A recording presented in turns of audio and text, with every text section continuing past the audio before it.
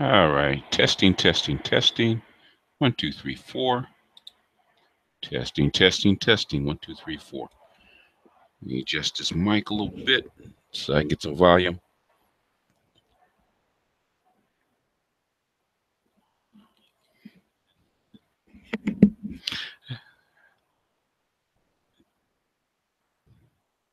I don't like this mic. I got to get a different headset.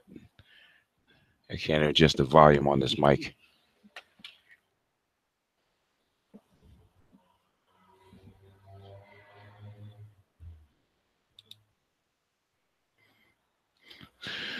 All right. What's going on, folks? Can you guys hear me?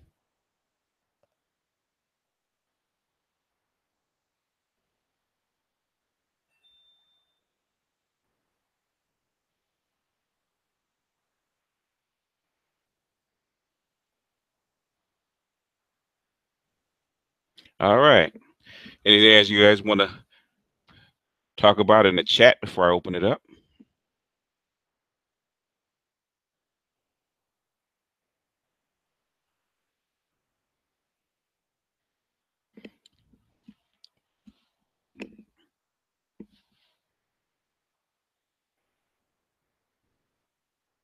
You got nothing?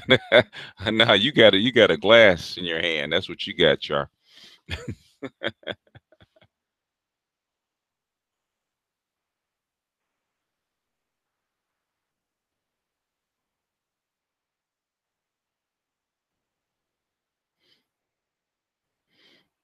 Yeah, well, I figured you would have shared.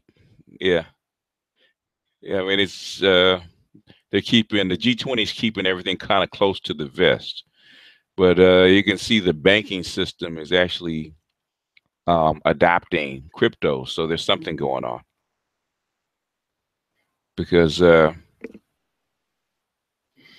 I was looking at Bitcoin, and Bitcoin is seeing resistance at I think it's 2,300. So it's and it dropped a little bit. So there's something going on. I think there's more. The banks are actually coming in and actually doing electronic payments. This is going to be interesting. They agreed to something. It hasn't come out.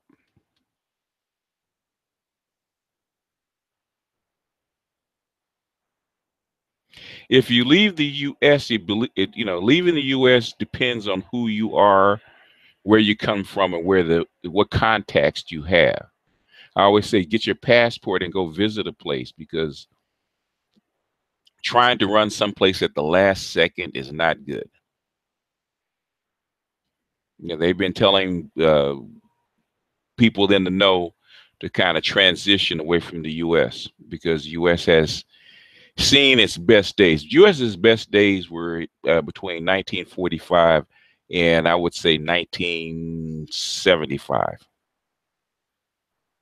and then they really the competition kind of ramped up with Western Europe and Japan, and now China, and now you have other players coming on online and automation going actually bonkers. So you're going to have it's going to be interesting.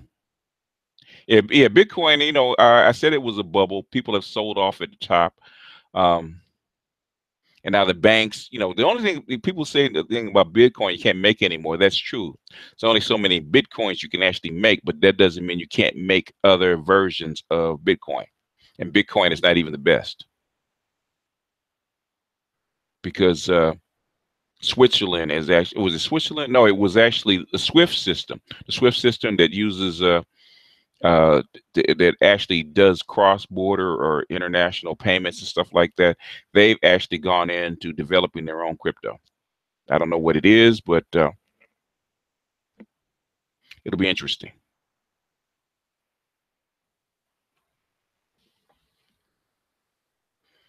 South America, yeah, Colombia is good.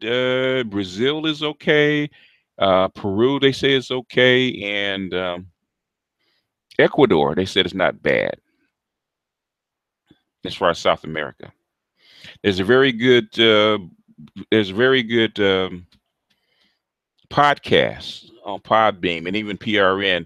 It's called The Expat Files by Johnny Johnny Mueller, and he does it twice a week, and he's from soup to nuts about how to transition down to Latin America, because he's been down there for like 25 years. He even does tours, expat tours twice a year.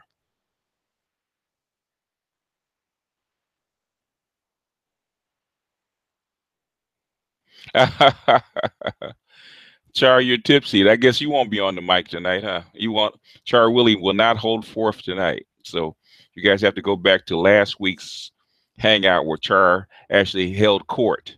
She was in the chair and she held her own. Not many people sit in the chair and hold their own.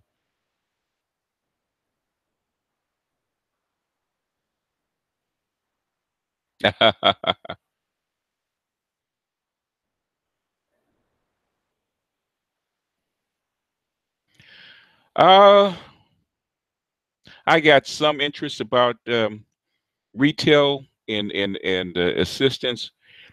Women are kind of shy about that kind of stuff initially, unless they really are pressed up against it. If they're really pressed up against it, women will talk about it. Men are far more interested in that kind of stuff. But I do post. I will introduce it slowly. And if they don't see it here, they can always go to my channel, the Ibmore channel, actually look at it. But I don't get many questions about automation and retail and jobs, that kind of stuff from women. Women, they like to listen to that stuff. They really don't like to talk about it very much.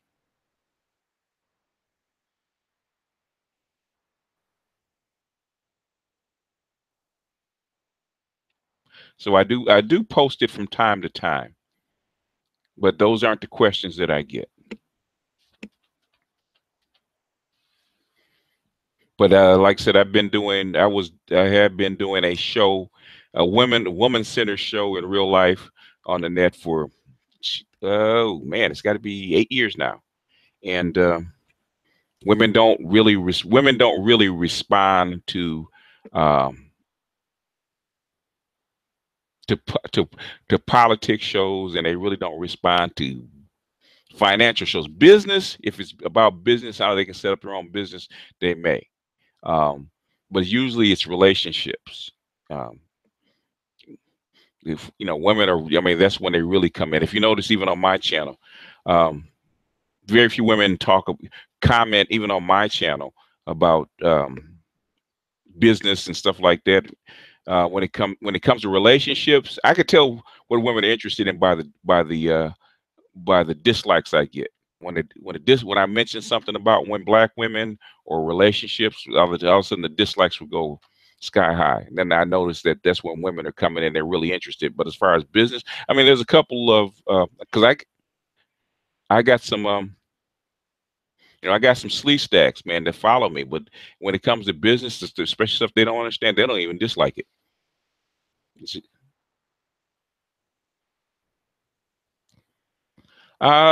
Yeah, you could. Women are timid about that kind of stuff. Women are timid about that kind of stuff. They really are. Um, I hate to say it, for the most part, as much bluster as black women can actually muster up. For the most part, black women really like to be told what to do. I hate to say it. They really like to be told what to. Men will fight against something like that or have an opinion about it, but most black women comes to that kind of stuff. Gee, black women just give me the solution and tell me what to do. For the most part.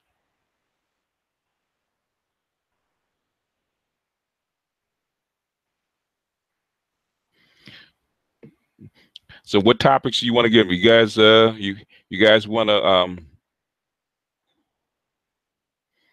so you want me to drop the link, or you guys got questions you want me to talk about before I drop the link, or what?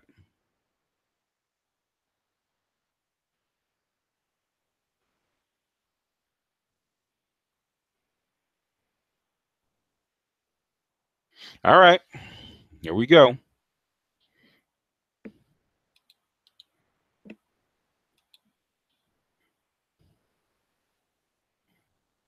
Growing food. There's a lot of as far as growing food, there's a lot of places that do square foot gardening and urban gardening, and if even any place that you are, you can actually start there first.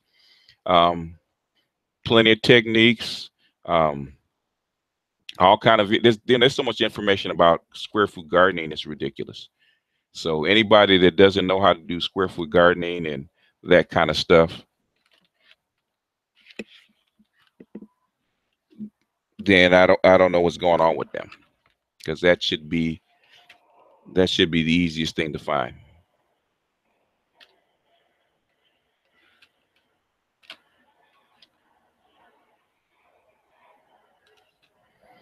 But with growing food, one if you can, you should be out of the urban center if you can, if you want to really grow food. Two, if you can't grow food, you should have a place where you can actually enough space, where like a yard or something, where you can actually grow it. And if you don't, then even with small seedlings, you can learn a lot from small seedlings and growing them in pots, because that will directly transfer over to um, regular gardening. Because a lot of the stuff they're going to square foot gardening, even on farms. I was down in Central America, and how they start even on the bigger farms, they actually start their seedlings, from seed up to the plant, to a small plant, actually in square foot garden plots, right? That are shaded and protected and watered. Um, and then once they get up to a certain size, they will actually go back and they will actually uh, transplant those plants into the ground, into the ground, and give them more space where they can grow up. I saw that. I saw them do that. 'Cause I was down there 2 months, and I saw them actually do that. They actually cleared the land. They actually started with the seedlings, right? They would clear the land with the tractor, right? And there was a big tent where they would actually start the seedlings off first before they actually planted them into the ground, and they would grow them. And then after about maybe a month or so, they would actually 3 or 4 weeks, they'd actually get people come in, take the plants out of the and out of their little pots and stuff like that, and actually put them in the ground. That way they grow faster. So there's a lot of stuff that's going on with that. But you guys are on. It's yours. You guys drive the show. So if there's a question you want to ask. Me. Is this thing working? Yeah, I can hear you. Yes, it is. Yes, it is. Happy Friday. Happy Friday. Well, you must be off. You must have just got off, and you got your bottle of wine, but you're not. You're not doing what my partner used to call them festivities. You're not blowing one with it, are you? Uh-uh. I had a busy Okay. day, even though it was an off Okay. day. Okay. Running errands, hung up with my guy, and Hmm. now winding down. Okay. Yeah. Let's see. Someone had a question, I think. Uh, I was let's looking. I see. didn't see one. Someone wanted to know about women being black women or black girls being perceived as hostile. I forgot As that's a hostile. what was that one? I forgot what I read Uh, earlier. is it hostile or aggressive? Maybe it was aggressive. Okay. Okay, with the study that I read, because I did read the article, and actually that was from New York Magazine, which is a feminist magazine, new Mm. feminist site, right? And they actually talked about the study, and I think it's I think it's more a perceived perception and culture than anything else. And I see that Mm. not only from little girls, but I also see that with women in corporation. I mean, most women, black women, always want to say, no, we act the same as white women, and I don't even know why they even say that, and they know it's not true. Hmm. Different culture, and and the way black women talk. I mean, because no, the way black women talk is more assertive. Let's put it that way. I think that's probably a better word that women can actually get their minds wrapped around. They're more assertive. In fact, that was one of the things that they talked about in one of the studies. They actually in the study they actually basically surveyed teachers, right? And they surveyed teachers. Calling out is calling out. They call it calling out, which is a what they call it, an assertive move. They call it, well, feminists call that misbehaving, where you blurt out answers and stuff like that without raising your hand. Okay. White feminists call that an assertive move. Guess who call out more? Which two groups call out more than any other? Which one? White boys and black girls. White boys, huh? White males and black females call out most, and that's what the study was saying. And they were, in fact, in the piece that I read, they said they even said black females call out when it's black and Latino. Black females call out more than the other two groups. In other words, more than basically Latino girls, Latino boys, and black boys. Black females call out most, and they also get chastised most. But they're saying they shouldn't chastise them because they're being more assertive.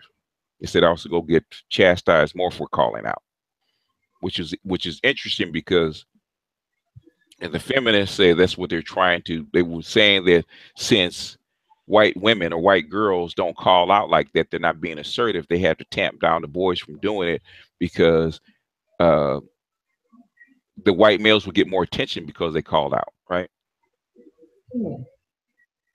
So in other words, the way they've been teaching, that's a negative behavior. And they were saying that was interesting. When I saw that, I said, okay, the two groups that call out most are black females and white males, which is which is very interesting. Yeah.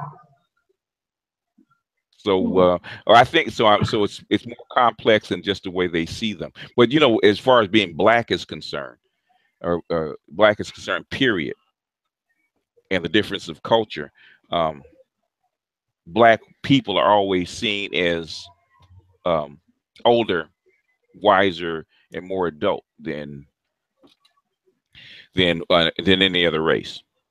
And I think that's something that's been passed down. And I think some of it is, I think that black females have embraced that. Because it's not the first time I've heard it. I've heard it. I've heard it from a lot of actually black females counselors that actually said that.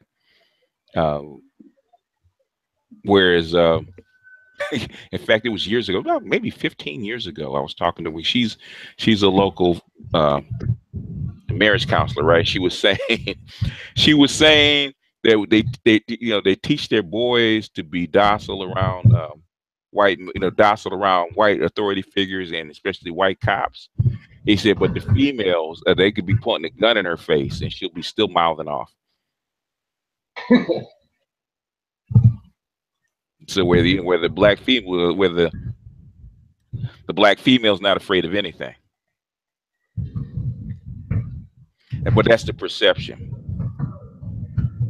That's the perception that and we don't, and black women themselves, they don't do themselves any favor by actually supporting shows that actually put them in that light. Hypersexualized, aggressive, and that kind of stuff. And they don't do themselves any favors. And then sometimes black females are taking on that persona. So it's complex. It's not only how you're seen as black people, period. But I'm saying black women have actually embraced the persona. So it's getting strange. Let's put it that way. It's getting strange. So I'm not surprised that they would think that perception would be out there.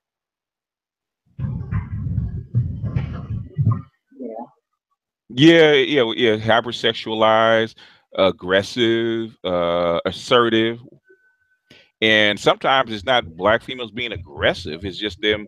That's the way black women talk. Okay, they're Mhm. not. They're not. You know, most black women that are meek and mild and shy, basically, they're kind of taunted by the other women. Like, what's wrong with you? I can believe that. Yeah, they. I'm serious.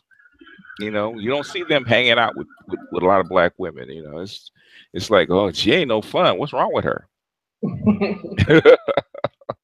Yeah, the odd man out. Yeah, yeah, the real quiet ones. Yeah, And then that's when you call sneaky. Something got to be wrong with yeah. Something gotta be wrong with her. She's sneaky. Yeah, that's true.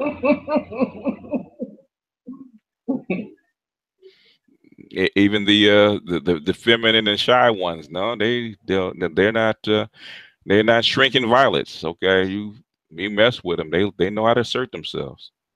Right. Hey Ray, what's going on? Well, Bronze Beauty was the one that actually, uh, you know, uh, told me to look at the clip. But it's something that I've heard. But but it's a bigger piece than that because it goes into the myth of white womanhood and the relationship between black women and black females and white females, and there's that constant that constant, I don't know, entanglement, because on one hand, um, on one hand they're allies, and the other hand then the white female is the oppressor, and that's never discussed. That's never discussed. It's not even competition. It's a strange relationship between Miss Anne and black women. They're allies in some sense. They're allies against the white male. Okay, and then they're competent. Then they compete on the other hand, which is the strange thing. On one hand, we're fighting white supremacy, and then but on the other hand, you're a feminist. It's like, okay, how does that work? Mm. Now, how do you? That's the whole thing about. Somebody tried to get me one of Garage Autonomous. I don't know if it was Oh. him or him or one of his boys actually sent me one of his videos. They're talking about. I'm trying to remember the lady's name, but she was a black feminist. But the thing is, when I started investigating her background, she's actually what they call a boule. You know what black boule is. I'm sure you know what black boule is because Mhm. with the bourgeoisie. And actually, she was from Chicago. She's Chicago bourgeoisie. She was talking about um, how she grew up black elite, and she grew up going to school with white girls and all this kind of stuff, and the competition that she had, trying to prove that she was as good as the white girls, and that kind, that whole kind of stuff. And I said, how can you go to school with and be friends with them, and then want to claim black power, and you join the Mhm. black power movement? And they sent me a video about how she's saying that the reason the black power movement fell apart is because the abuse of black men. I said, okay. So that's how come the black women joined the feminist system, the feminist movement, because they said black men were abusing them in the black power movement. I said, all right, if you say so.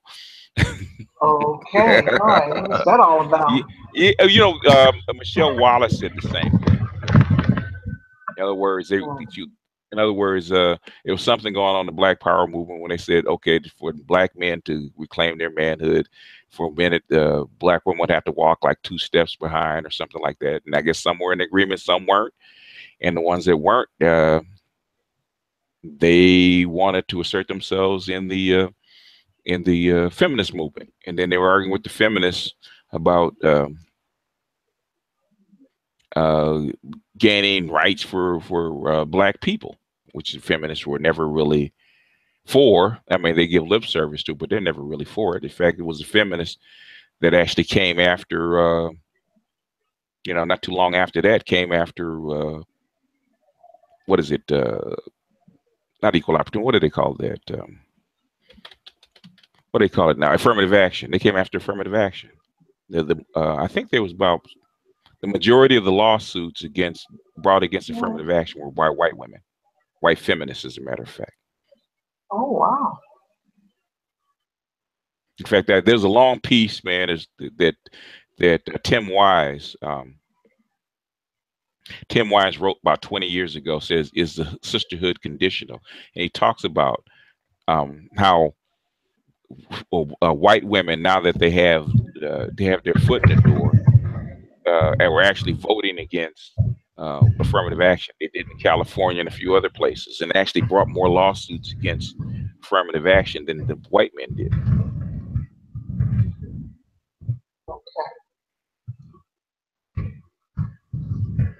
Yeah, well, yeah, 83% of, in fact, the Claude Anderson said 83% was promised in affirmative action, which was actually said is actually done to give jobs to black men, went to white women. So all the stuff that was supposed to go to black men for black families went to white women.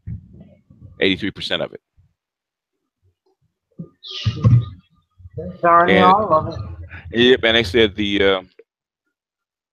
I think the jobs, that stuff that was supposed to affirmative action that was supposed to go to black men get it like less than 5% of it, because it's white women first. I think it's black and Latino women second, and then what's left over, then the men have to fight for it. I think less than 5% of those affirmative actions positions, whatever they are, actually go to black men, which it was designed for in the first place. But it is what it is. So black women basically joined with white women, and they wound up getting the crumbs, which they actually knew what happened. They actually admitted it. And I was reading the book, more than Title IX. They actually admitted it, that black women and Latino women would get the short end of the stick, because if the white women are a protected class and considered a minority, and they get minority preference, they're the same ones that raised in the same household as the white men. So you get the same education, the same everything that the white men get, that the other black and Latino women don't get as the white man. So who is poised to take those positions?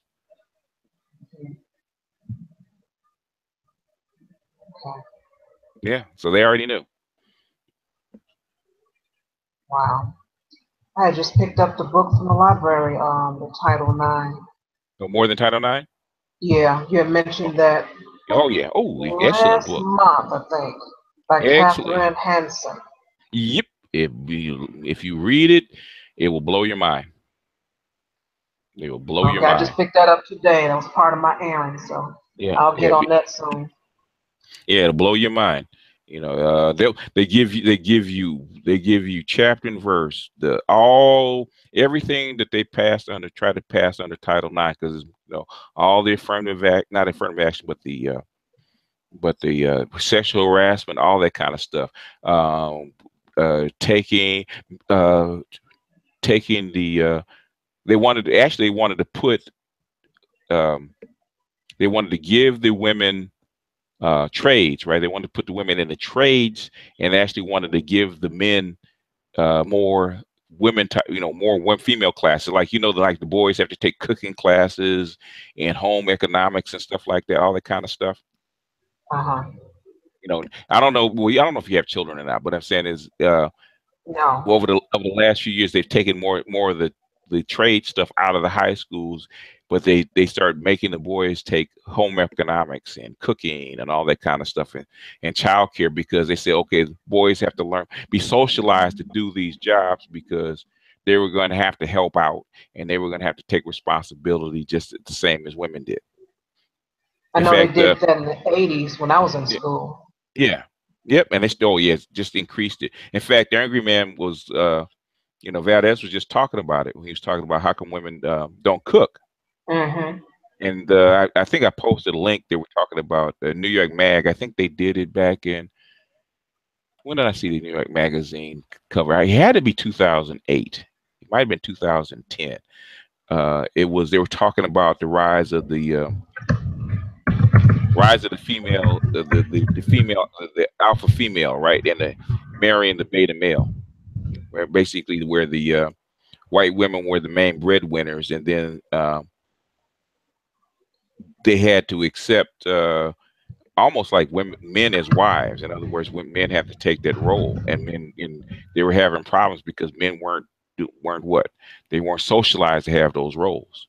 And even if you look at the book, was it The Richer Sex or The End of Men? I haven't read it in such a long time, but both of them talk about. I think it was The Richer Sex. I'm trying to remember who it was by, but she talked about how how the alpha women, you know, basically the breadwinning women, were going to have to start acting more like men and start acting more like breadwinners and share their money, right? Okay. Uh-huh. In other words, you can't. You know, if you're going to be the breadwinner, you're going to get married, you're going to have a relationship. You can't act like, okay, my money's my money, and if I share my money with him or should put the money into the household, well then I'm helping him. In other words, they're trying to get women to change their mindset away from Mm. the traditional pattern, and that hasn't gone over too well. We see that. And this is white women. This isn't black, for the most part. This isn't black women, but the model that she always held up was the African American family, because the African American family were more African American men were more pliable to actually accept roles. In other words, if they weren't the breadwinner, they were more than willing to accept a role where they were actually taking care of the house. But they ran it like a man, and sometimes it pissed the wives off, is because the men didn't run the house the way they would run the house. Okay. Mhm.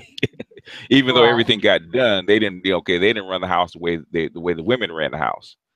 But it took some adjustment. But in other words, that's the feminist. The feminist model has always been black female.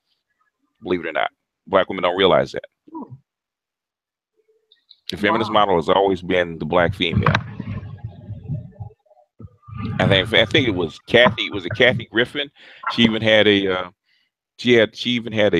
comedy routine talking about a strong, independent black woman, where she was a strong, independent black woman. Hmm. I wonder if they're going back, thinking like the struggle that the black household had, and woman went through whatever she went through. Maybe that's what they're looking at. No, actually, the thing is that uh, they liked, because if you look at just say if you look at the pattern, okay, if you just look at the pattern, Mhm. um, always, even back then, uh, even Monahan would say it, even back in the 40s and 50s, 75 to 80% of your valedictorians in a black high school were female, even back then. Wow. Yeah. And a lot of the upper positions were normally even in corporate, even in government, were held by black women, and a lot of white women saw that black women actually had power in their family, and white women at that time did not. You know, black women could be more assertive, be more forward. They definitely weren't afraid of white men, which white women were, and that's what they wanted. So they modeled, they modeled the feminism after black women. Even if you look at it, who was the first um, who was the first female to actually run for president? She didn't make it. But who was the first one? Shirley Chisholm Okay. in 1972, and it was the white feminists that actually put her up there. to actually run for president and financed her. So she was Shirley Chisholm was the face of feminism in the 70s.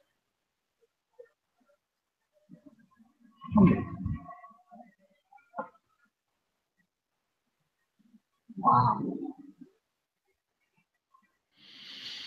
Which is if you start reading their literature and stuff like that, they actually tell you the truth.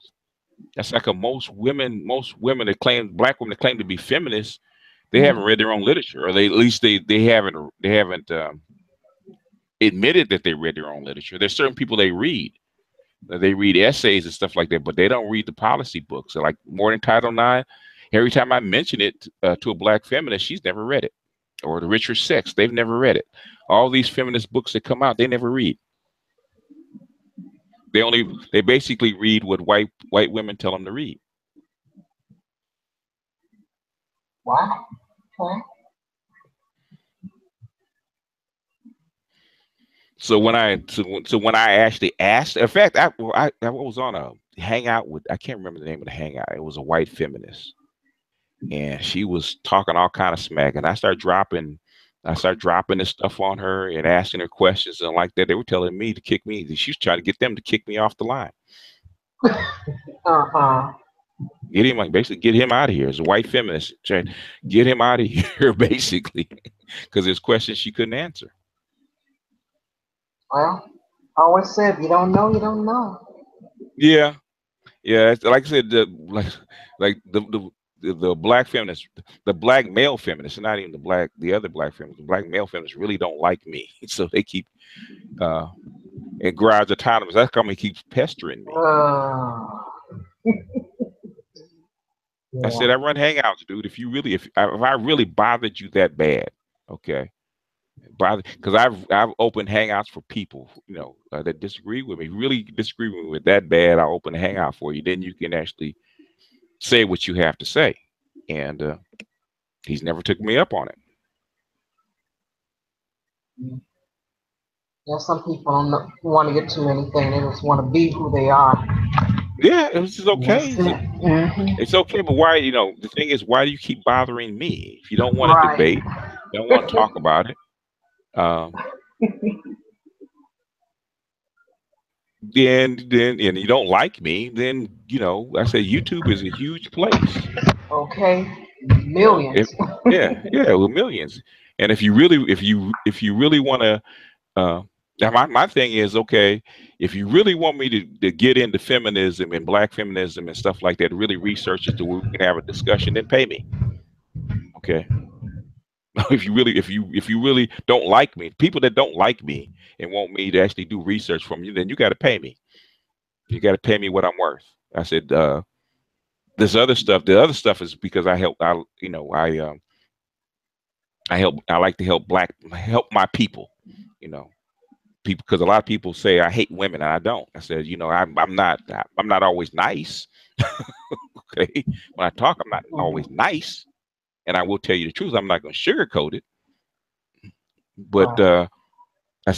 they said, well, you hate women. I said, I got two daughters. Okay, a mother, and I got a mother, two sisters, and two daughters that I dearly love.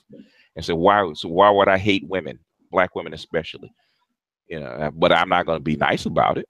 You know, I'm gonna tell you the truth. In fact, my daughter was going through some BS, and she was telling me a whole kind of crap that that she helped start. Okay, if it's something that's not your fault, you can cry. Okay, if you had no hand in it, it just happened to you. Okay, you got food, whatever. Okay, I can ride with you. But some Mhm. stuff that you start, don't cry on me. Don't Yeah. cry on me, because you're going through it with the father of your child, and you're almost 30 years old. And you can't work it out. Don't cry on me. You handle it. Don't cry. Well, I can't handle it. I said, well, I can't handle it. Blah. I said, well, why don't you? I said, why don't you just give the boy to his father and let him take care of it? Mhm. If you really that, really can't handle it, his father will take him. Give the boy to his father. Yeah, so we'll stop crying. Handle it. Right. So, because I was telling a story about how her grandmother, my mother, her grandmother grew up like that. I think that's how come that video when I when I hit my video looking back when I talk about hunger in the United States and the sharecropper picking cotton. So that's how my mother grew up. But my grandmother was a sharecropper and they picked cotton, and she had 9 children. Okay, and they didn't always have food, so they know about going hungry. So I said, I told my daughter, if you didn't go through that, if you don't have 9 kids, you ain't in the shack, you ain't have to bend your back for 12 hours a day picking cotton in the hot sun, Louisiana sun, and you got 1 kid, and you got the whole extended family helping you with 1 child. I don't want to hear it. I don't want to hear it. That little boy wants for nothing. I help with him. My mother helps with him. I help with him. My both my sisters, my brother, we all help with that 1 child. Okay, we help with all of them. They have this big extended family. Plus, she's got a brother and a sister. You have all this help. Plus your mother. You got all this help. What are you crying about? Cry when you have to cry. Now, if you're out there by yourself and it was just you and him, or you had 4 kids and you had to work and all that, then you can cry. But you got all this help. You have no reason to cry. You're crying because you can't get along with him. Flip him. Well, he cussed me out and blah blah blah. One, don't aggravate him, and two, you don't have to talk to him. If you really can't work it out, you're almost 30 years old. You should be able to work it out. I don't accept it. I don't accept all that whining and crying because you feel bad. I can't accept it. It's tough. You don't feel bad. Okay, you feel bad because he hurt my feelings. I said, baby, when I was coming up, and Char, you from Chicago, you probably old enough to know this. I said, there's chicks that wives, they had 4 kids, and dude was working, and he come home and they get into it. Okay, he beat her butt. She called the cops. He be gone over the weekend to jail. Monday morning, she bailing him out because his ass has to be back at work because these kids have to eat. And the cycle would go on.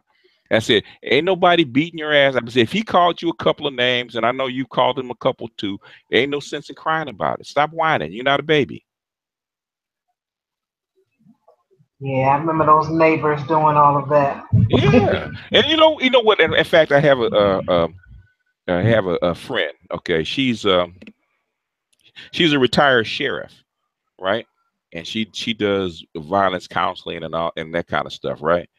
And she said when she used to, when she was on the job, and she would get that domestic violence call, right? And she would come up and husband, wife, and they got 3 kids, and right, just like that. And after a while, you certain people you would get to know because they'd be calling all the time. And she says, baby, why do you let him beat your ass like that? She said, baby, she said, you know what? To feed my kids, I'll put up with it. And that's the way it was back then. The women don't realize that back then they had to put up with that stuff. It wasn't one of those things where because I don't feel good or any of that kind of stuff. They didn't do that kind of stuff. It's like, okay, these kids have to eat, and whatever I have to do to get to feed these kids, I can't kill him because he got to go to work. It is what it is. Yeah. So that's I remember. Yeah. I'm saying it. I'm not saying it was right or wrong. I'm saying that's the reality. Right. And a lot of women. It happened. It happened. And I said a lot of women think young women nowadays think they have it tough. I said, I don't know. Okay, y'all don't know. And a lot of dudes they hate it. You had to go take a whole lot of shit. You had to go to work, take a whole lot of shit, work long hours. And then you got a wife that's, a wife at home with their kids, and then you got to walk in. And she's fussing as soon as you get in the door. A lot of men, they'd have to take them a few shots before they went home. Okay, because I don't want to hear it. I've been getting my ass kicked all day. Now I got to go home and hear this woman fuss about whatever. So they had to take them a few shots because they couldn't go nowhere.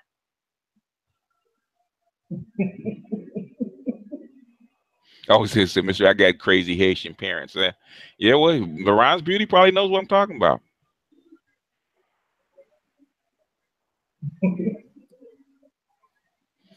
So when a lot of women, I'm just not, as far as that kind of concern, I feel for them, but sometimes I don't but it doesn't come out. That cry, I don't want to see that crying.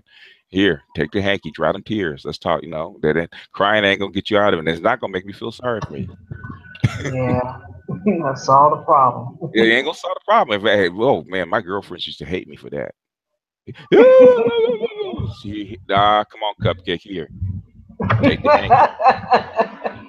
Take the hanky, dry them tears. There were cupcakes then. Oh yeah, yeah. Oh yeah. No, I didn't. I didn't call it the B word. So yeah. Come on, Cupcake. Dry them tears. Dry them tears. All right, because you crying ain't gonna work. Dry them tears and let's talk. It's not my grandparents. Yeah, there's a scene when I think it's Purple Rain when, in fact, somebody said the same thing. I think it was Edward. We kind of, when if you have parents to get into it, right, from time to time, and there's a time when you just you coming from someplace, you walk into the house is too quiet. Something just happened. I said that the first Purple Rain where the house is too quiet. He walks in, the house is too quiet. So, something's up.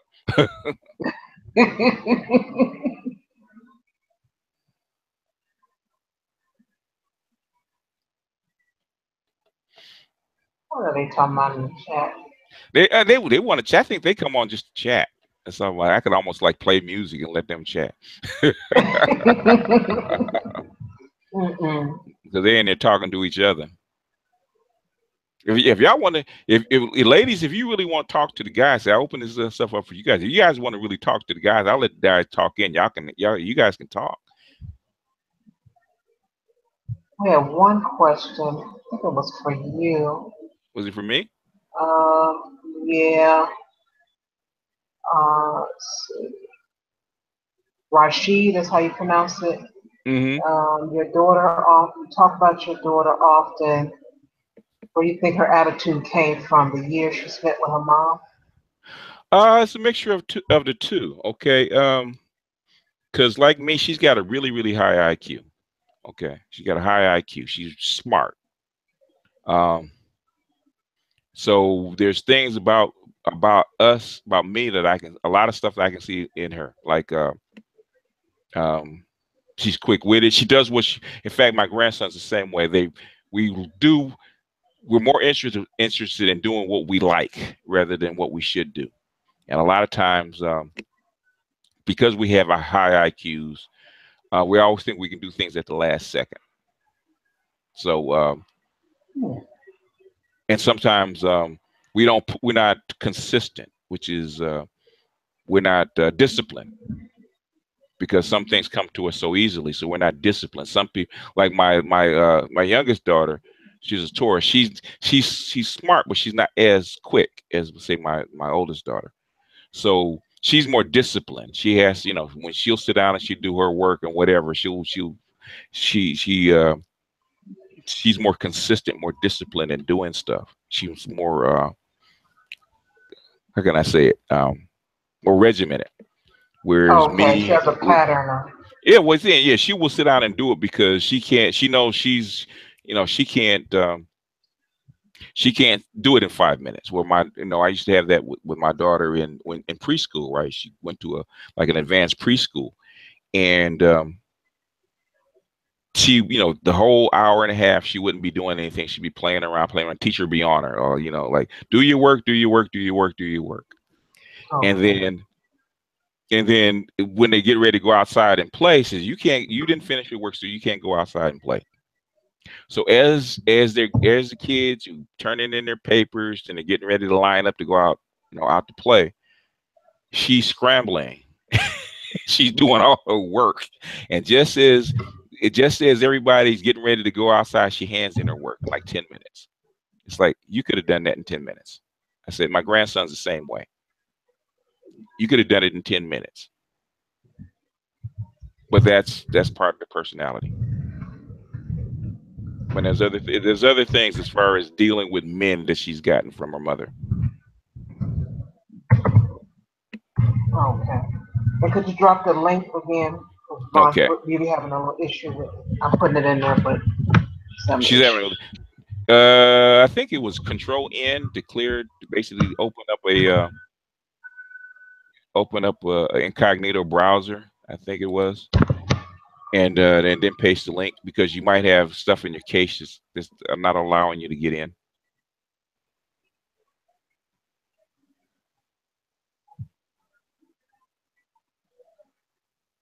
Let's see. Got another question. I need to go back up. Alpha female. I remember that was about it. Let's see. What is it? Alpha female. Political analysis. Okay. Well, something before that about something alpha female or something like that. I remember glancing at. Yeah, I'm so, I got a lot of books, man. You keep getting a 403 error. Well,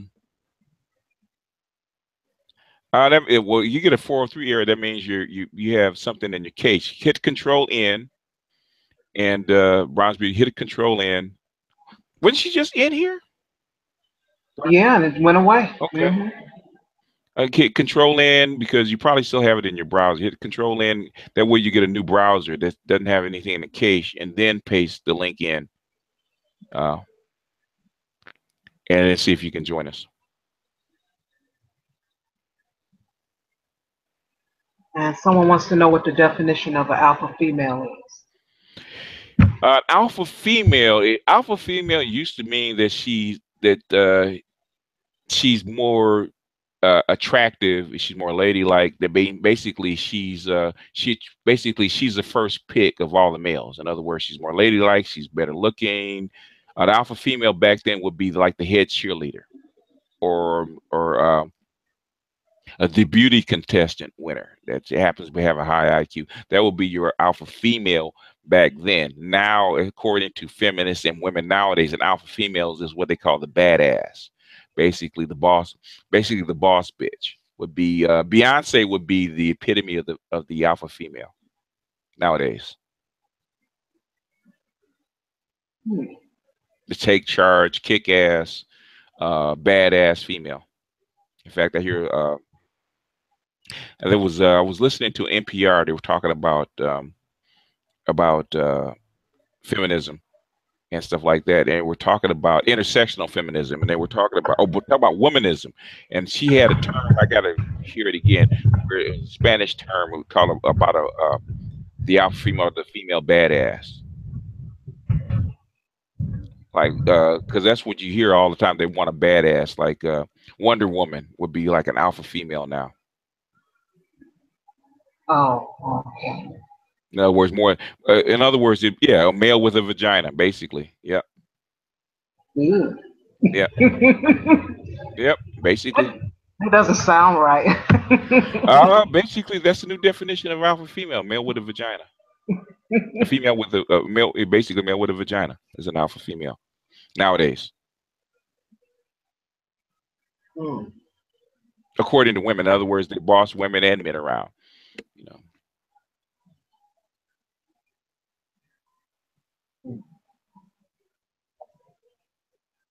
So that's how come you see a lot of the quote unquote alpha females with beta males, because the master of the universes will clash. So you got a lot of those 92 octane females, corporate females, that can't attract a mate because they clash, because they're wondering how come the master of the universe is dating down.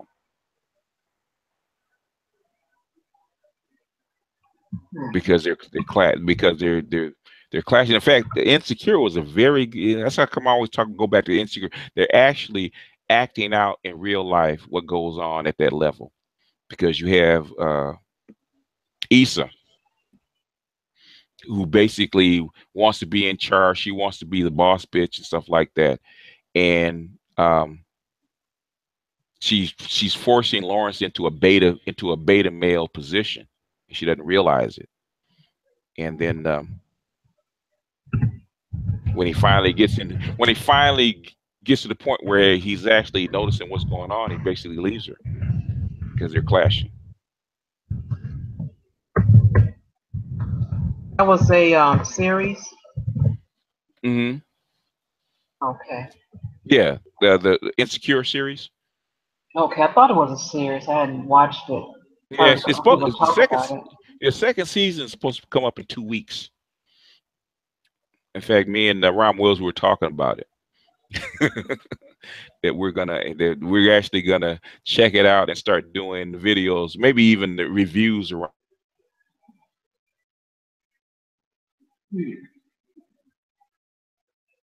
Yeah, I never caught that.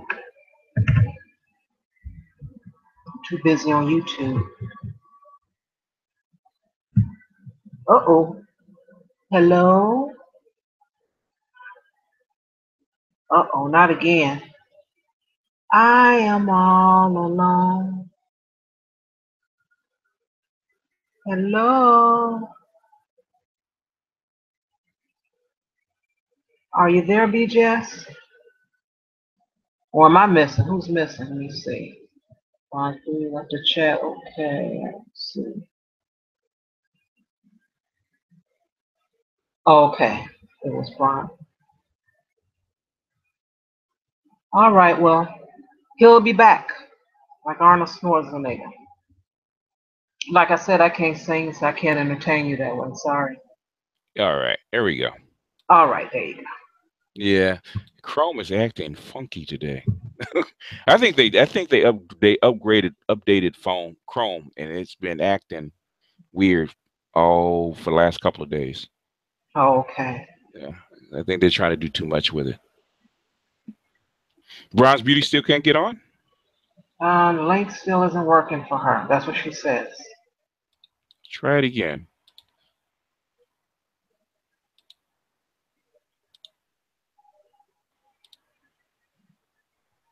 She is on her Mac, she says.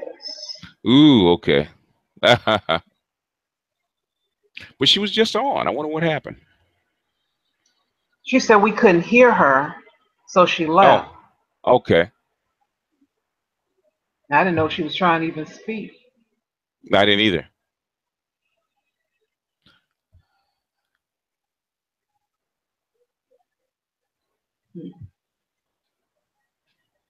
All right then. Let's see. She can.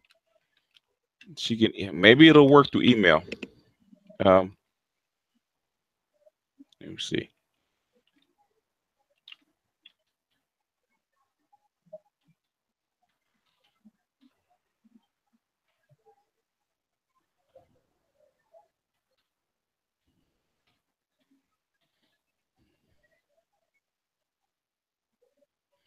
Go ahead and email me, Bronze Beauty, and I'll drop the link in your email.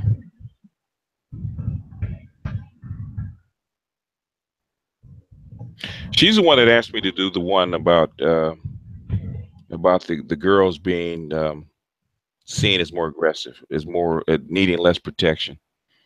But that's almost parallel to what how they see the black males. In fact, I think they're seeing they're actually treating the girls more and more like black males, really, because there was I think it was in Sacramento. Might have been Sacramento. It was up Northern California where a girl was riding her bike and she stopped to drink some water out of her backpack, and cops rolled up on her, and took her down, and I mean they took her down, had the dog maul her, punched her in the face, put their knee in her chest and all that kind of stuff, and They were actually looking for a guy that was like 5'11" and like 180 pounds, and she was like 5'1", like 110. And they thought they asked for a backpack. She gave them the backpack after they were gonna sick the dog on her, and because they were looking for a guy with a machete. She gave them the backpack. They couldn't find a machete, and then they still took her down and had the dog bite her. So they treated her exactly how they would treat a black male. And she kept trying to tell them, I'm a female, I'm a female. And they didn't care. I have a question here. Uh-huh. It says, why do men blame black women for everything? Why do black men generalize black women? Because black women generalize black men. It's not that hard. And black men, I wouldn't say that. He said they blame for everything. I mean, what do you mean by everything? What's your name? Yep. You who? Why don't you just get on, and why don't you hit the link and get on and ask the question? That's what it's for. It's not there for you to chat. If I want, I wouldn't paste links if I wanted you to chat.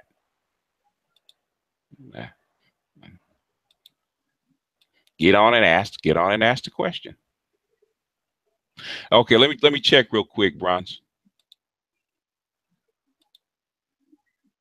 Yeah, and just me personally, I don't think they blame black women for everything. When you're saying everything, that leaves nothing. So you got to mean something specific.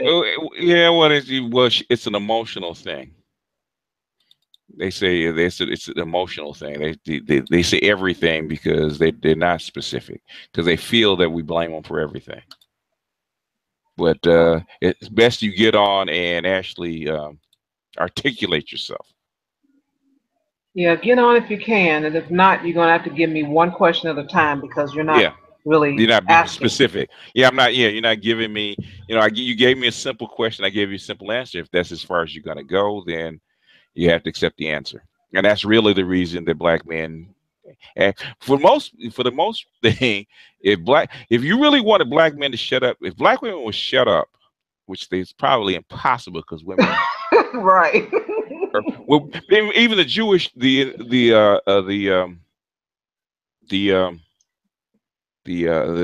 Kabbalah, the Jewish mystics, they say that women are left column, and left column is judgment. So women judge. Okay, that's just what they do. That's part of feminine nature is to judge. But they said but they gave them they said that an extra layer, which is they call the breast, is the extra layer of softness to kind of soften the judgment. Because women judge men, they judge each other. Okay. Are you a woman or man? I'm not even gonna guess. Tell me what you are. Yep. I'm guessing you're a woman, but is Yep trolling? You had to give me something. You said it's not emotional. Black men blame black women for every. See, there you go again with every. Yeah, well, that's emotional. Yeah, that's emotional. I'm tired, but it's just rain. I don't know what that means. Oh, I tried. I tried, but it just rang. What do you mean it just rang? If you click on that link, it'll open up a new window. Yeah, it does. And then you click the questions, and it'll bring you in. It's not a phone, okay? It's not a number that you dial. And you're saying every negative thing. Wow, that's a lot. Well. I stubbed my toe. Oh, it's black woman's fault. Oh. Yeah. Okay, give us one thing. Let's take them one thing at a time. Because everything, yeah, everything. Oh, it's raining outside. Okay, black man peeing in the clouds. Yeah. Oh, I burnt my tongue. My coffee's too hot. Oh, black woman.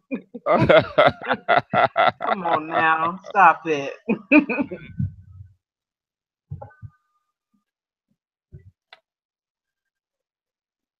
Oh, just have a seat in the chair. Yeah.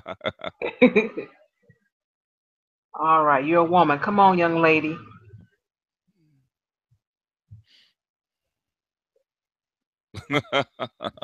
In other words, they want us to sit down and shut up and listen. That's what it is. That's what it is. You guys blame us for everything. Well, why don't you just take accountability for the stuff that you actually do?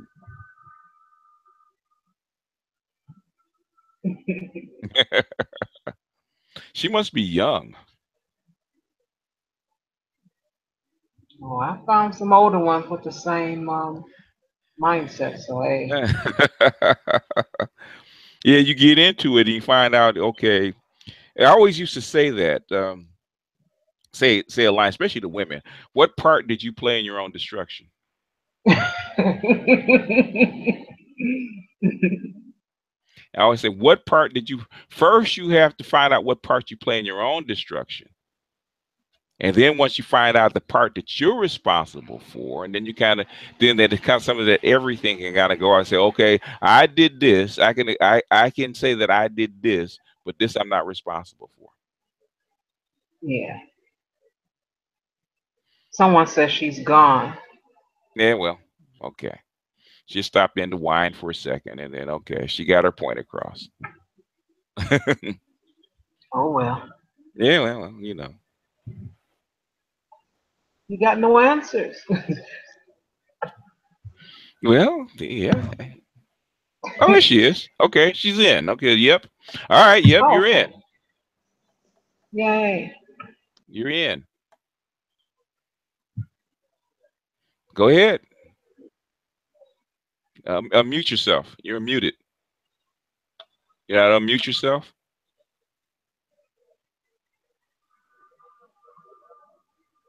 I guess she doesn't. Can't hear you, young lady. You gotta unmute. Oh. You gotta unmute yourself. And Bronze is in. I'm not muted. Oh my God. This piece of shit MacBook. Well, they do the Android and No. Mac. It's not the MacBook. I'm on Safari. I had to get off Chrome and go to Safari. Oh, okay. Yeah, Chrome and Mac don't always mesh. Yeah, it's horrible. Yeah, they don't always mesh because they weren't. In fact, I think it's that some hooks that are in the MacBook, they actually don't want you to use Chrome. So it's there. Apple is petty like that. Some hooks. Apple can be petty like that. In fact, Chrome didn't used to run on Macs at all. Back in the early 2000s, between 2005 and like 2010, Chrome had a hard time running on Macs on Apple software. And then Google got basically YouTube and Google got so big that they had to allow it in because a lot of people wanted to get on YouTube and do this kind of stuff. So. Oh, because even the link you gave me in the email, it wasn't working. I was like, what the fuck? Okay. But it popped up. You switch browsers. Sometimes people use Safari. Sometimes people use Safari and it doesn't work. It's just, cross-platform. Yeah. Well, I don't know what's up with Chrome. Like, it's being stupid. Like, it literally took me 5 tries. Okay. Yep, you're in. Yep, unmute yourself because you wanted. You said we black men blame black women for everything. So I didn't say that. That wasn't me. No. Yep is in. YEP, she's in. Oh, I think her dumbass was on. Okay. Another hangout somewhere else. I don't know if it was your Ibmore channel, but I swear she was the same person complaining, why do black men date out? And I kept telling her, okay. Well, we can deal with that. Don't run her away. We can deal with that. I kept telling her it is what it is, and why you so pressed, and yeah. Well, the thing is, if you actually look at it, if you actually really look at it, actually the number one group that you think by the numbers, because you're looking at numbers. You think by the numbers that the number one group dating out would be white men, right? Actually, it's less. Actually, white men dating out is about maybe 1%. It looks like it's more because there's so many of them, right, in America. But it's actually about 1%. You know who the second least group to date out or marry out is? Asians. Black men. Oh. Asians actually date out more because their women date out more and marry out more. Yeah. American Native Americans actually are the highest. Really? Yes. 50%. Are they in like the ones in Cali and like Arizona, South Dakota? Yeah, all over. 50%. Oh. There's not many in New York, so I don't really know where they are. Depending, Midwest. A lot of them are Midwest. They're like in most of them are in the Midwest. Yeah. Like nowhere near me. no, white people killed them all off. Oh Lord. They don't eat those. Okay. But the least is white men, and the second least is black men, as far as men are concerned, as far as dating out and marrying out. Because the problem with black men is the problem with marriage and with marriage and dating and all that stuff is that black men don't get married. And for the most part, black women don't either. It's like, okay, if you just take the biggest group, the biggest problem with black men and black females is that the unmarried black males is like 50%. And then if you take the ones that are separated, that's another 10%, 10 or 15%. So basically, black men and women don't live together. In fact, black men and women don't even cohabitate. They cohabitate least out of all the groups. Hello? Can you hear me? Hello? We can hear you now. We can hear you now. Yeah, I kind of lost the screen. Hello, Okay. Can you hear me? We can hear you. Okay. Okay, yeah, I'm sorry. I was just listening to you guys. Yeah, I was complaining about, black guys dating out. Yeah. Because it's ridiculous. I mean, I'm not the only black woman that sees it. Okay, so okay. I'm pretty sure any statistics they're not accurate. I can pretty much guarantee, because I'm not the only black woman complaining about what I see. They can only track what? Marriages, right? Right. Because that's the only time you get paperwork on the guy, right? Right? Hello? Was she mute herself? I'm sorry. Yeah, I was talking to someone else. Oh, okay. Okay, but they only track the marriages, right? Correct. Yeah, that's or if they survey, they could track the dating, but it's ridiculous. It really is. Why? Okay. Why do you think that is? It's your opinion. Because of the history. History of what? The history of relationships between black people and white people, and black people, period. Just throughout history, they haven't had the best relationships with other racial groups, but then they have the audacity to go date their women. That's ridiculous to me. Okay. Have you heard of this word called integration? Yep. Integration. Okay. Mm-hmm. Yes. Okay. Okay. You might not have heard my stream before. Okay, but as far as dating and mating, what is the number one key? I don't know. Proximity. You date who you're around. Well, that can't be the situation with black men, because they are around black women. They go to school with black women. They grow up, around black women, but they don't see themselves marrying a black woman, which is ridiculous. Black men don't marry at all. Well, that's true. But they definitely date outside their race. They date, yeah, but the majority, the majority of the people that black men marry are who? Black The women. majority of women that black men marry are black women. Yeah. That's true. But these black men that marry black women, that's great, fine, fabulous. But I'm not talking about them. You know, I'm talking about the other men. The other men. Okay, if you look at marriage, okay, only a third of black men marry. Okay, only a third of black men marry, and if you eliminate black Hispanics, okay, because they divide black women to black, but black non-Hispanic. If you add black Hispanics, right, then the percentage rate goes up about another 5%.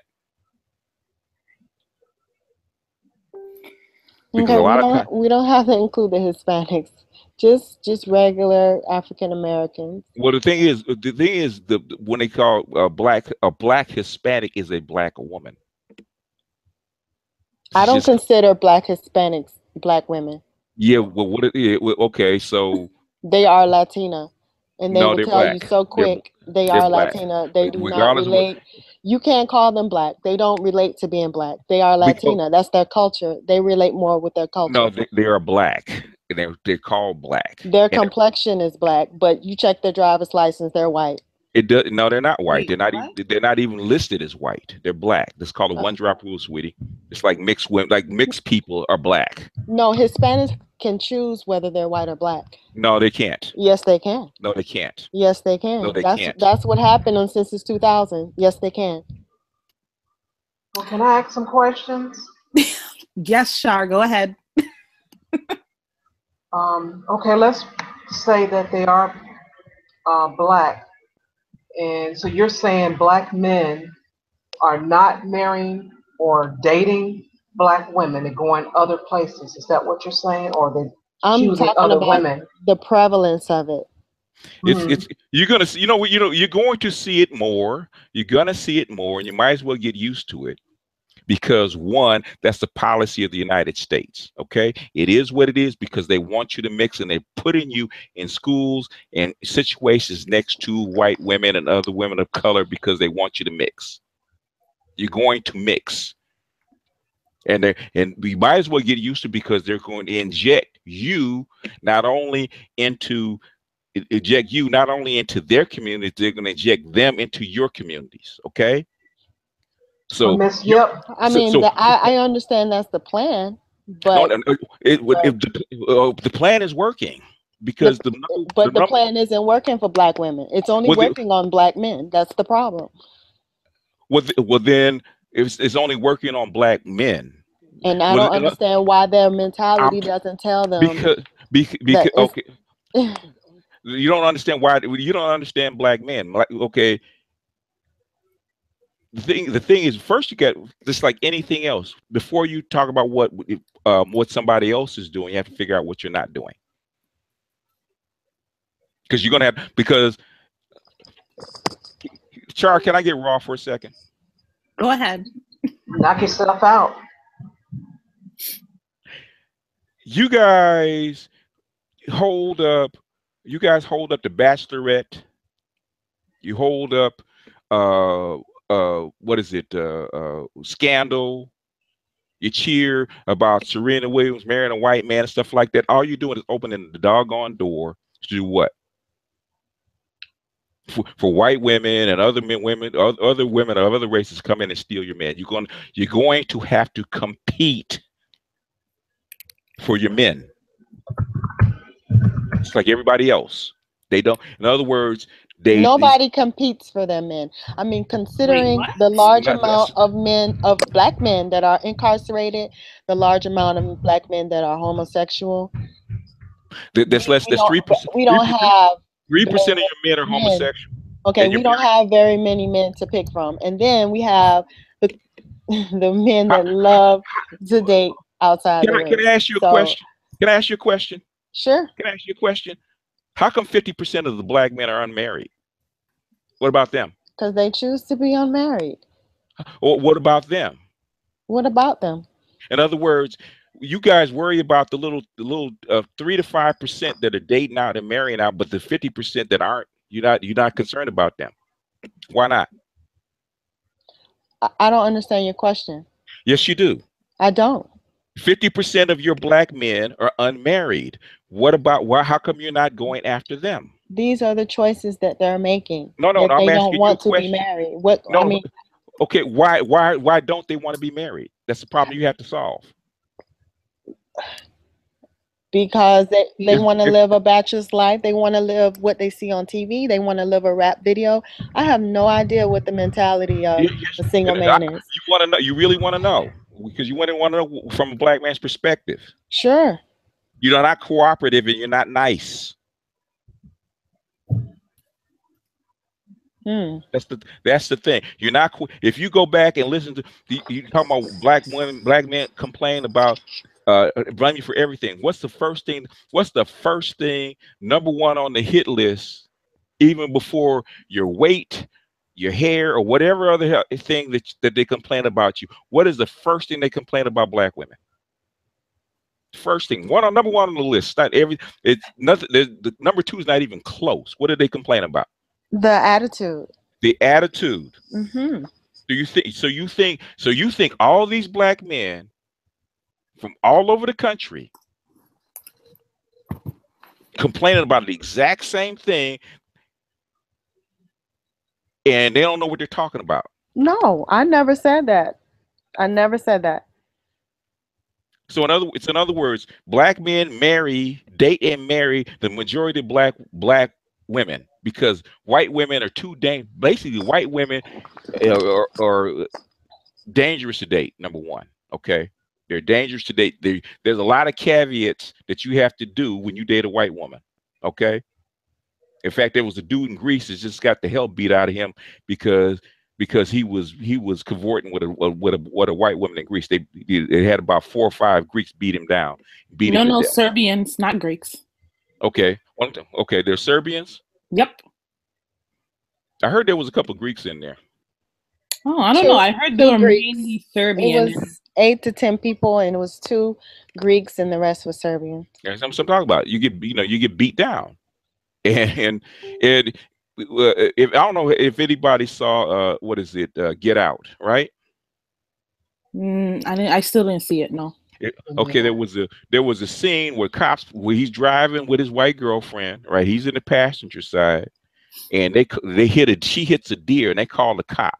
The cop, instead of the cop investigating her hitting the deer, taking her license, stuff like that, he asked the dude to identify himself because he's with a white woman. That's common, huh? That's common. But so that's what I'm saying. Like, why would they do that if they know it's trouble? Because of what they perceive they are not getting from black women. In fact, Xanatos Clutch was just talking about it on a hangout yesterday. He was talking about he's in Utah. He said the exact same thing. Donovan Sharp says the exact same thing, and he's a black man that dates specifically white and Latina. He says the exact same thing. He's perceiving what? He's not getting what? In other words, they don't get the same cooperation. They don't get the same kind of what kind of put it consideration. They don't get the same kind of anything or basically just being nice for the majority of black women. And Dr. Umar, who actually praises black women. He doesn't praise black women. Oh, come on. Oh, come on. BGS, let me speak with her. Okay, go ahead. Because I think she might have heard everything that you said before, and that's not, she's not interested in that. So let me see if I can find out what she's interested in. Okay. Miss Yep, what are you interested in? What's your question, really? No, I'm interested. I want to know what is it that these men perceive they're getting from these other women that black women just can't offer them. Have you asked some of the guys? that you Yeah, seen them with them? I And haven't what? gotten an answer. I haven't gotten an answer. So no man ever answered your question. You didn't No. say you don't know anyone in your office, school, nothing like that. Oh, I wouldn't ask the men I work with. No questions like that. Yeah, well, I have this issue. I have this issue with my daughter right now, and the father of a child. Okay, you don't have to keep conflict up with him. You don't have to keep conflict going. You can actually be cooperative, and you can actually be nice and civil. BGS, let me I know. talk to her some more. She's Okay, not go ahead. gonna I feel like I'm in go therapy. anywhere with you. Okay. Stop it. Okay. Stop the bombs. Oh, okay. All Mix right. me up. No, I just want to know. I mean, I had that one specific question, Well, and I want to speak now with I you just about it. So let's talk. okay, Just you and me. We're going to talk about it. So you have this specific question. okay. Now, I'm not a man, so of course I can't tell you directly, but I can tell you what I see and what I can understand. What men are you talking about? The men in your community? The men you see on television? In, What men are you talking about that in are general, choosing? in my community and in the communities of What the women that I know, What do you, what location? I'm not talking about a specific city, but geographic area do you live in? I'm in Florida. is it low income? Is it middle class? What is it that you're seeing? College town? What? It's everywhere. No, no, no. I'm gonna say You, where you No, no, it's your no. not area specific. my College area. town, It's just Miami, working class area Miami. You mid Florida, like Orlando, like right around Orlando. Or you're lower, like Miami. around Orlando. Okay, so it's a mid, and it's fairly well mixed, but there's not a whole lot of black folks in Orlando, is there? It's not a lot, but the area I am, it's enough. I mean, it's a mixed area. It's a mixed area. What I'm saying is, it's not it's not like going down to like Miami where you have a whole lot of black folks. Miami is a mixed area too. What I'm saying is, but there's more black folks in Miami than there is in Orlando, right? Right. Yeah. In other words, it's not a black mecca like you go to Atlanta, or New York, or California, or even places in Texas. It's not like we had a sea of black folks, right? Right. It's not like it's not a black city. It's not like It's not a black Chicago city. or something like that. Well, No. yeah. Well, then, yeah, you're gonna see. Well, then naturally, there's not. Basically, it's a mixed area, and people are gonna pair off like that. It's a mixed area. But that still doesn't answer my question. Okay. But Well, that's what's near them. That's who they're it's around. proximity. That's who they're around. That's proximity. That's How first would you? order of business. So you don't like that? Is that the No, what you're I saying? You do. don't like I that? don't believe that's the issue. Why are you concerned? Okay. What she's really saying is, what I she's want her really to saying. tell me. Okay. I hear what you're saying. I want her to tell me. Okay. I don't believe that's the issue because I know many black women who do not want to be single, who date men, but these men are not, they are, to be honest, below them. Now, are you part of They're that? below them. That's Okay. why you're No, concerned as well. no. So it's just your friends and family that you're concerned about that's Right. not being chosen? Yes. Being, And I wouldn't say being chosen, but they're just not happy with with the quality of men that they're getting, right? exactly. Okay. In other words, okay, I did a chart. I don't know if you've ever seen this about the perfect man. Okay. Um. Okay. Let me ask you this, if Char will bear with me for a second. Go Okay. ahead. Okay. In your mind, what is a quality man? A man that I don't have to tell to do anything. He Okay. knows Okay. how to be a man. No. Okay. In other words, we need tangibles. Okay. Height, weight, income, education, that kind of stuff. Or education doesn't matter. Education doesn't matter. Okay. Wouldn't go. What's next? I don't know, height, at least 6 feet. I would like maybe 5'10". Okay. But he has to be self-sufficient. Okay, when you say self-sufficient, what does that mean? Self-sufficient mean his own place, his own car. He paying his bills, not struggling, paying his bills. Okay, so what income do you think would be sufficient for him to do that kind of stuff? I would say 50. Okay, 50. A year. 50,000 a year. You know how many black men earn $50,000 a year? A lot. No. Oh yeah. Where are they? Okay. Are you dating them? Don't laugh, Brian. They're with other women. That's the issue. Hold on, Char. Hold on for a second. Okay. What percentage of men do you think earn $50,000 a year or more? Black men, I would say 10%. Actually, a little bit more, like 15%. Right? Okay, 15%. So that, in other words, and you know how many how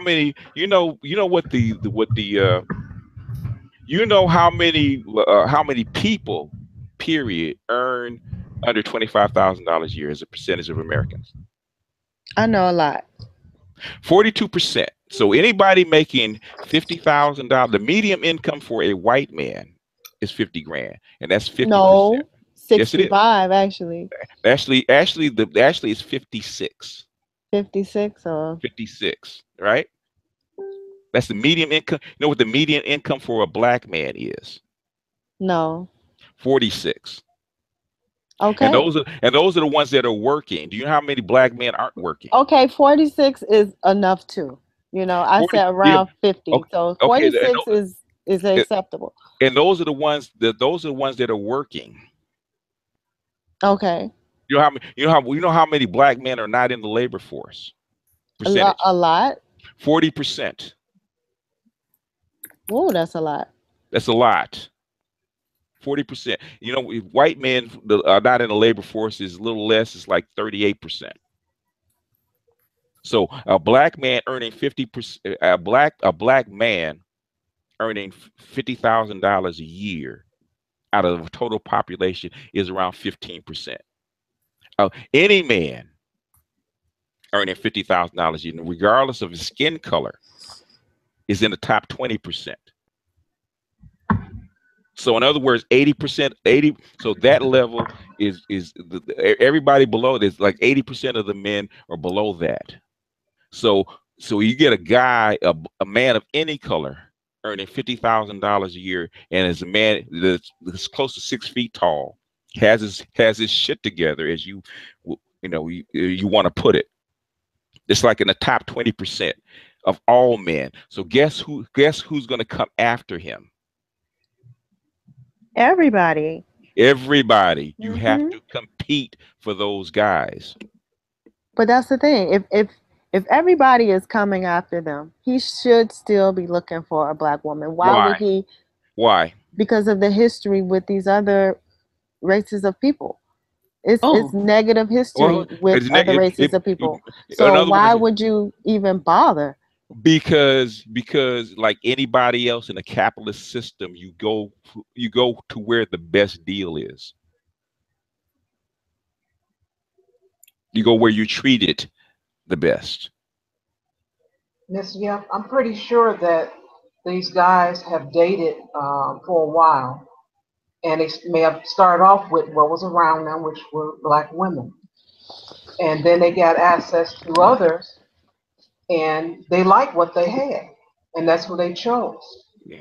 So you're asking them to change, what they want, so your friends and family can be together with them? I mean, is that what you're saying? I'm asking that they come to their senses and realize what they want. Why do they not have sense? Because they made a choice. Everyone has a choice.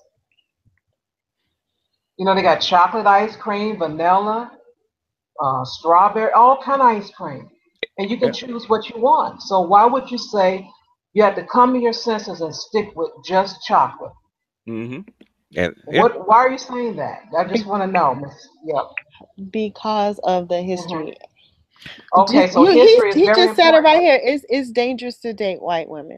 It is dangerous to date. Okay, but that's what they want. So what is the problem? It's their choice. It's lunacy to me. That's just crazy. Well, that's okay. That's their choice. Okay. Well, the thing is, it's lunacy to you, right? Mm-hmm. You forget that. It's lunacy to you. Are you a man?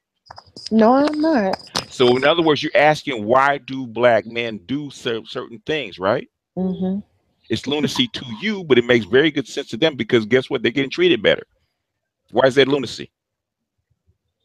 They're not getting treated better. They perceive that they're being treated better. So black men don't know. Black men don't know, can't detect can't detect reality, huh? No, I don't think they can. If they're running after somebody that has suppressed them in history, yeah, I don't think they perceive in reality. So in other words, if people that suppress them in history are now trying to force them and get them to integrate by putting you in proximity to white women, are they still oppressing them? Yeah, because it's a plan. It's a gimmick. It's you know. What's the gimmick? The gimmick and the plan is to mix. It's the mix. Yeah. So you got to give them a better deal if you want them to mix, right? If you're beating on them and you're treating them bad, you know, Okay. why would they go? Why would they go after white women? Why would they go? I'm not going to accept that. You say, okay, yes, some women do abuse them. Some women may just go off on them, but you can't tell me, oh, every black woman that they've dated has treated them bad. Oh, she left. Okay. Well, she said what she had to say. My question was going to be, why is she focused on white women? Black people do this as a whole. They act like other people do not exist on this planet, that it's only white and that's it. Like, why focus on that's easy. That's easy because black women and white women have been rivals since they brought black women off the boat. Well, yeah, but she's assuming that everyone that's out is only with white women. What about the ones that are with Indian women or Asians, or Hispanic? Like, I don't get it. That's what I was going to ask her. Because that's assuming it's just white. Why not Asian? Because just okay. There's a very good story that the master meditator Shinzen Young talked about. He's a Buddhist master, right? And he was going. Him and his friend, they were driving to. He was teaching at a retreat, a meditation retreat, right? And they were on their way. Okay, and I think they had to drive like maybe 10 miles in the city, right? So they're driving, and he's hungry, right? And every place he sees, every donut shop that they pass, right? Because he's hungry. Mm-hmm. And he says to his friend, "Let's stop at the donut. Turn around. Let's go back to the donut shop that we passed maybe like a half a mile back because I'm hungry, right?" And his friend says, "What donut shop?" And he says, "You didn't see all these donut shops that we passed?" He said, "No." She said, "Why?" He said, "I've been checking out all the women that have been walking down the street." In other words, everybody has a filter. Okay, because your consciousness can't let in everything. Okay, it has a filter. So whatever you focus on, that's what you're gonna see. If you ever buy a car, I don't know, everybody's had that. Like you buy a car, and all of a sudden, once you have that car, they're everywhere, right? Mm-hmm. Because now it's in your consciousness. I just bought this car. Where did all these cars come from, right? Because you never really see them, right? But once you buy it, now it's in your consciousness, right? Because now your conscious filter will actually let it in. Yeah. So basically, that's how come when they talk about interracial dating, they're not talking about Hispanics, they're not talking about Asians, they're talking about white women, because that's what they're focused on. That's who they're chasing. I get it. I just think it's really weird. I guess it's not. That's actually not weird. It's just human.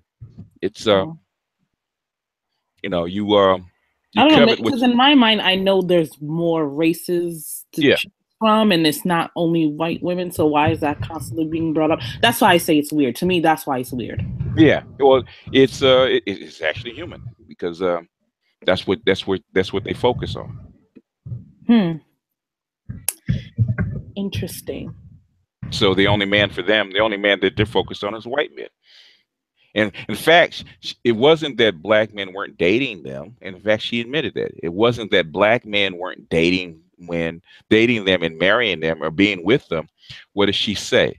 Is that the men of quality that they perceived as being quality, weren't choosing them. So in other words, the top 20%, with 10 or 15% that they have to compete for, were dating out, we're marrying, stuff like that. I had some questions for her because, you know, she had a nice little list going there.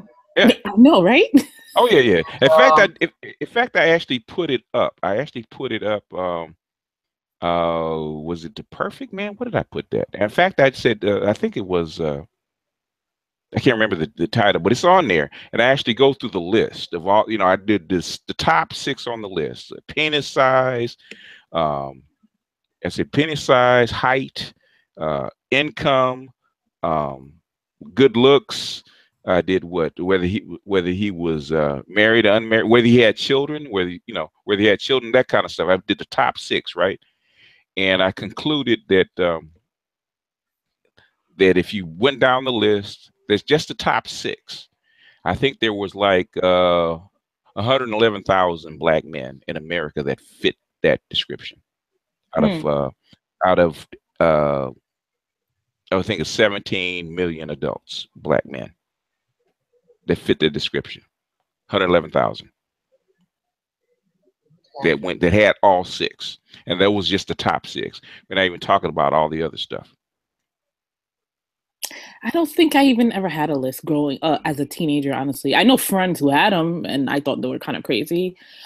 But you know, as they got older, they realized, you know what? Let me get rid of this list so I could actually find them in. And well, it worked. It worked. They did find somebody. Yeah.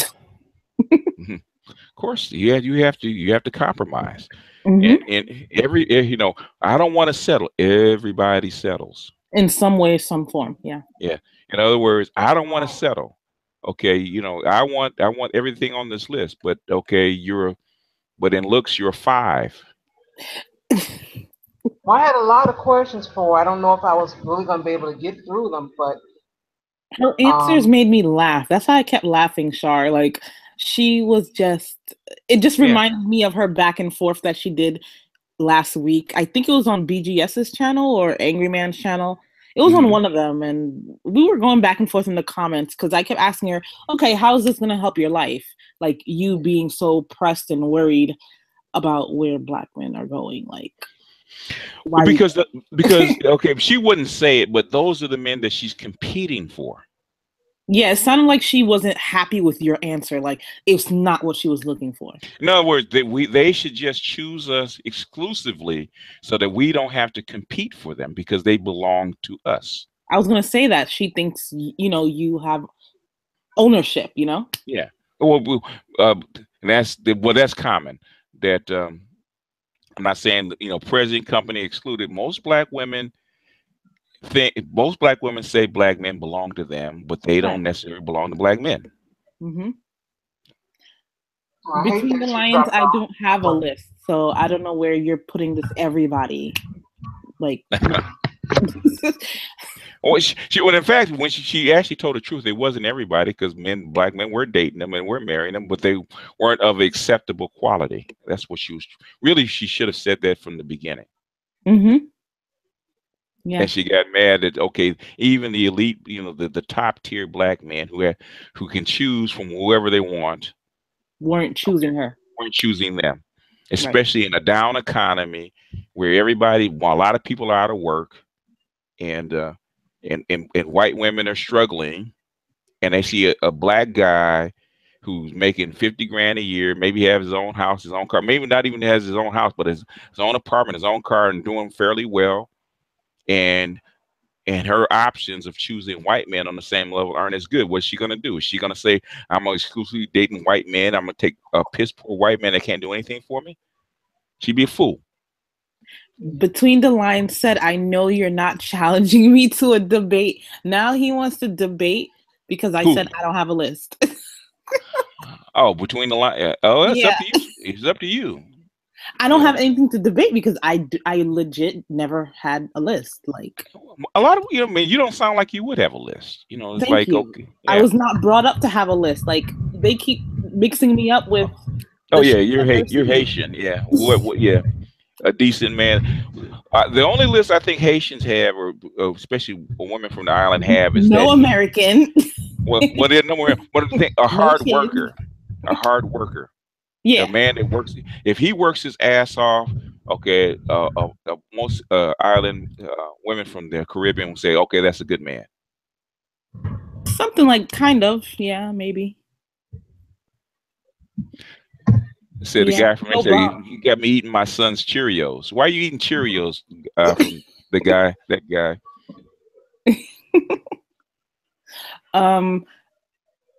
Did you? I don't know if that's the girl you were talking about earlier, but did you hear about the girl with the cop yesterday that got mistaken for a black man? Guy? Yeah, for a man. Yeah, yeah. But that's part of it. That's another reason why they're seeing, and then once they find out she was a girl, they still didn't feel sorry for her. So in other words, they're removing the protection from. They used to have some kind of a little bit more of hesitance for putting hands on black women, but now they don't anymore. So that's why I told you to look at the article, because it's like, okay, what's the solution to that for little girls growing up? If you can change your culture, okay. If you can act the part, right, and the parents too. Well, hopefully the parents, but if you can act the part, if you can. If because kids take on the personalities of their parents, right? Right, what they see at home and what they see at home, and if their mother is assertive, their mother is talking smack, and their mother's demanding and stuff, they're gonna grow up doing it. And that and then what women feed in the media, what also feeds the perception of how black women are. And then if you see it in the media, and then you see it in the corporate world or in the workplace, it kind of confirms it. Okay. And I get a lot of pushback. Black women know they act like that. They do. And the thing is, black women are proud of acting like that. Except when something happens and we don't act like that. Come on, you're proud of it. In fact, you're so proud of it, but white women want to act like you. They want to talk. They want to snap on people, snap on the white man, snap. They want to do the exact same thing to their men. But now it's trickling to the little girls. Well, it always trickled to the little girls. Little girls have always been that way.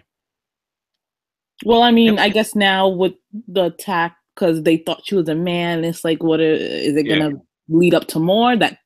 I hope not. I hope not. I hope they have a little bit more pause than that. But I'm afraid they may not. That's what I'm saying. Like, and I think them being angry at their own women, it might be even more of a reason for them even to increase it. Okay. Because they body slam their own women. I've seen cops body slam their own women. Very true. White women, draw blood and all that stuff. Just she's talking smack.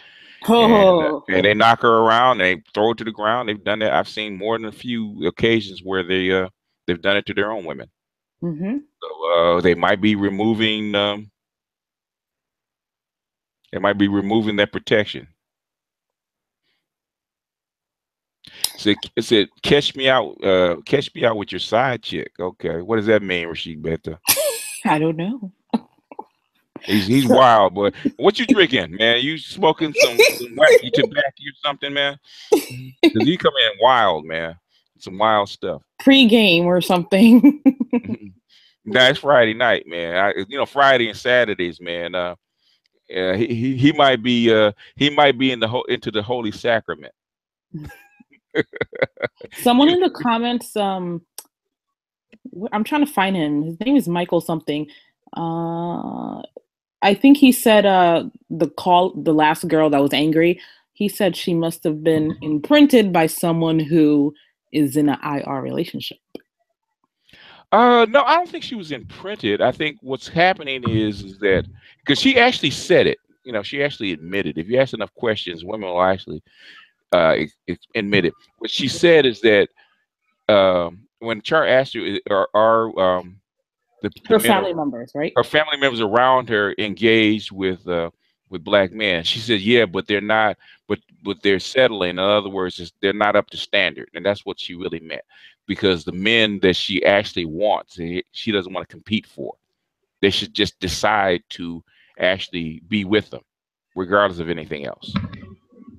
Well, how does that affect her life? That's what I don't get. She's competing for those men. It does affect her life. She's competing for them.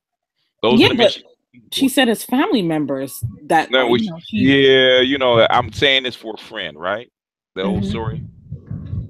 I'm not here asking for me. I'm asking for my friend. Oh, so you don't. Oh, you think it's really her and not an actual family. Oh. Yeah. Oh yeah. Oh, I guess I fell for the okie doke. Yeah. I really thought she really meant, I knew what she. I just wanted her to get admit it. Oh, okay. Admit it. Because she keep going around in circles. When she finally admitted it, then when I said you got to compete for those top tier men, that's when she got off. She didn't have nothing else to say. But why not just say, instead of saying, "Oh, my family members and friends," why not just say you? Because that would make her look weak. Oh, and she'd be admitting it. Because I can't. In other words, as long as I don't admit it, I can get any man I want to, which is how women want to feel. I can get any man I want to, right? Mm-hmm. I mean, that's just part of being female, right? I have to believe I can get any man I want. Huh? I'm sorry, I was reading the comment. Oh, okay. Something out loud. My bad. Don Tezzi said she just needs to learn to take rejection. It builds character. Men deal with it all the time. That is very true. Like, I'm now learning to deal with rejection at 27. Rejection hurts everybody. It takes practice. And no one likes it, men or women. No. Well, men have to get used to it because they will never date. Yeah, men, because they approach. Mm-hmm. And men approach, they have to get used to rejection. That's why and when I explain game and most men don't like it, I said first thing is if you spend 3 to 6 months at a call center a cold call center where you have to sell something like online sales where you have to get rejected constantly and still deliver your lines, right? You'll get used to rejection. So when you actually go out into the field and actually talk to women, you're used to rejection. You deliver your line, you get rejected, and you go to the next person and the next person and the next person. And eventually the numbers will catch up and your hit rate, what most pickup artists don't realize or don't explain to you, that your hit rate is 3%. Okay, I see. So in other words, that's why they say 5 a day. So in other words, if you concentrate on approaching 5 women a day, that's 150 women. And if your hit rate, if you get good, your hit rate is like 3%. That's about what your hit rate should be, about 5 or 6 women a month, which is not bad. Okay, and I guess females would have to. Sorry. Excuse me. Oh, well, if you can bed 5 or 6 women a month, that calculates to what? 12 times 6 was that 72 women a year. That's a good year for anybody. That's a lot. It's a lot. It is a lot. In fact, the guy I learned from, he's a natural pickup artist, right? Back when I was 20, and he explained that to me. He said he actually went down the numbers. He said, because his thing was beautiful women. In other words, California 8s and above, right? He said, only talk to beautiful women. Only approach beautiful women. He said, in other words, my goal is to approach 100 beautiful women a month. He says, half of them are going to walk away. The other half will listen. 10% will be interested in what I'm talking about. He said, I'll get 5 numbers, and out of those 5, I'll get at least 2 or 3. And said 2 or 3 beautiful women a month is not bad. She said, I'm not looking for anyone. Oh, she's back in the chat, by the way. So why'd she jump off? She said, I'd rather be single than to date right now. And I said, so why are you bitching? Because she said, please go away. She doesn't want to settle. Okay, Char, I am being nice. I'm just saying, what was the whole point of all of that if you're not even looking to date? Well, why are you on here still bitching? That's exactly what I said. She's here online. She doesn't have to go away. You know, you're here because you want to be. Or you asking the men online. If you want the men to come online and actually tell you themselves, they can. If you don't want my answer, there's men here. You want to come online and talk to them? Because it's an open hangout. Women are running the hangout right now. If you want men to come on and actually tell you to verbally tell you what they think, and you know, they will. If you want to come on and talk to them, it's up to you.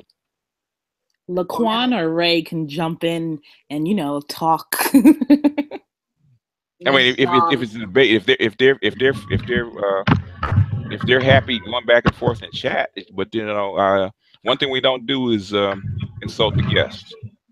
Okay, I try to keep this clean, because if you start that, it's gonna get wild. And plus, Sergeant Char will bounce you. Okay. And from what I hear, you're not in the backseat of my Uber. In the backseat. Rashid said, if I'm an upgradable 7, he'll fly me out to New York. Like, what? So she's been watching my stuff. Are you an upgradable 7? No, I told everyone I'm fat. I look like a roly-poly, like Roland Martin. That means you're lying. Yeah, but it's okay. No, why I gotta be lying for? Because you would admit that you're roly-poly and you're fat. Why not? And you're a black woman. It's not true. What? Oh, so you're generalizing me now? No, well, I know plenty of fat women, and they would not admit it on air that they're fat. Okay, why? In public. Because black women, any size, think they're fine. Not me. You're right. You stop lying, girl. Oh my God. just by you saying that you're fat, it means that you're not. No, like if a friend asks me, does she look good? You know, most women lie to their friends, right? Yeah. I'm not gonna do that. If you look like crap, you look like crap. Oh yeah. Well, you're from the islands. You guys are brutal. Yeah, you should. I'm telling you, you think I'm bad? My mother, I know, 10 times worse. I know. I said, look at what is your fat ass. You should be dieting right now. Oh yeah, my dad even says it too. He'll point it out. Mm-hmm. Yeah. Well, you know, because my daughter is the quintessential upgradable 7, right? She's 7+. In fact, I would compare her to Alicia Keys. In fact, which right now or back when she just came out? Alicia Keys with the makeup would be about what my daughter looks like. So when she first made her single debut and stuff like that. Because my daughter, after she had my grandson, she gained weight. I'm trying to get her to. She doesn't listen. I said she's like 5'3", and she's which is my height. Yeah, she's 5'3". She's 165 pounds. I said, baby, you should be 120 pounds if you really want to catch a guy. You should be 120 pounds. Oh my God. 120 pounds is too small. It does sound too small for a 5'3" person. It does. No, it's not. Actually, if you're 5'3", if you look on a scale, look at how much a 5'3" person should make. If you're a woman and you weigh 165 pounds, you should be about 5'9". Yeah, I think 5'3", you should be like 117 or something, maybe 120. Yeah. 150 between 150. Well, actually, 115 is your ideal weight, but between 115 at the top. At the top, 125. If you're 5'3", you should not weigh 165 pounds. Serena Williams weighs 165 pounds, and she's 5'8", and she's not a little person. And she's an athlete, which an athlete you can get away with. Serena Williams is $1 million athlete. She's not supposed to look like a bikini model. Yeah, a lot of people forget. Well, she looks muscular like a man because she's an athlete. She's not a, that's how she makes her money. Yeah. She's not a bathing suit model. Mm-hmm. Look at that. Now you got everyone in the chat. Now they don't believe me. You don't have to believe her. I don't believe she's fat either. But that's just me. I'm just saying it because most women won't admit that they're fat on air. No. That's why I have no picture because Well, it could be. That very well could be. I'm not there. I'm just saying I don't believe it, but they very well could be. Well, Serena is a manly thing because Because she makes millions of dollars a year playing tennis. She's not concerned about being feminine. Okay. If I was making, if I was worth $150 million a year, I wouldn't be concerned about being feminine either. I'm making my money. Now, when I get 40 and I retire, then I slim down. But right now, she has to be strong. She ain't no DNB. She ain't no DNB. Okay.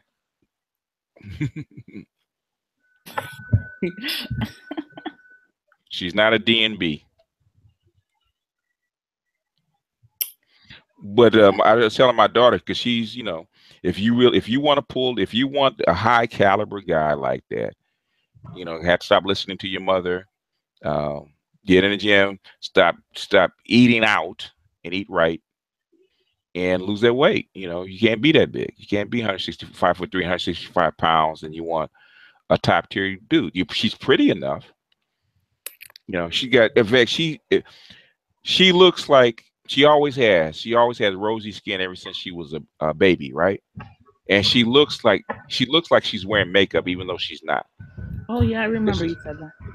That's just the color of her skin. In fact, sometimes I used to have to rub her skin.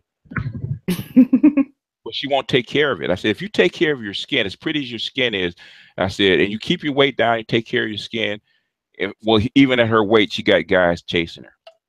You know, she never had a problem attracting men. In fact, that's probably her biggest problem.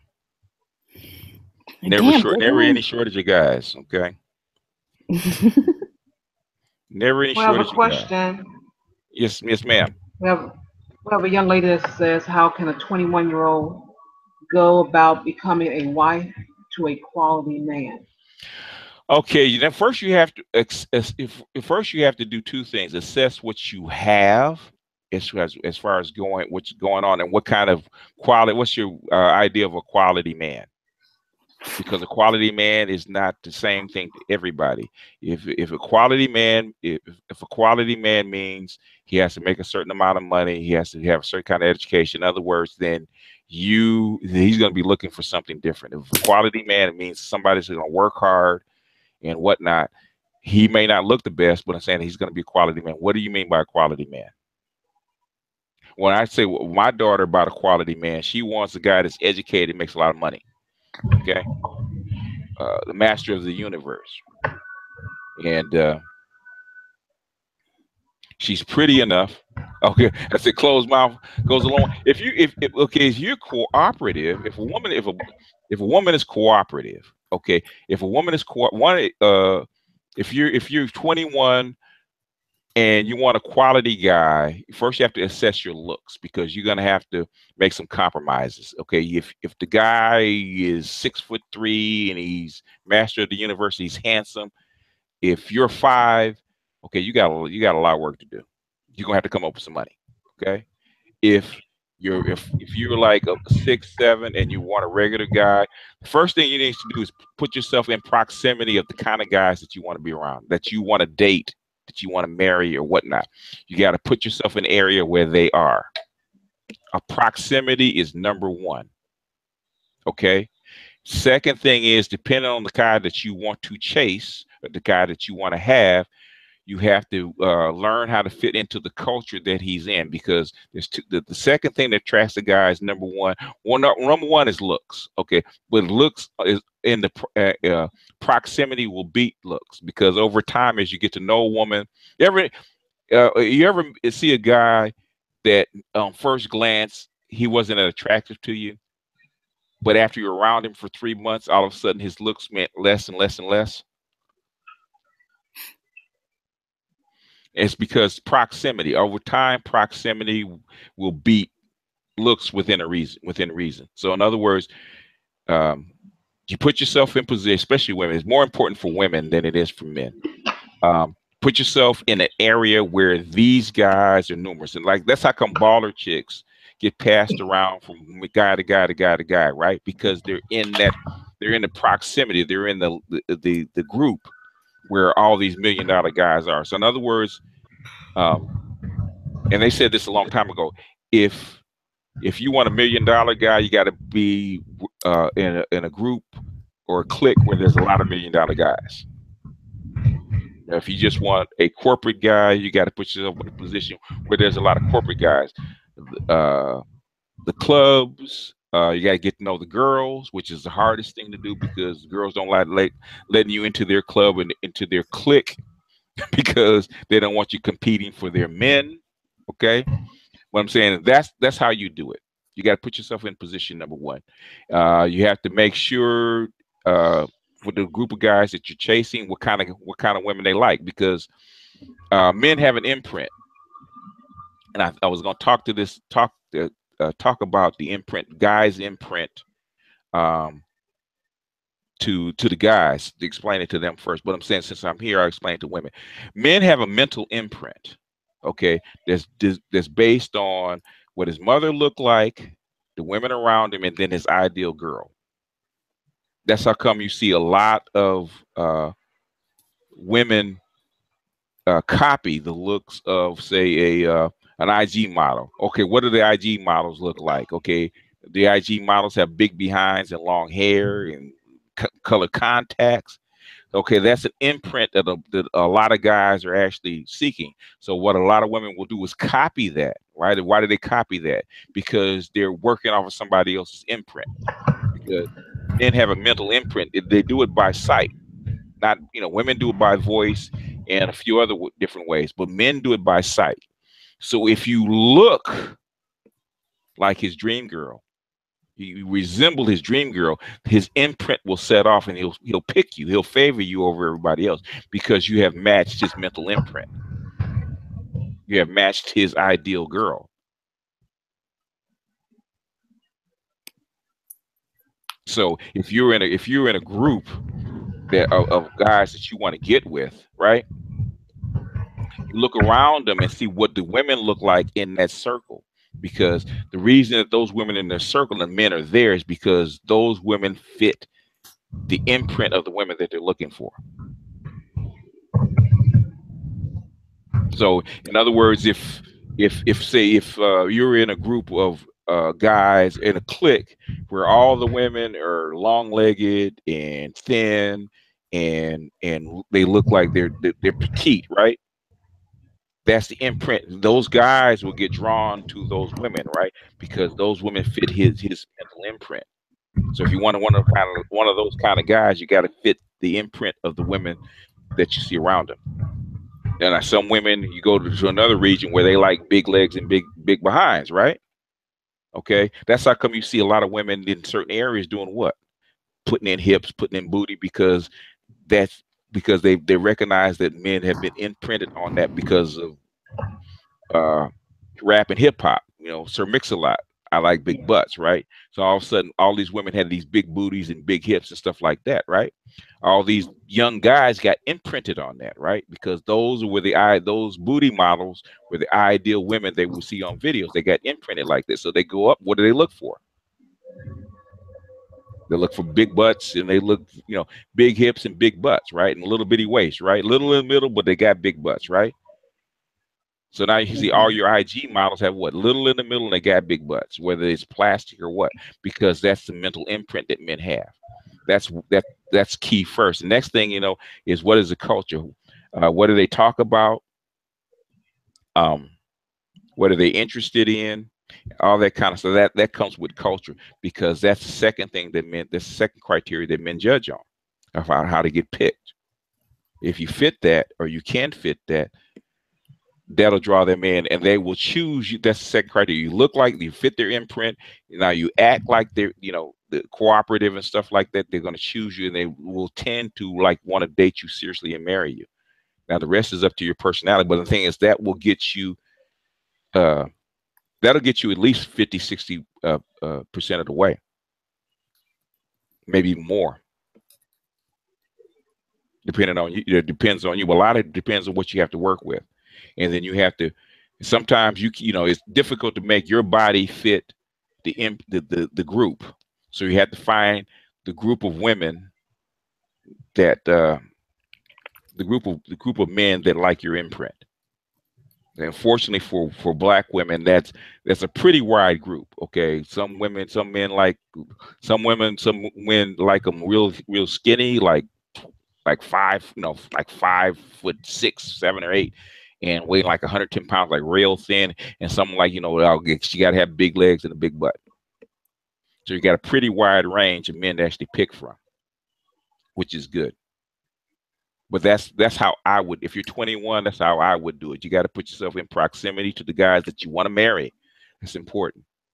And then you have to start working on their imprint and choose from them. I don't know if that makes sense, ladies. I wish I knew this at 21. Huh. Okay. It's not that hard. Okay, it's not really that hard. Yeah, but when you don't have males who culturally talk about that with their nieces or daughters or whatever, you're not going to get that info. Well, yeah, I would explain it a little differently to men than I would to women, but okay. I'm trying to explain it in language that makes sense, that would make sense to you guys, because with men, I give them a general idea and then they'll run with it and they'll add to it. Women, it's like you have to go, how can I put it? You have to go, you have to basically, women like this. A, B, C, D, in other words, they basically have to go right down the line because they want step by step. Specifics, yeah. Specifically, really specific. The finer detail you can go down to is like, okay, should I shave my pubic hair or not? If you get down to that level, that's the kind of granularity that they like, okay? Really granular. Whereas men, okay, you basically, with men, it would be the exact opposite. Okay, what kind of woman are you trying to chase? Yeah, I get it. Like I said, I just wish I knew this info 7 years ago. Yeah. But then a lot of things you have to, really, if you want to get married, first thing you have to do is stop listening to your girlfriends. I mean, they're single too, so I'm not listening to them. Yeah, almost most women do. Most women, okay, they will, unfortunately, most women listen to their girlfriends. Oh, I mean, in other words, they bring the guy around and she likes him and he's all right, and they bring the guy around the girlfriends will start bad mouthing him, and they'll start picking at him, and they'll start finding his faults and stuff like that. Which will be everybody's gonna have faults, but they'll start slicing it out to where you actually notice them, and that usually causes it to break up. Normally, when a woman likes a guy and they get together, the biggest factor of them not staying together is their girlfriends or the women in their family. They'll start pecking at her. I didn't do that. I mean, I didn't really care, honestly. Well, you see, are you a typical black female? I don't think I am. No, that's exactly what I'm talking about. So I have to give her general advice. But Kara's heard me say that, and she started giving her group the same advice. She heard me on a video, so she actually made a whole video about that. And she made a whole video saying the exact same thing. But proximity is the biggest factor in dating and mating. Proximity. Put yourself in the right area. And if they're not there, then go where they are. You got to go where they are. I talked to what's his name? Genuine, because he complains he can't get a quality black woman. I said, where you at? You're in Minnesota. Well, you're in the wrong area, boss. You got to go where they're at. Mm-hmm. You're an engineer. You got a few dollars. Get on the plane. Go down to Atlanta. Go down to Houston. Where there's tons of them. Yeah. I said when I was young. I went to a high school where there was a lot of pretty women, and then when I went to college, there was pretty women. And then when as I got older, I was a photographer for a while. So what's going to be around me? A lot of pretty women. But the thing is, I was in a position. It was doing things to where there was a lot of women that I liked. So basically, I didn't have to go out and get a one-off. Okay, they were already there. I just had to pick from the ones that were there. And that's what you do. But it's saying if you're 5 and you want, if you want a Jesse Williams, okay, and you're what is it? Aaron Drake Lee. Only way you're gonna get him is you got to get him early, and you're gonna have to pay. Is what it is. If you're a 4 or 5 and you want a 9, it's too big a gap. You're gonna have to come out of your pocket. In fact, I think I'll play that again in one of my videos. When that chick, because it was classic. As soon as she said it, and I heard her say it, I said I got to get that sound, because she said there's 2 ways a woman can pay a man. What's between her legs and what's between her wallet. And said choose one and be consistent. and she was right, because I've seen it both ways. Basically, when I was younger, I said the same thing. Choose one to be consistent. Yeah, well, you want to spend you want the majority of my time. Okay. In fact, that's how I got my fiance, because she was talking that madness. She wanted to date, and we were talking and stuff like that. And she said, "Well, I'm involved," and I said, "Well, baby, you got 90 days, to decide." I said, "I'm cool. I'm through with dating you for 90 days, but after that, you got to make a decision." And she said, "Okay, I'm good with that." I said, "Yeah, but I said Friday's my date night." I said, "Don't call on Friday." She said, "Why?" Because just because you want to date me for 90 days don't mean I'm going to be celibate. So here's what it is. You can continue to date, but I'm going to be doing what I'm doing. So don't call me on Friday. Needless to say, next Friday she was at the house picking me up. So I thought you were dating on Friday. Why are you here? She wanted to be out. She didn't want me to be out. Story of my life. Here's what it is. He said, does a mixed chick count? What does that mean? Elite manhood. I think he's referring to Yep, who just said, "Well, I'm going to be talking shit every time I see an IR couple. I can't help it. Gotta look out for the future." Why does it? You have to get over it. You got to get over it. So I think that's can't help it. Talking about. Baby, you're gonna live you have a sad existence. Because I just warned her not to catch any charges. Yeah. It's gonna be a sad, that's why I kind of grown to understand it, because a black men dating out, black women feel it reflects on them. In other words, they feel bad. Okay, I personally let another man get away, and I can't date out like he dates out, so it makes me feel bad. Can't or don't want to. Depends on who you talk to. Okay. Depends on who you talk to. Well, this is a woman's circle, so I'm not gonna say can't. I'm gonna go with don't want to, because that's what they say, even though I know different. No, tell us the truth. Whatever. No, in fact, Donovan Sharp said the exact same. He dates white women. He said exactly the same thing.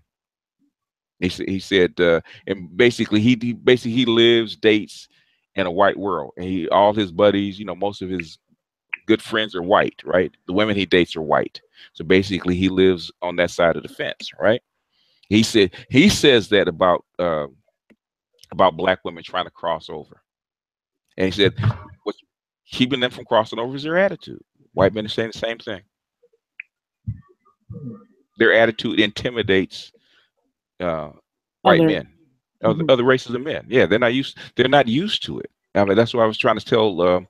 I think it was what was her name? Jacqueline. Same thing. I said I'm not saying that it's because that's our culture. I'm not saying it's your fault, but you got to realize it's your culture, and most men don't like that. So you're going to have to tamp that. They got to realize, you can't act like your mother to a man that's not black. That's like most black women stick with black men because black men are used to it. Exactly. They're used to it. With it. Yeah. Like your mother's Haitian, okay? Okay, your mother's Haitian. Most white men would be intimidated by your mother. Right? Right or wrong? She's a little strong for most white men, right? I don't know. African American strong. My mother would be okay. My sister definitely would be. Because both my sisters definitely would be. Let's use my grandma instead. okay. Let's use your grandma instead. All right. Well, fine. Your grandmother. My grandmother used to carry a double bit axe and a razor in her boot. So. Well, damn. Yeah. She Louisiana. She's tough. I wonder what my grandma was doing back over there. Haitian women ain't no joke, from what I heard. She was born in 30. Yeah. Yeah. Haitian to this day, Haitian women ain't no joke. They're no joke. Tough as nails. Haitian women ain't no joke. But they gotta be over there, you know. I'm not saying I'm not downing them for it. I mean, there's reasons that they are that way. Hell, in Africa, man, the African women ain't no joke. I mean, the society tamps it down to where they have to be respectful, so they're not as vocal with it. But you piss them off, you know. I was wondering where the hot water came from, man. You know, this. Oh, you know, huh? It's an African food, hot food. Yeah, you know, that's an African thing, man. Because it was in Kenya, man. There was the 400 guys showed up burnt, scalded, right? Oh no. Yeah. Oh, could you drop the link again? Excuse me. Could you drop the link again, please? Okay. Got a young lady want to jump on. See, when we talk about relationships, women jump in. Well, I was talking about Bitcoin, but then I put them all to sleep. But yeah, I'm not. But it's a cultural thing. I remember I was in like 10 years ago. I was in Ghana, right, and we had this hotel, and they were speaking in a local dialect, and the lady that ran the hotel, her son was like 13 or something like that. Man, she was going off on her son. I couldn't understand a word she was saying, but I said I felt for her because I've been there. Oh yeah, I've been there. You could hear at the top of her lungs. Boy, I said, oh boy. I said that some things don't change. I said, these are our people. Okay, these are our people. Sound just like my mother, except she's speaking a different language. What is Roger talking about? Roger Spice? Yeah. I don't know. I don't even have a picture. Haitian looks smooth. So what happened to you landed on your face from a third story. I don't have a picture of. What is he talking about? I have no idea. I think he's trying to figure out. He's trying to figure out what you look like because you haven't said you don't have a picture of. He's trying to figure it out. That's all. I told them why. Well, Haitians run the gamut just like African women do. They run the gamut. Guys, there's some beautiful Haitian women that have the slanted eyes. It's just absolutely gorgeous. Oh, I have those. Me and my brother. Mine are slanted eyes. Yeah. Yeah, and my second cousin. Yeah, my daughter has slant. Well, I have them, and my daughter has them. Especially my youngest daughter, she really has them. In fact, they call her our ancient Chinese ancestor because her eyes are so slanted. Yeah. It's funny you say that because I was at work and this lady was with her daughter or whatever, and she was Haitian, but I didn't know. But she knew I was because she started talking to me in Creole. I was like, "How did you know?" She was like, we just know, you know, like we just know." Yeah. And your cheekbones, you know, we have high cheekbones. So right. Yeah. I knew you were Haitian. Yeah, like my grandson, he's like part Nigerian, so he's got his head. They recognize each other by the shape of their head. But really, I'm serious. In fact, my mother, my mother was in Costco, right? And she recognized she thought she saw she thought she saw somebody. She thought she saw my grandson's father, right? And he turned around. She said, "Oh, okay, yeah, I thought you somebody." I knew. She said, "Are you Nigerian?" He said, "Yeah, I'm Nigerian." And he said, "Hey, I knew by the shape of your head." So she showed him a picture of my grandson, right? She said, "Yep." And then she showed him a picture of his father. She said, "Oh yeah." but they recognize each other. So I don't know which particular tribe his mother's from. But I thought you were going to talk about his Nigerian. forehead. Well, the shape of his forehead. Yeah, he has a prominent forehead, but I do too. But he has a prominent forehead. But the back of his head is shaped in a certain way that exactly like his father. So it's the shape of his head. Well, his father said he had a big hook, but it's saying it just but it's the shape of his head. Yeah. And the older he gets, and plus we couldn't figure it out because my grandson has black eyes, right? Mm-hmm. And most American black people don't have black eyes. It's like a deep brown. They have a touch of it. Either they do a range of brown, right? Mm-hmm. And we couldn't figure out where you get these black eyes from. And then once we know that his grandmother's Nigerian, so, it makes sense. Okay, it makes sense because we couldn't figure out only indigenous people have black eyes, like Mayans, like Central America, like Hispanics who are basically indigenous, and indigenous Africans or even indigenous Asians, they have black eyes. Okay. So the only time you get lighter eyes is basically when you get touched by Europeans, where you get lighter eyes. Exactly. Yeah. Did you? No, go ahead. I didn't know you. No, I was saying we couldn't figure out where when he was born. He had the blackest eyes. Where the hell did he get these black eyes from? I said, somebody, are you sure you didn't blame this on the wrong guy? Like you made it with an Hispanic, we just didn't tell us. She said, no. And then we found out his father is like half Nigerian. So that's where he gets the eyes from.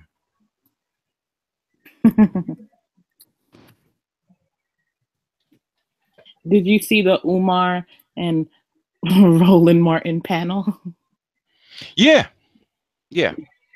What are your sentiments with everyone is saying that, Roland and the female was caping for? No, in other words, it's for, they were that debate has been going back and forth amongst the conscious community for decades. I mean, decades. Well, yeah, but now they're saying,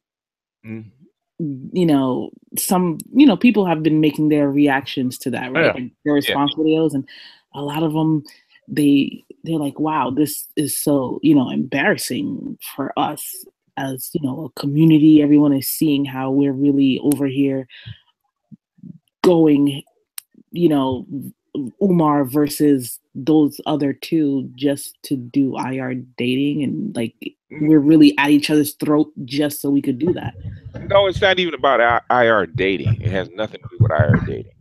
The thing is that in fact we had a whole 3-hour discussion on one of my hangouts about what they call sleeping white, because that's the whole term. In the conscious community, do you sleep white?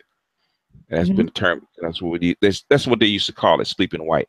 Can you sleep white and still be pro-black? And the answer is always yes. Now you can't be out front. You can't be as out front with it because nobody's really gonna follow you if you're white, especially black women. They're not gonna follow you if your wife is white. Okay, it's not gonna happen. And for you to have a movement amongst the black community, you got to have the women on your side. It's just what it is. So anytime there's a white woman, well, yep. Well, you say no. So pretty much, who are you agreeing with, Umar? Well, no. What I'm saying is you can't be out front because you're not. It's going to be hard for you to get the backing of black women. So being out front like he is, it'd be difficult for you to be married to a white woman and get that. You have to do a hell of a lot of work to get past that. But you can still be pro-black. You still can do a lot of things for black people, like Harry Belafonte, Sidney Poitier, a whole bunch, all those other people that wrote books and are great leaders and they have led stuff, had white spouses. They had white spouses. Oh yeah, I remember, because you was on that hangout with O'Shea and you said you agreed with. He didn't agree with it, but you agreed. You didn't see there was an issue. Yeah, I remember that. Well, it's not an issue because a lot of people that have been pro-black and have done pro-black work have white wives. What are you going to do? Can you sleep white and be pro-black? Yes, you can, because people like I think it was Q was saying the exact same thing, because it's already been done. So saying that you can't is a lie, because it's already been done and continues to be done.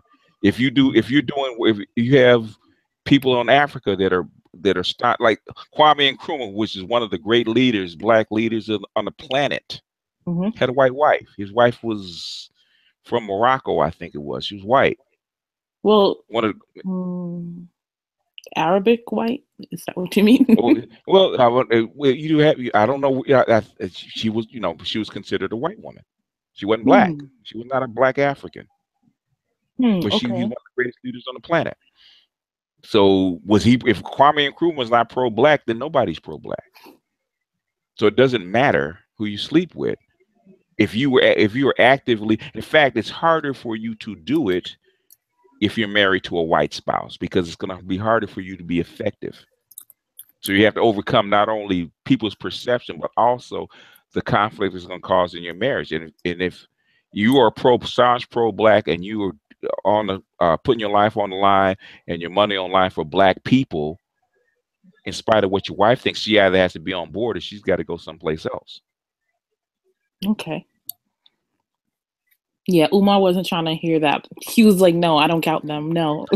What I'm saying, you have people that done 5 times the amount that Umar did. Well, yeah, that's what Roland was saying. You 5 times. Who are you to talk? Exactly. What have you done? I mean, you give speeches, you get your honorarium. I understand why you have to do it, Umar, because the majority of people that support you are black women. And I'm not knocking you for that. I'm not saying, and there's a lot of people that feel that way, that you can't, that you have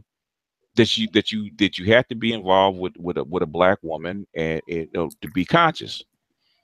And in an ideal world, you should be. Okay, but if you're not, so in other words, if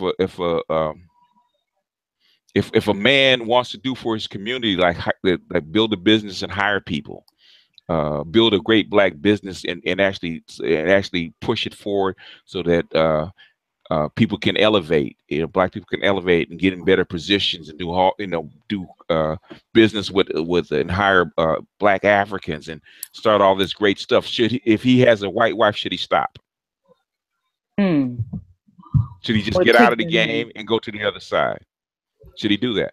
Right, especially if she's backing him with financial regardless of whether she's backing him. If she doesn't like it and he has to go home and hear a bitch every night, but he still does it, should you kick him out? You always judge a pro-black person by his deeds and not by what he says. If he's pro-black, he should be working towards it, and if he's not, then he's not pro-black, because you have plenty of coons, as we say, that are married to black women. I agree. Ben Carson is one of them. His wife is black. She's not white. Would you say Ben Carson is pro-black? No. I can name you top of the list a lot of them that have done nothing for black people and actually worked against black people that are married to black women. So so pro-black is not by who you sleep with; it's by your deeds, right? What you work towards.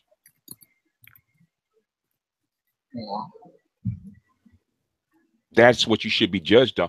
And black people, black women especially, need to get off of that crap about who you married to. Pardon my French, is the motherfucker working towards your liberation? If he is not pro-black, regardless of who he's married to. That's what you judge him by. If he's not doing it, he's not doing it. If you don't want to give him no money, don't give him no money. Now, I'm not saying that you have to support the dude if you're concerned about who he's married to.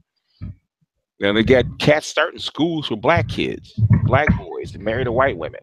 White woman right there, right on along beside him, help teaching and take care of the little black kids that nobody else will. I was in Ghana and they had an orphanage. It pissed me off. Had an orphanage of poor black kids, right? And they're mad that the volunteers that are in that orphanage teaching black kids are white. They're mad. They're upset. Why are these white folks here teaching these black kids? Because you're not there. I'm not shocked. Yeah, no, you're not there. You got about the bus. Why? Well, they start little white dogs because you're not there. If you don't want them there, that means you have to take their place. Mm-hmm. Who else do you want them to teach? Like, who else do you want to teach them? You know? Yeah. So, do you think the term pro-black is a term we should all use?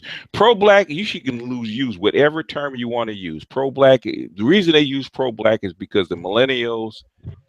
You have a lot of what they call fakers. And millennials use pro-black as a derogatory term. It's not a positive term. Same thing with Hotep. Hotep is not a group of people. Hotep is a greeting that they use. So now they use it as a derogatory term for people on the block spouting and stuff that they don't like. In other words, a pro-black, they use pro-black as a derogatory term.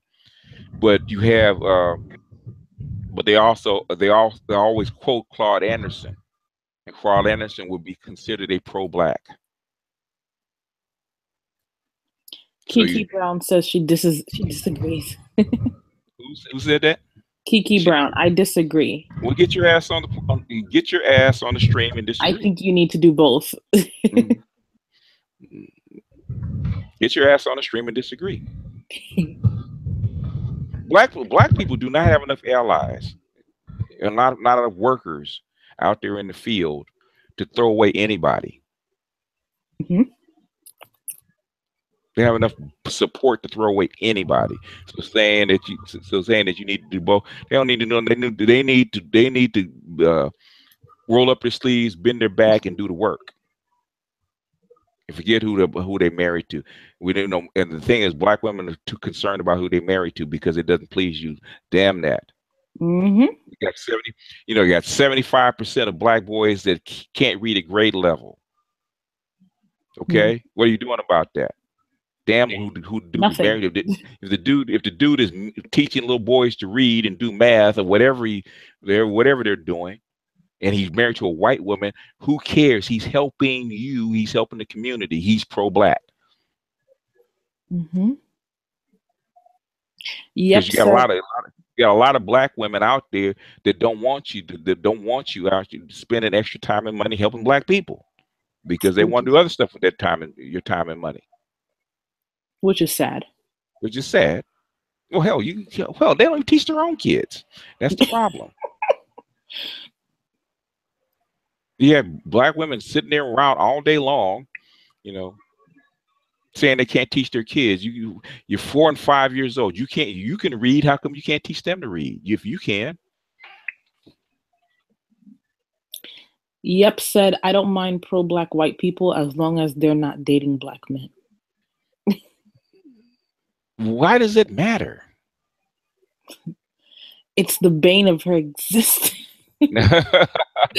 No, Kiki, get you behind on. No, that wasn't Kiki. That was Yep, the other girl. Yep. Oh yeah. Well, Yep has a problem. Yep, you need to up your game. Yep, you need to up your game. I don't know what you look like. I don't know what you're working with, but you need to up your game. If you want to shoot for that 15-20% of the guys that you're looking for, you need to up your game. It is what it is. It's called competition. I tell the guy the same thing. If you want the 8, 9, or 10, you got to have to come with some looks. You got to. There's 3 ways I tell guys if you want an 8, 9, or 10, and consistently, you got to have 1 or 3. You got to do 1 or 3 things. You got to be good in the bedroom. You got to be good in the boardroom. You got to be good in the weight room. If you're successful, if you're at the top of your game in 1 of those 3 things, you're gonna get your 8, 9, or 10. But you got to up your game. You got to come with something. You basically, if you are a seller, you have to have something to sell. Nothing just come. You either have to be a buyer or a seller. She wants it on a silver platter. No, you have to be a buyer. There's buyers and there's sellers. I tell guys, it's better for you to be a seller than a buyer. If you want sex, it's better for you to be a seller. In other words, you providing the service rather than the other way around.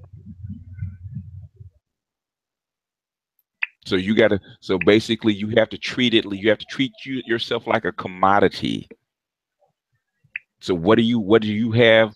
What are you working with? If it's brains, if it's beauty, if it's whatever it is, if now if it's money, like I said, there's two ways you can pay a man. What's between your legs and what's between your wallet. And if you're not working with enough to where what's between your legs is going to get it, maybe you got to come out. You got to come out of the pocketbook. I don't think she liked your list. Huh? I don't think she likes your list. It is what it is. What I'm saying is, okay, I'm being real. It's the same thing I would tell my daughter. Exact same thing when she's my daughter is a 7+. Okay, pretty. I mean, really, really pretty. In fact, I said, where did you come from? I know you come from my genes, well, her mother's very pretty. Mother's very dark, but my mother's very pretty. Well, there you go. Yeah, and she's really dark, and she's got curly hair and all that stuff. She really, really. In fact, I had when I was dating another woman, and now the other woman, she's actually tall. She's like I knew they couldn't stand each other because baby's mom, and she's like 5'4", right? She's 5'4.5", and she's very, very dark. And the other woman, she's like 5'. She's like 5'10", right? And she's green eyes, and she's got red hair and thin, right? In fact, they're complete opposites of each other, right? And one thing that the tall girl said that she didn't like, because she didn't have her hair. She thought she should have hair like hers. Okay. I said, you women are incredibly. I said, I don't get you guys. I really don't. In fact, they would trade. Okay. They would trade. It was up to her. They would trade because she would want the green eyes and the red hair and the red skin and be tall. Okay. And the other one would want the hair. It's like you guys are never happy about anything else. But it is what it is. Can anyone hear me? I can hear you. Well, good morning to y'all.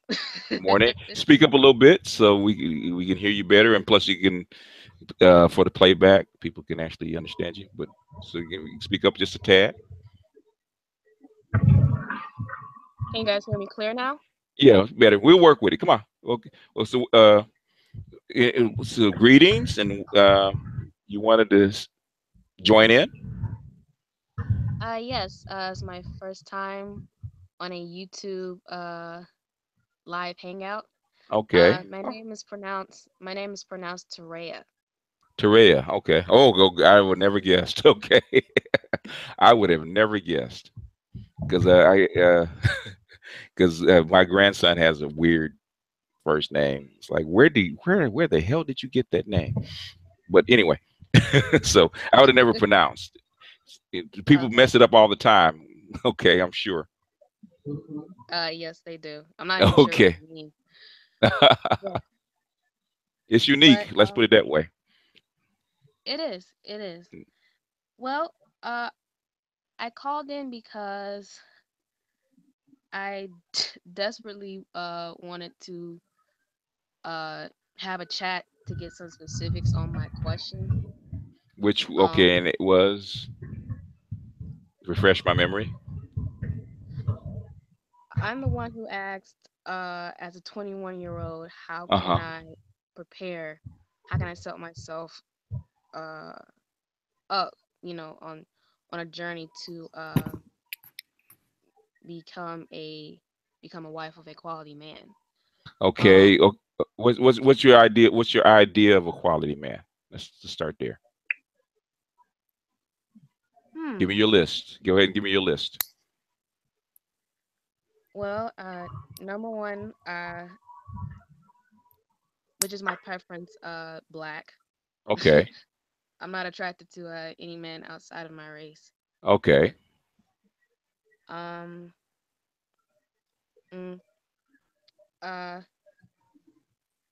Someone who is slim and in shape, but not very skinny. Okay, so give me height and weight.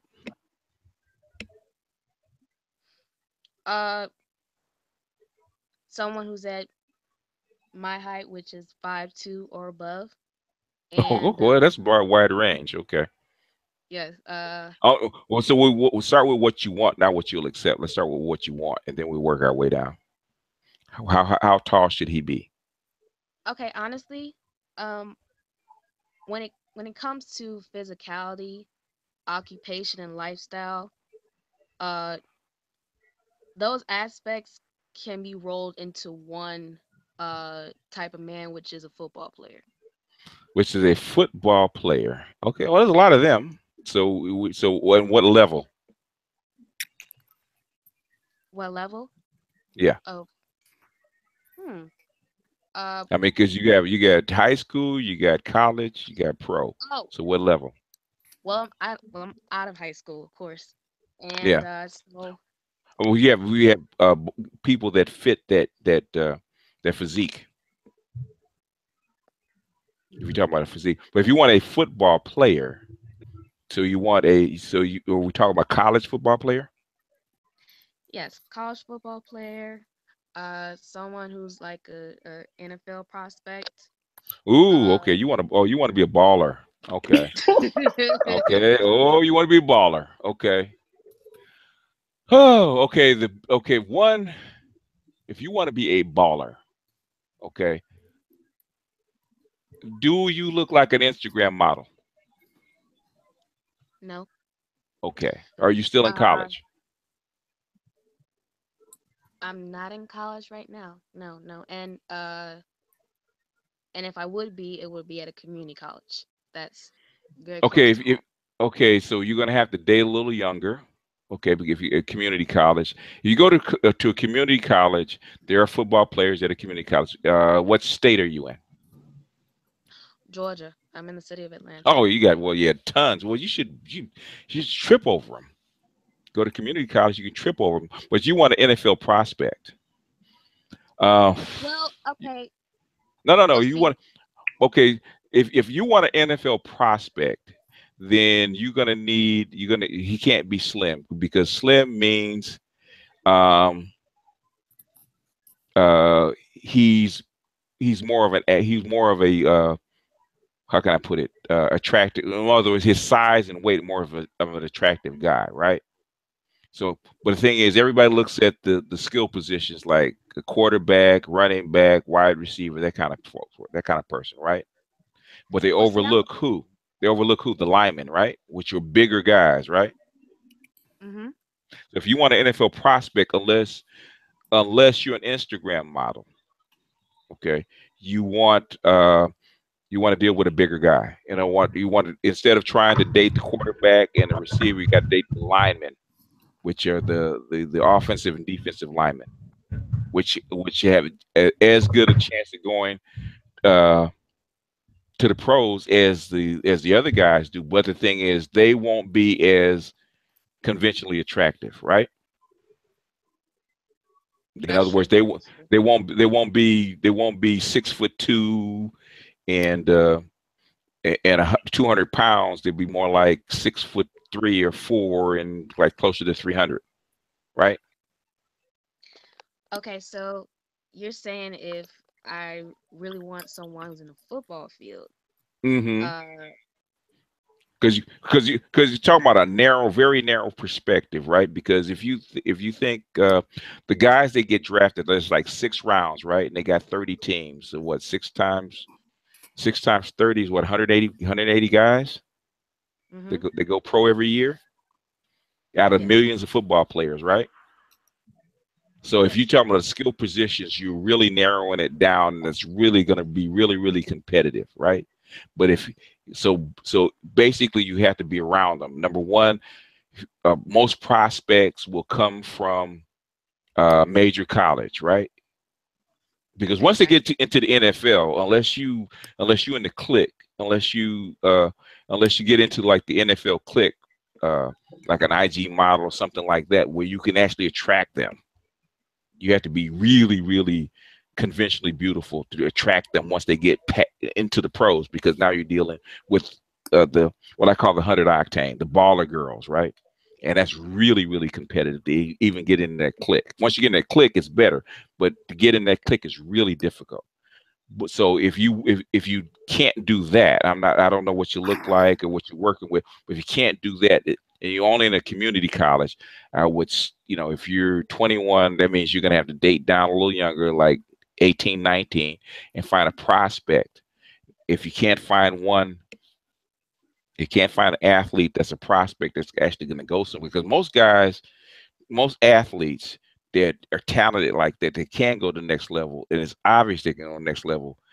They don't unless it's very, very bad grades. They don't go down that way. They don't go down to the to the JUCO level. Okay. Um, the only people that go down to the JUCO level are the guys that couldn't make it grade wise, and they put them somewhere to where they can play football for a year or so until they can move up. So if you're going to do that, you're going to the JUCO level. You want a guy. You're going to have a guy that may not be the best student, right? Because his grades weren't good enough to get him into major universities. They had to send him down to. They go hide him down at the JUCO level, even though he's talented, and then bring him up like in a year or two into the majors, into the major D1 leagues, right? Well, I understand that the most important factor when it comes to attracting, you know, men who are men who are in that type of industry, you know, you have to be in their proximity. You got to be in their you got to be in their proximity. But it's saying is if you have to, if you're going to have to get them before they cross over. Okay, you got to get them before they actually get into the league, because once they get into the league, it's really, really difficult to get to them. Yes. Because now you got to get in that long line. Okay, you got to get in that long line. Then you have to go to the bars and the clubs and stuff like that, and hopefully that they will pick you out of all the other, you know, groupies that are hanging around. If you feel me, I'm sure you already know that. It's hard. Sure do. It's hard to get into that. Once you say you latch on to one, you get in the clique, and then the other players get to know that, okay, you've been chosen by one of the people in the clique. Then you'll be accepted into the clique by the other women. So then it's easier to get the next guy, but that first guy is very difficult to get. Most of those women start in college. Most of the guys start in college. Are you an athlete? No, not right now. No. Okay, you're not an athlete. What? Used to do what? Run track, something like that. Well, when I was younger, I used to participate in sports activities like cheerleading, step team. I did basketball in middle school for a year. So I haven't participated in any sports recently. I did The only sports I participated in high school was golf. Okay. And it was for my school. I really didn't like it. Yeah, because you're shooting for a very, very, very narrow range of guys. Very narrow range of guys. And the competition is fierce for those guys. And we're not talking about just not just black women. We're talking about all types of women, because money and prestige and fame and white women are fierce on that level. I mean, fierce on that level, going after guys. So you're going up against a lot of competition. So if you're not already in the clique, I don't know if you're in the clique already. If you're in the group, I do not. Honestly, I do not have a social circle. I do not. Ooh, you need if you're gonna get in that clique, baby, you need a social circle, because because these guys don't drop out of the sky. There's certain places that they go. There's certain places, because if you're in Georgia, I mean you Atlanta area. That's right. Okay. You know where the ballers hang out, right? No. Well. Yeah, she knows. You know that. She knows where the ballers hang out. The club, huh? They are part of the nightlife. Going to the clubs and the parties, you know. Well, okay. You're gonna have to if you're gonna do this the hard way, if you're not gonna go the college route, then you're gonna have to be at the clubs. You're gonna have to be where they hang out, because they run. I'm in Los Angeles, and even in Los Angeles, the athletes, if you don't know them, like my son is a semi-pro basketball player, so basically the gym rats run in a tight circle. So if you're a gym rat and you know where the guys run, you will run into these particular people, and then you figure out where they hang out at. But well, on a pro level, there's because of the violence and all the kind of stuff, the hassles they run in, there's a very small group of clubs that they're going to hang out at, and you basically, to find out where the ballers actually hang out, you have to have at least a social circle to where your girlfriends will tell you, okay, well, this guy's in town, they're hanging out here. This group is in town, they're hanging out there. In other words, you're gonna have to start running in that circuit, and you have to be in the proximity where they are, because that's the only way you're gonna get in. Because you have to talk to you, they have to notice you, and they're not gonna be on the street. From what I understand, the Atlanta area is fairly small, and it's a fairly small community, and there's a lot of people know each other. So you have to start hanging. You have to start making a circuit. You got to start making a circuit. BGS. Yes, sir. Can I add into what she was asking? Yeah, go ahead, Solar. What's going on?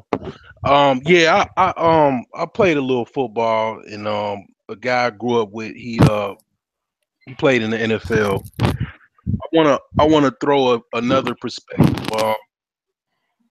After they get done playing, they still have money, and they maybe go join corporate America or join the private sector. Are you interested in the older guy, or what's your name? Let me see. It's Taria. Are you interested in older guys, like after like 30 plus, or only younger guys? I'm really interested in younger guys. Okay. Yeah, competition is fierce. It's fierce, yeah. Yeah, you got to, you're gonna have to get on the meat market, baby. And deal with a lot. Yeah. The competition is extremely fierce. Even like, say, I'll give you an example. Okay, my son is a semi-pro basketball player, right? And at the time he's 19, he's semi-pro. Yeah, in fact, he just came back from Mexico. They had a tournament in Mexico. His wife still has to put up with a lot, but when he's like 19, 20, right, he's playing semi-pro basketball, and he's living with his grandmother at the time, right? And she told him he had to cut the number of women he was bringing around to 2, because he had about 7 or 8, and he's semi-pro. He wasn't making no money. He wasn't a big baller. He wasn't making a whole lot of money. And she said, you got to cut it down to 2, because competition is still that fierce. He's 30 now, right? Getting towards the end of his career. And because he is tall, he's 6 feet. He's thin. He's like 100 and what is he? 185 pounds. And his wife complains about it because, okay, he still get looks. He still, if she got mad at him, she took off, and sad to say, I wish she wouldn't, but hey, somebody else slipped in. So now she had to come in and boot her out. Okay. Yeah, they had to get back together and boot her out. In other words, he's not going to be by himself. The competition is fierce for these kind of guys. And it's not, it's if you have your heart set on it, then you have to roll up your sleeves. Whatever you're working with as far as looks is concerned, you're going to have to enhance that. I'm not saying get surgery or anything like that, but you're going to have to max out what you have. and then your verbal game is going to have to be really, really tight. Okay, you're going to have to be Second really, question. really cooperative. Yes, sir. Go ahead. Tareya, does cheating bother you, or infidelity per se? Why you ask that, man? you know why. You know why. If she's after this kind of guy, then she knows what's involved. She probably has. She's in the area where it does happen. Competition for a man, period, in Atlanta is tough. Yeah. And so you talk about a very narrow market, so cheating will be involved. So Tareya, does that? What do you think about that? I do not respond typically when it comes to the subject, because like BGS said, I know that dealing with those type of guys is just bound to happen. Not bound, will. Okay. unless you get a Russell Wilson, it will happen. Yeah.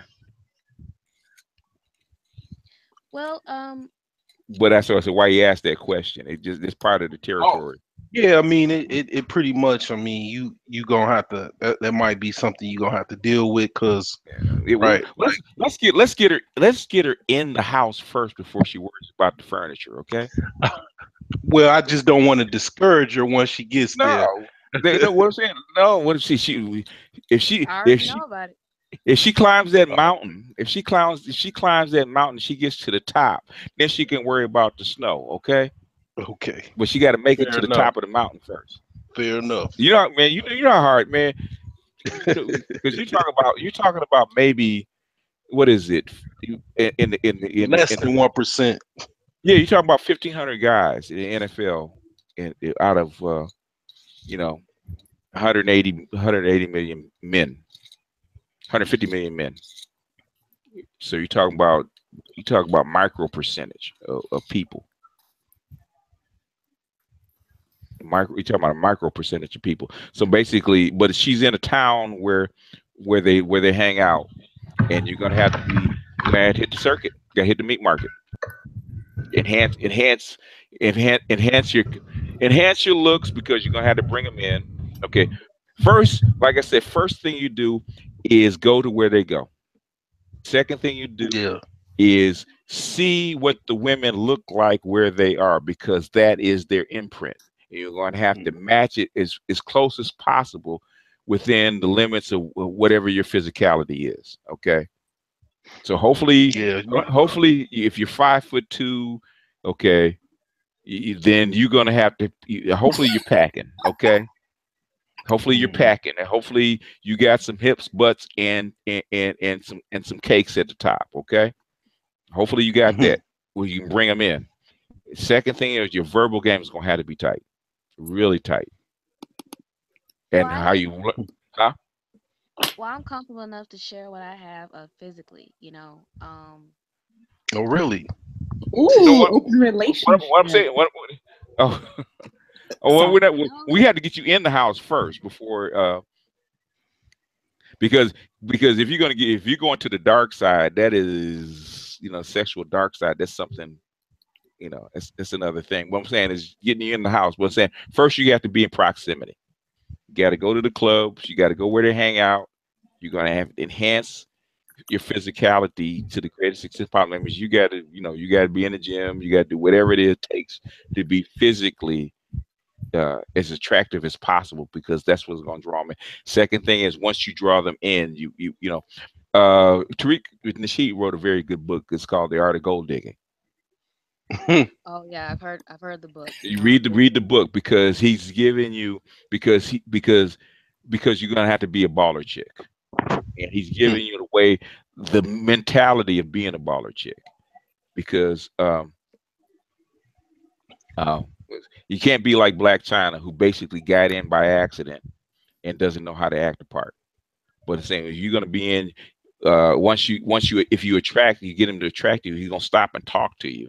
And actually, you're going to have the conversation for it. And the only way to learn that is to be in the proximity and learn the culture, because a lot of stuff, what they say, gets passed around. and when the women Can actually I give her some tips? Go ahead, jump in.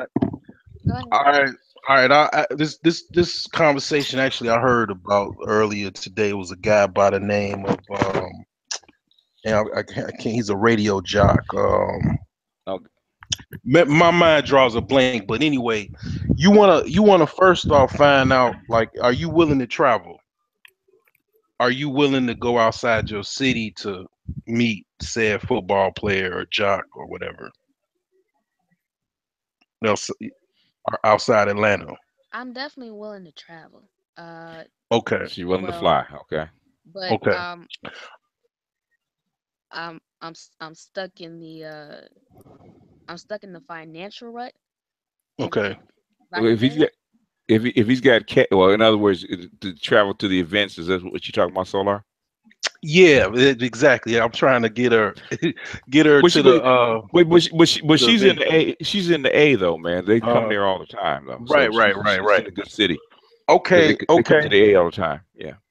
Okay, so you want you could pretty much look at it like that. Yeah. So you want to get to where they stand at the hotel. You might have to be a little black ops and get behind security. Get to where they pretty much are at in the hotel. Mm-hmm. And if you look in, like, pretty much anything or whatever, they probably will pick you. And I mean, when I say pick you, that's what they actually do. These guys pretty much are, top tier guys. They trying to come at you, approach you. It depends on where they are. If you at the mall, maybe they like that. But if they in the hotel room, they already know what, because in that particular case, you was a groupie. They just gonna pretty much pick you, be like, I want you, and it's gonna be a whole bunch of different chicks around. Okay, I know a couple guys that played in the NFL, NBA. Guy I grew up with played in the NBA, so I kind of seen how it works. Even on the high school and the college level, it's like that. So being a groupie, they gonna just pick you if you're around, but you gotta kind of be a little black ops as far as might have to get behind security. You might have to finesse security. You might have to pretty much, man, maybe if you know what a hotel that they're gonna stay, maybe bribe the security guard. I mean, it depends on how deep you want to go with it. I mean, how far are you willing to go with it? That's the question you got to ask yourself. Well, it gets tough. Yeah, it gets tough once you get into the pros. Yeah, go ahead. Go ahead, Daria. Go ahead. Yes. Well, if we can just drop the factor of being being a football player. Well, I really would like to sell myself up, or more so prepare myself to accomplish my ultimate desire, which is to be a wife and a mother before I turn 30. Okay. So now you have to pick a husband. Wife to who? Wife to who?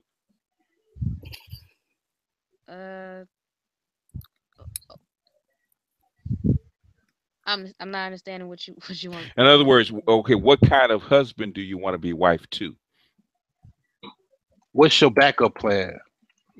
If the football player type doesn't, or what? I mean, how low are you willing to go on the totem pole, or what? What is your ultimate goal? Do you want just the money and the looks, or if you want the prestige, because the ex-football players still running that clique, okay, even though they don't have the same money, they don't have the same, they still run in those circles. If you want to be in this circle, but he talked about the older football player that's like in their in their 30s, like 31, 32, sometimes even in their late 20s, because some guys get out, don't, because the average lifespan of a football player is for a career is like 5 years. So if he gets in when he's like 20, 21, then about 26, 27, he's done. Still might have his money. So if you're willing to take a guy that's like 28, 29, maybe even 30, then you might be like what Solar says, taking a slightly older guy might be what you want. Somebody that's still young enough that's still in his 20s and maybe even the max 30, but he's finished his football career, but he's still in the circle a little bit. He's just gone on to something else. Then you want what Solar was talking about before, a little bit older guy, not in the league, but he's still finished playing. So now he's in the corporate realm where he doesn't deal with the groupies anymore because he's not playing anymore.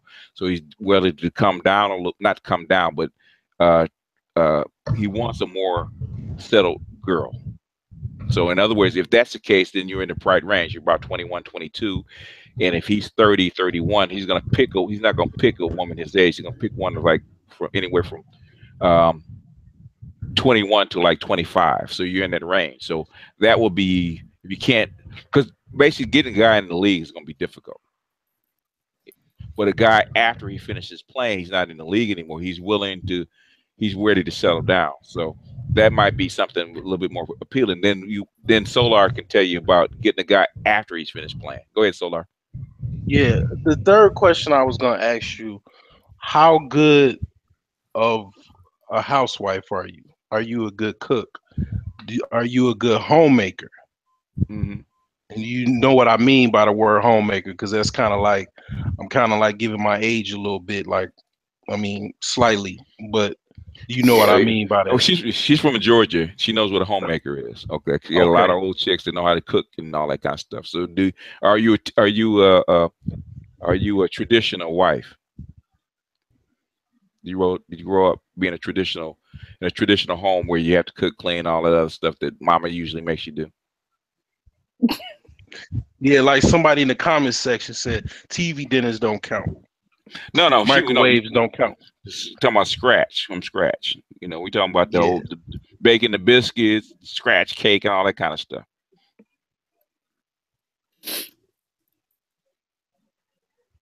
Yeah, I don't hear anything. She's gone. Is she gone? Oh, she left? No, she's still. Her picture's still up. I see a picture still there. Okay. Hello. You don't? What happened, Sharp? Whoa, that's what they gonna be looking for, man. Them guys, because they want a wife because they already had the money and the success. Yeah. They don't need a corporate girl unless you're going to make them a whole lot more money. And if you can do that, then you should be already in. But if you can't do that, then you need to be A1. How to raise the children, how to take care of a house, how to cook, all that kind of 21. Stuff. She doesn't know how to do any of that. If she's from Georgia, she came from a mother that well, normally if down south they normally have to do that because mama used to be like that. It used to be like that. I mean, but like maybe my generation maybe kind of like slightly, but then it probably died down a little bit. But like my probably like women is like in their 40s, 50s, they still have that like Southern hospitality, and they some of them may have taught their daughters, but I mean, it's kind of dying out from what I see and hear. Well, if she's from one of those church going girls or mothers. Yeah, right. They insist on it, especially down there in Georgia. Yeah, if this was an interview, this was a job interview, and I was a football player, I would. I mean, I ain't trying to make fun, but I mean, that's what they looking for. I mean. They're playing, risking their limbs, life, playing football or playing basketball, and they want someone to come home to their house is all, you know, immaculate, everything's laid right, and you know, food is cooked. Yeah. You know, and of course the sexual aspect, of course. I mean, without question. Can't even go there unless you, unless you swinging, rotating on the chandelier. Right. or hanging on the bathroom the shower rod. Of course. I remember that man when this chick was dancing, hanging on the shower rods in her heels, and fell in the bathtub. Man, oh, you having a flashback? No. It was a video, man. No. Oh, okay. I never had a woman do something. Well, I never demanded what women do something that crazy. Oh, okay. In other words, if she was already doing it before I got there, cool. If she wasn't, I found out that I like experts in the field. Let's put it that way. I have plenty of women that try, and it's like, you know what?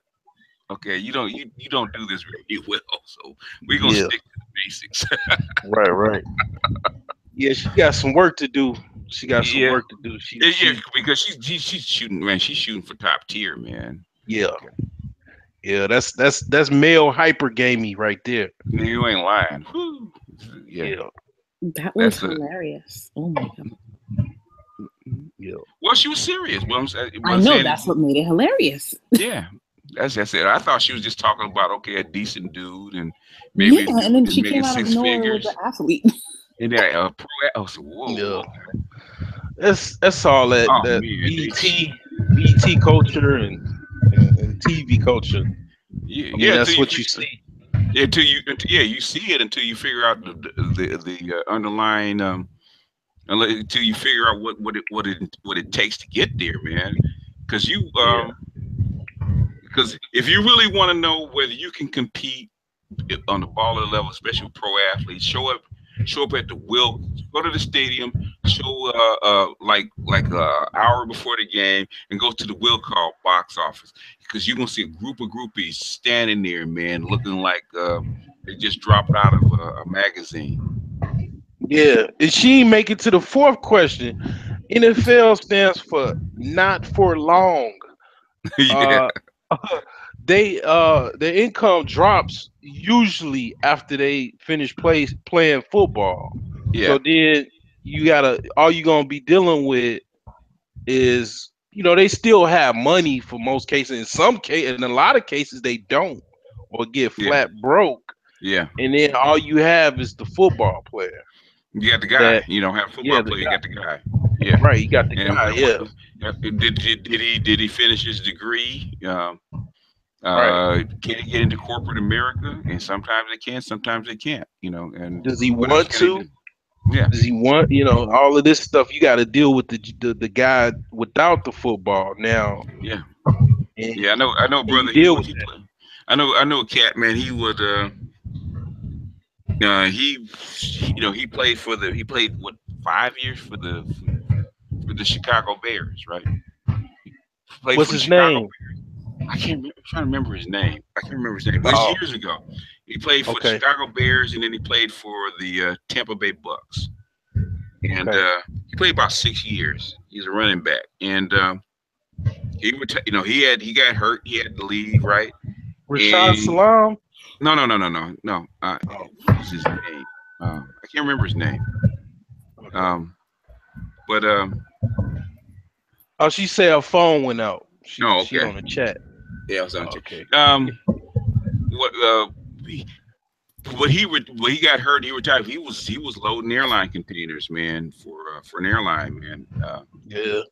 And he's tell do what you got to do. Do what you got to do. In fact, I worked with a guy who played for the Lakers, man. He played. His name was Larry. He played for the Lakers, man, and he had to do what he had to do, man, to work regular jobs. He played for the Lakers for like 4 years, and then he went overseas and played, and then when he came back, he was married, he had kids, still had to make it, man. He had to work for a regular job, even though his some of his investments was still kept him afloat and shit, like where he's comfortable. But to make ends meet, she had to go to work, man. So basically, had a guy. Yeah. So it depends on the guy that you're after, because you got to think about that too. What if he gets hurt? Yeah. Yeah. Because them guys that make uber money, mega money like that, you know, they're really on a different level. Yeah. Yeah. I mean, it like my guy I grew up with, man. He was like a year older than I was, and I mean, he played good long time. I mean, played like you know, shit. I'm trying not to give up my identity. Well, don't give it up. Well, he played a good long time. That's good enough. Yeah. Yeah. But yeah, he's just a school teacher now. You know, you know what I'm saying? He just a school teacher. I mean, he played a long term, played for some top caliber teams and some NFL legends. He even sacked Brett Favre a couple times. Yeah. Hopefully make enough money, you know, retain some of your money, make some investments, and live a comfortable life. So you probably hopefully did that. Yeah, he got like, I think they get like a retirement plan or pension. Yeah, pension. Yeah, he got like a stupid house. He still travels and stuff. Yeah, he got some money. You got some money. Yeah. I have a question. Yeah, go ahead. Oh, I already asked the chat because my friend and I were going back and forth kind of a few days ago. Don't laugh, Shar. And so last week I bumped into an ex-coworker in the beauty supply store, and he was with a female. I don't know who she is. I didn't care. So I was at the cashier because they were behind me. They were next. It took me a good 4 looks to realize that he was my old coworker. Okay. So, the conversation was for 5 minutes. She was quiet the whole entire time. She didn't say a word. He didn't introduce her. She didn't introduce herself. So, when I finally paid for my stuff, I turned around and said, "I'll catch you guys later." And I smiled. She just gave me a blank face. Say anything, and he'll say, "I'll catch you later." And I left. So my friend, she said, "Wait, did you know her?" I said, "No, I don't know her." And he didn't introduce you to her? That's really rude. I was like, I don't know. Some guys don't really. Yes, you're right. It is rude. Of course, females are gonna say it's rude, but some guys, they don't really care to introduce the female if that's not his girl. No, I mean, if you were close, if you were really close, like a real close friend. Number one, him speaking to you in the first place, noticing you're speaking to you, is a red mark towards her because it's taking attention off of her. Right, that's what Ray Clemens said. Like, yeah, that's number one. And number two, she really doesn't want to be introduced to you. Right. And him talking to you, and because the first question, maybe after 10 minutes of walking away, who was that? Probably when I walked away, definitely. Yeah, who was that? Yeah. Oh yeah, I'm telling you. Because some girls don't care either. She doesn't want to be introduced to you. That's number one. She doesn't really want you talking to him talking to you in the first place. I mean, if they're just friends, then it wouldn't matter, right? How does she know that you're just friends and coworkers? No, I mean her and him, not me. No, I'm saying is him not introducing you to his girl. Right. Okay. She doesn't know your history between you and him. Right. Well, I did mention our work, so yeah. What does that mean? That I was an old coworker. Yeah. What does that mean? I don't know. Right. You could have dated while at work. Oh, okay. He could have been his FWB. You could be his baby's mama that he ain't mentioned, that with a kid that he ain't talking about. And and that's running through her mind, and she doesn't want you. And the first thing she's gonna do, if she finds out that you're one of those above, she's gonna be pissed off. Well, yeah. Stop and talk to him. Why you introduced me to that? Boop, you know, feel me? Right. So most dudes are not going. He's gonna say hello, how you doing? He's gonna say a few words, and then he's gonna roll off. Keep it moving, right? Keep it moving. Now, white women will insist that you introduce. You know, she wants to shake hands with her enemy, so she wants to be introduced. You know, I am the queen bee in the hive right now, so I'm serving you notice. And she's gonna let you know all about it. How long you been dating and all this kind of stuff. Well, black women, no. He's a black dude. Was he black? Yeah. Oh yeah. No. He's Serbian. He's Ghanaian. No. Yeah. No. Nope. I don't even want black women say that. You know, y'all know, because if she was on the other foot, don't even stop and talk to that. Boop. Well, no, I honestly never even thought of that until my friend that asked me, she's actually Dominican and Jewish. Oh, okay. Well, yeah, a different story. Yeah, she thinks it's rude and whatever. So I asked a few of my Ray Clemens. Yes, she was okay looking, but I mean, I didn't really care for her. No, what I'm saying is that now white women are different. They approach things differently. Right. Okay, because they want you. You know, you're going to present me to whoever. I don't care if you got 10 kids by her. You can introduce me to her because I want to know who my enemy is. I want to shake hands with my enemy so I know who she is. So next time I see her, okay.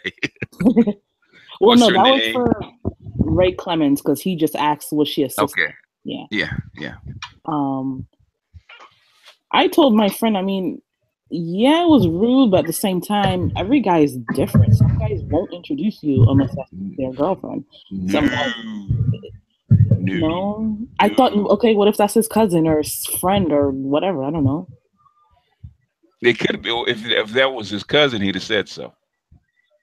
That is true, and she said, "Well, why did he should have introduced her regardless of what she was?" Yeah, because she doesn't understand how black women work. Was he a co-worker or was he work co-worker? Like, all right, the man, calm down. Yeah, right. He's yeah. Calm down, dude. This is a women's hangout. This ain't a male hangout. Calm down. Solar. He was a co-worker. I don't work there anymore. Okay. We work together. Okay. Yeah. For like a good year and change. Yeah. So no contact, like he gave, like you guys had each other's phone number. No, but I should have. You know, I should have. Oh, you liked him. Is that what you? Yeah. That's why. Yeah. Oh hell no! Oh hell no! Oh hell no! No, but he doesn't know that though. He doesn't know. She knows it. She knows. I never told him. You don't have to. Oh, whatever. You know. Okay, you've dated, right? Yeah. Okay, you've dated. You've had a boyfriend that you were fairly serious about. Yeah. Okay. Now, you guys have gone out into a social circle, like dinner or something like that, right? Right. Now, when you guys first walk in, didn't you scan the whole room to see what kind of women were his type? Me, no. Yes, you did. Notice every woman that was his type. You noticed, didn't you? I don't know. Can you tell when a woman likes a guy? Can you tell? Yes. You're a woman. Can you tell? Okay. So you don't think that you think you can tell, but you don't think she could? I'm not saying she couldn't. I'm just saying, do you agree with my friend? She's saying it was rude. It was rude if you're white. Oh. Because white women have a different culture. Wait, but I did ask a few of my coworkers that I'm cool with. It's a mixture. They were all black. Well, one of them was Dominican. Two of them, actually. But whatever. But it was a mixture of men and women, to get an equal opinion. Mm-hmm. And majority of them except for one guy.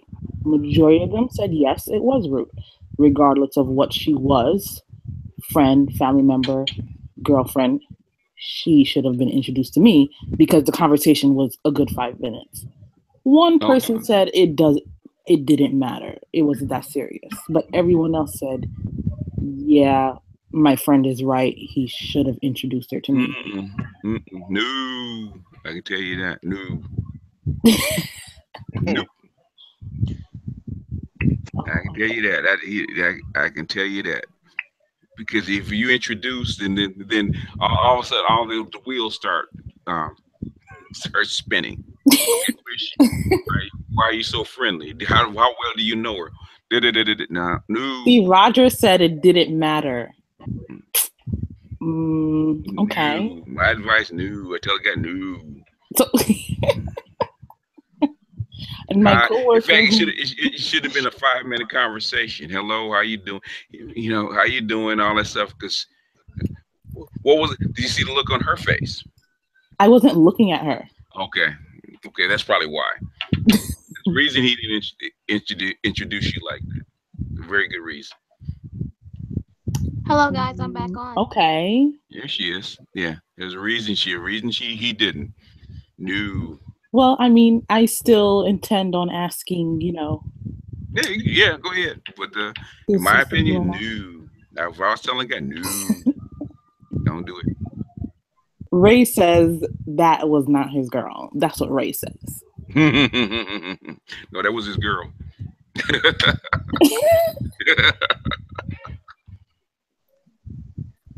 If it wasn't his girl and if he was out with his side piece, if he was out with his side piece, he'd be explaining. Okay. In other words, okay, let's put it this way. Okay, say this is a side piece, right? Someone said that's his bunk buddy. This is my friend. Okay, this is my friend. Blah blah blah blah blah blah blah. Okay. Why is he so angry that I said I don't know? Like, get out your feelings. Like, get out your feelings. It's not that serious. It does not affect you that I said, I'm not sure when you ask me a question. Emotional ass followers. What is it? What we the women will tune into this one, boy, because this is right up the it's like right up the alley. Yeah, they like this stuff. Yeah. Well, I just wanted other guys' opinions, you know. Yeah, I wouldn't have. Yeah, I gotta understand why he didn't. That's his girl. Yeah, I mean that was an argument waiting to happen. Basically, he was trying to. Yeah, he was trying to play damage control as best as he can. As best as he could. Yeah. Did she have a hold of his arm? No. She didn't? No. That's why I wasn't really sure. But some people say, well, not all couples be on each other, so you can't really go by that either. Because sometimes if she's kind of insecure, then she'll grab him. She'll while you're talking to them? Yeah. I've heard of. Yeah, I've seen that before. Yeah, and she'll get real close, and but like Mark Territory, yeah. Yeah. No, I didn't see that. That's why I wasn't really sure at first, but I didn't want to go by that. Yeah. That's an argument waiting to happen. Don Tezzy, how they walked in, I don't know because they were already in the store and I was at the cashier. Oh yeah. Who is this? Boop boop boop. Where you know from? Boop. Did you boop? No, I didn't do that. No, we never liked it. Boop. She like you, don't she?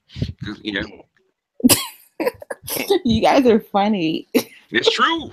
My coworker said, listen, you should have just said, look, can I borrow him and talk to him outside and just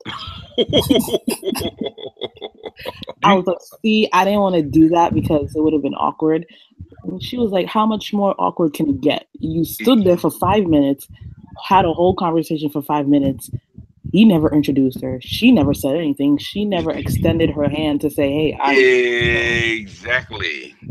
So how much more awkward can it get? I'm like, you're right. gonna get crude for a second, okay? Like he gonna be in bed at night, and she gonna wait good till she had her first couple of orgasms, right? And right before he snuggles up and go off to sleep, who is she? Who is that? What? Because she ain't gonna mess up the sex, okay? She ain't gonna mess up the sex. She gonna get what she wants, okay, first, and then right when you go off to sleep, who was that? Who was who?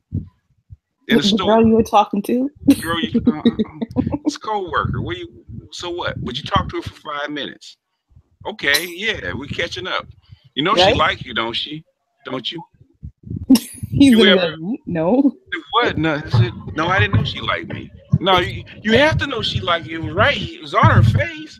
Yeah, yo, that's funny. It was on her face.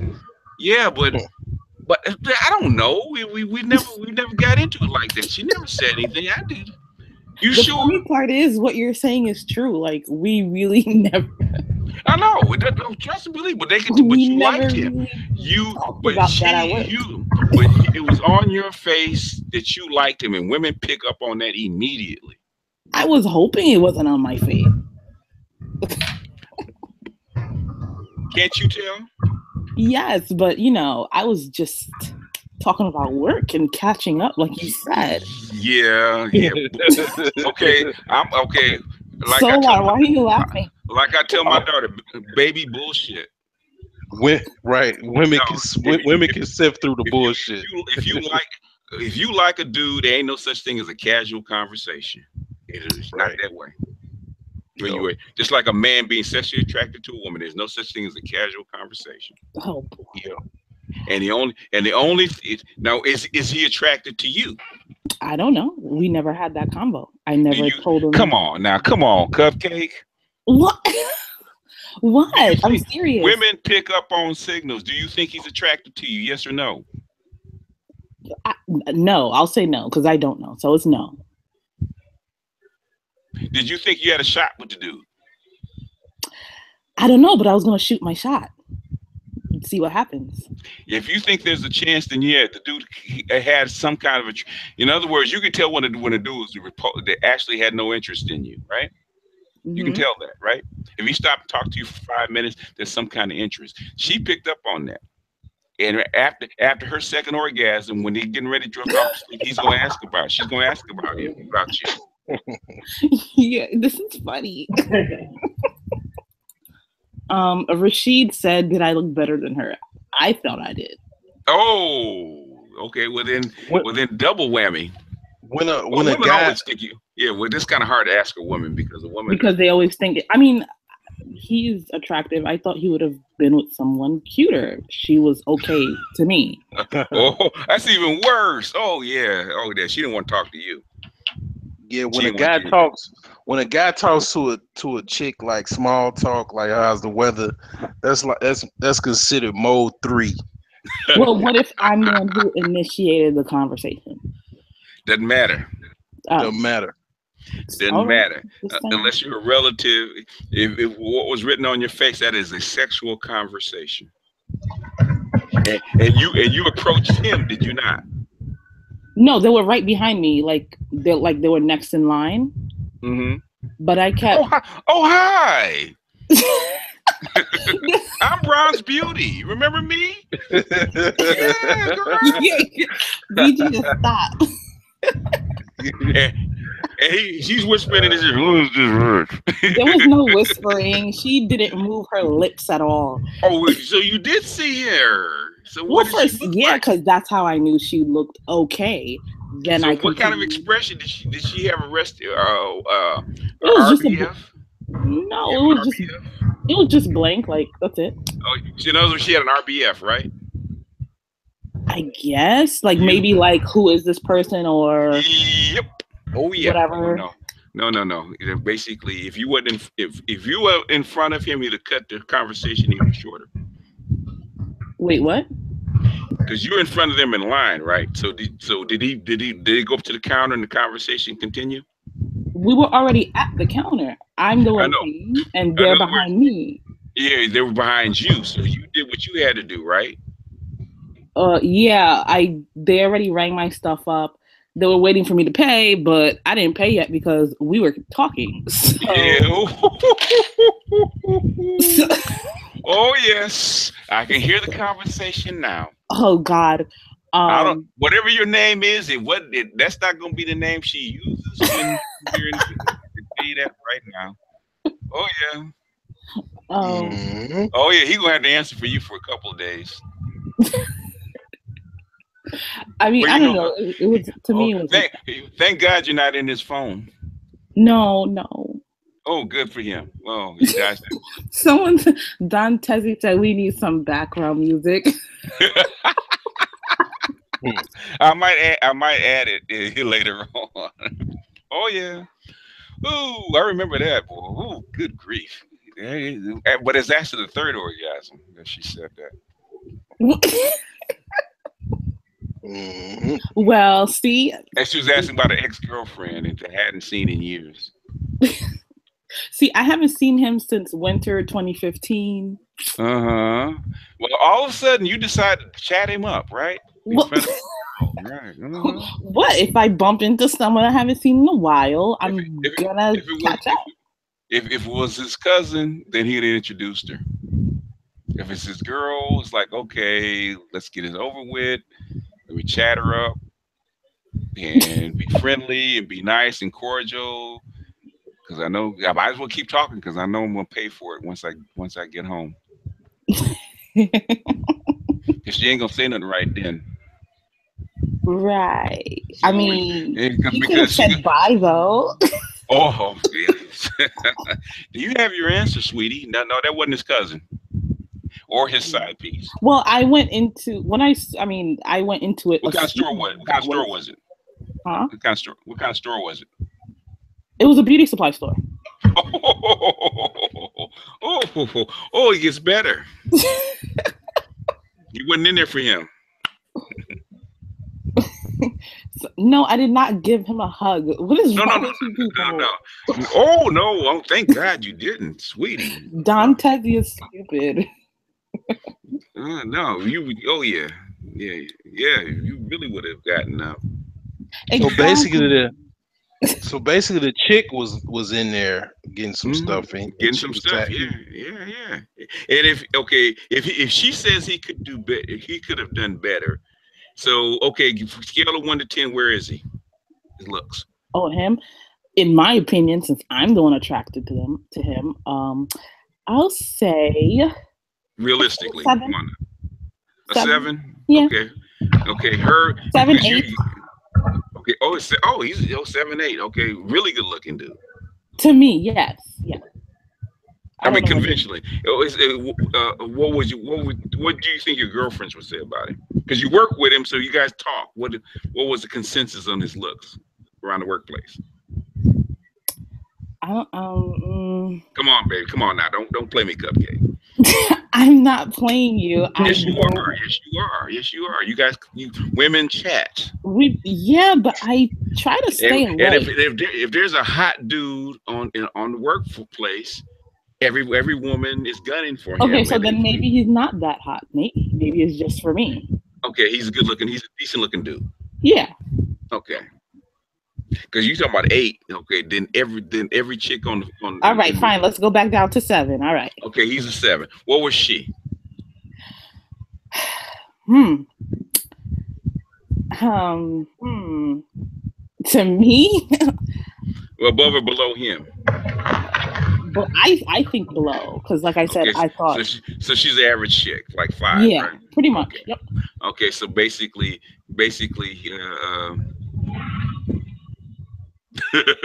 yeah, she's protecting her territory, baby. Don Tezzy is dumb. He's music. If Solar could tell, there's probably some cash involved somewhere. Wait, what? Yeah, there's cash involved. What cash? In other words, if he's 2 grades above her. If he's 2 grades above her, yeah, there's some cash involved. Oh, I get it now. I mean, who knows? Maybe she has a nice personality. I don't know. In NYC, no. No, you were. If I don't know anything, you was probably involved in an intense argument. Yes. And some makeup sex. If she's Dominican, there's probably some things thrown at him. Yep. Yeah, see, I can't tell. I just know she had a big ass forehead and she was black and. Oh yeah. She gonna get her orgasm, but she gonna let him know right before he goes to sleep. My coworker who disagreed and said she should have been introduced said, "You know, they thought about this probably later, right?" I mean, I don't know, maybe. Yeah. You would have. I mean, yeah, you would have. You might not have hit him, but there'd have been an intense discussion about who she was. Someone said maybe she was a prostitute. I don't know what she was. No, if he's a 7 and she's a 5, she's no prostitute. Not in a beauty supply store. Ain't no dude gonna be caught dead in a beauty supply store with a girl unless he's going in for her. And that means, and the only reason you go into a beauty supply store with a woman, then because that's your girl. That's his girl. They're making their rounds. That's yeah. They're shopping. In other words, they had stuff to pick up. They're running their errands. That's his girl. Yeah, and she wasn't happy. Oh well, I'll wait till he answers my question. Till he answers your question. Yeah. Who him? Yeah. Oh. Well, you don't have his. How did he give you his phone number? No, but I have his Facebook. Oh, good. It gets better. What? I have all my. Listen. So is he your Facebook friend? I mean, we're on Facebook. It gets better. Yeah. But it's not like that's where I met him. We met at work. It doesn't matter. Oh boy. And now she's seen you. Maybe. No, she's seen you in person now. She's gonna be looking. But wait, this girl said ruining relationships. No, I'm not. No, it's not. Nah, she's a 5. No, if she got a 7. I just want to get it straight from the horse's mouth that you're not single, and then I keep it moving. That's it. Are you gonna do that though? No. I already. No, in other words, she's doing a reconnaissance. Okay, in other words, Sola, this is one that got away. And now she has a second. Well, got away because I never told him. No, you got to. In other words, this is your second chance. Yeah, because you never told him. It's your second chance. So you doing all of this reconnaissance. You're hoping that this is his cousin. Or best his side. I mean, if it's not, then it's not. It is what it is. It's not his cousin. It's not his cousin. It's not his cousin. You better hope that it's not his side piece. That means you got 2 to jump over. No, I'll just keep it moving. No, thank you. What does he put up as a relationship? His status. Do they still do that in Facebook status? Some people don't. It depends. I have a question. I haven't seen that in a while. Go ahead, Char. I'm sorry to interrupt. I'm sleepy. Okay. Somebody wants a wrench? I don't know about that. Charles had a question. He says he wanted to know if women truly believe that they can change men. Yeah, they do believe that. And because of the person that we had earlier, he missed it. I told him to listen to the replay. He would actually hear that she was on a journey to try to change the black men. Okay. Mm-hmm. Yeah, well. So please listen to that replay, and you will definitely hear that for yourself. Well, there's an old poem that says, a man that does something against his will is of the same mind still. So no, you can't change his mind. He just gets crafty about it. That's all it is. Yeah, when she's in a pursuit, that was the last thing I remember her writing in the chat, that Well, she can. That's what she wanted. Well, that's changing the minds of 16.5 million adult men is a tough task, and you haven't been successful at it yet. I just read it. Wow. And it's going to get tougher because as Becky integrates with, before Becky had restrictions. Okay, she didn't want to get caught. Number one. Number two, financially, she had something to lose. And number three, there weren't enough of them around. But as they intermix with you more, basically those three barriers have gone away. With the help, by the way, with the help of black women.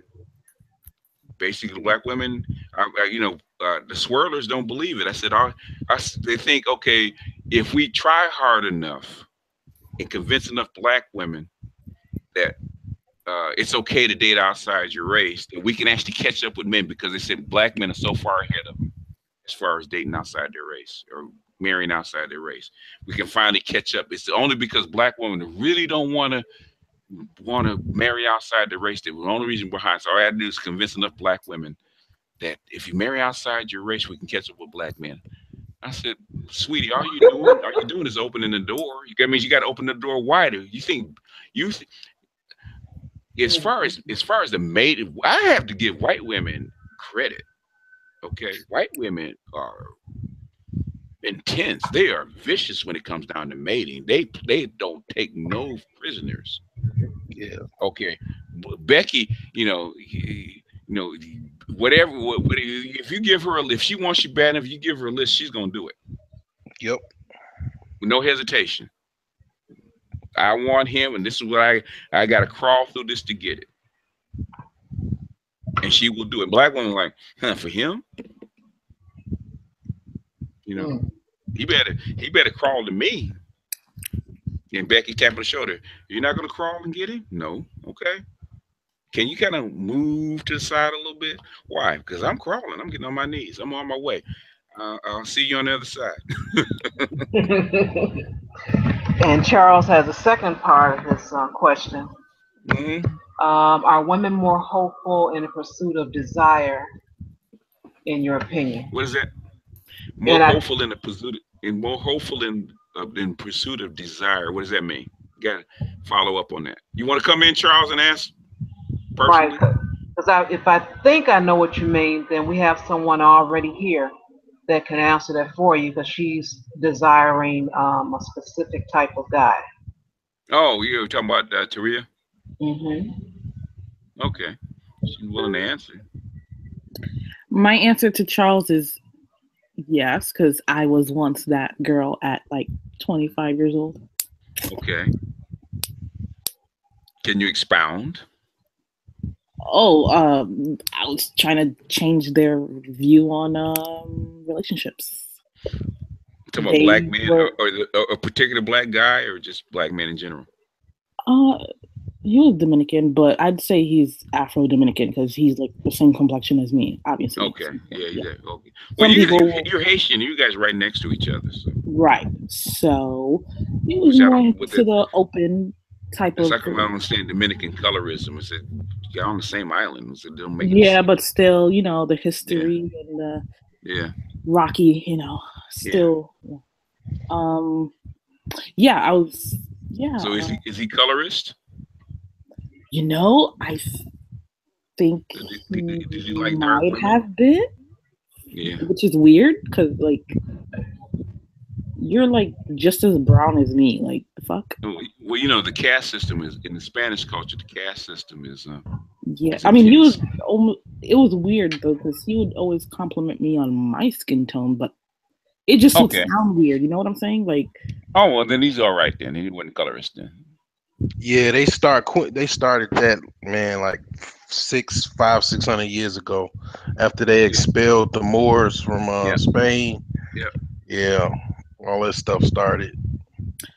But he was more into the open relationship. I was not. Oh, okay. Obviously, we ain't back home, so we're not doing that. Okay. He didn't get it because back home that could slide. Okay, yeah.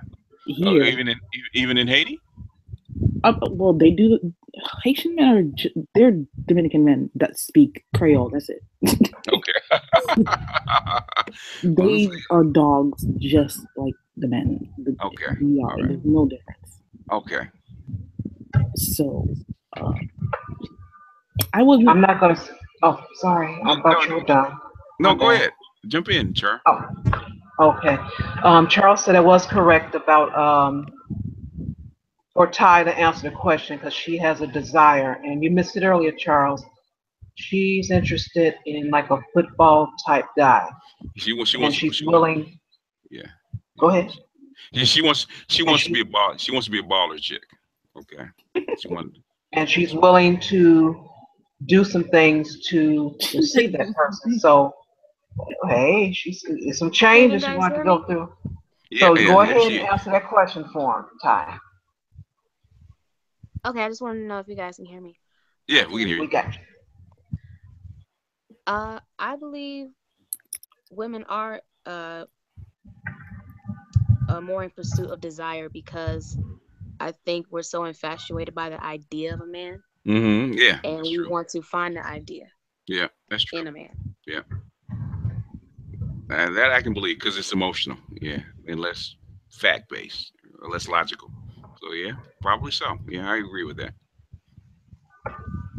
And basically, it is the. I used to say that the women are more interested in the idea of the man rather than the man himself. Mm-hmm.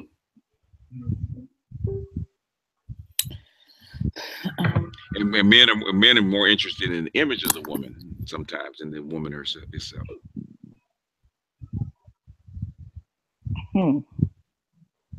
Does he fit? What about the men around you, like close to where you live or like in your proximity to Rhea? You don't find them appealing, or they don't come at you, or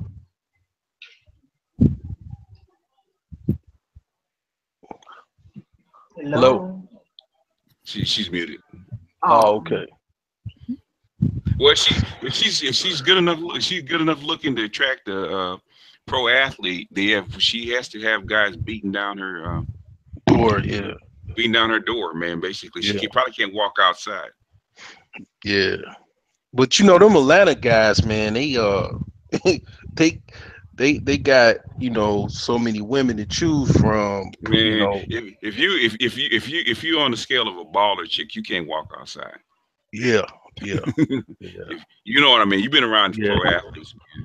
Yeah. My son's wife, she's mixed. Pretty, very, very pretty girl. Extremely pretty girl. She's mixed. But and he's just he's semi-pro. If she like the Billy parked outside the projects, shoot. Hell yeah. You can't, man. She gonna get looks and approaches everywhere she goes. If you on the level of a baller chick, man, you got in other words, you can't walk anywhere because you've been around really, really beautiful women, man. They can't walk. My cousin is a baller chick. Yeah. I'm not gonna disclose too much, but she's been on reality shows. VH1 reality shows. So in other words, she can't walk outside either, huh? She could not. Yeah. No, she pretty much is all her friends are socialites. Yeah, because I remember because I used to coach my little girl in Park League, right? And a couple of little boys. She's like 9, right?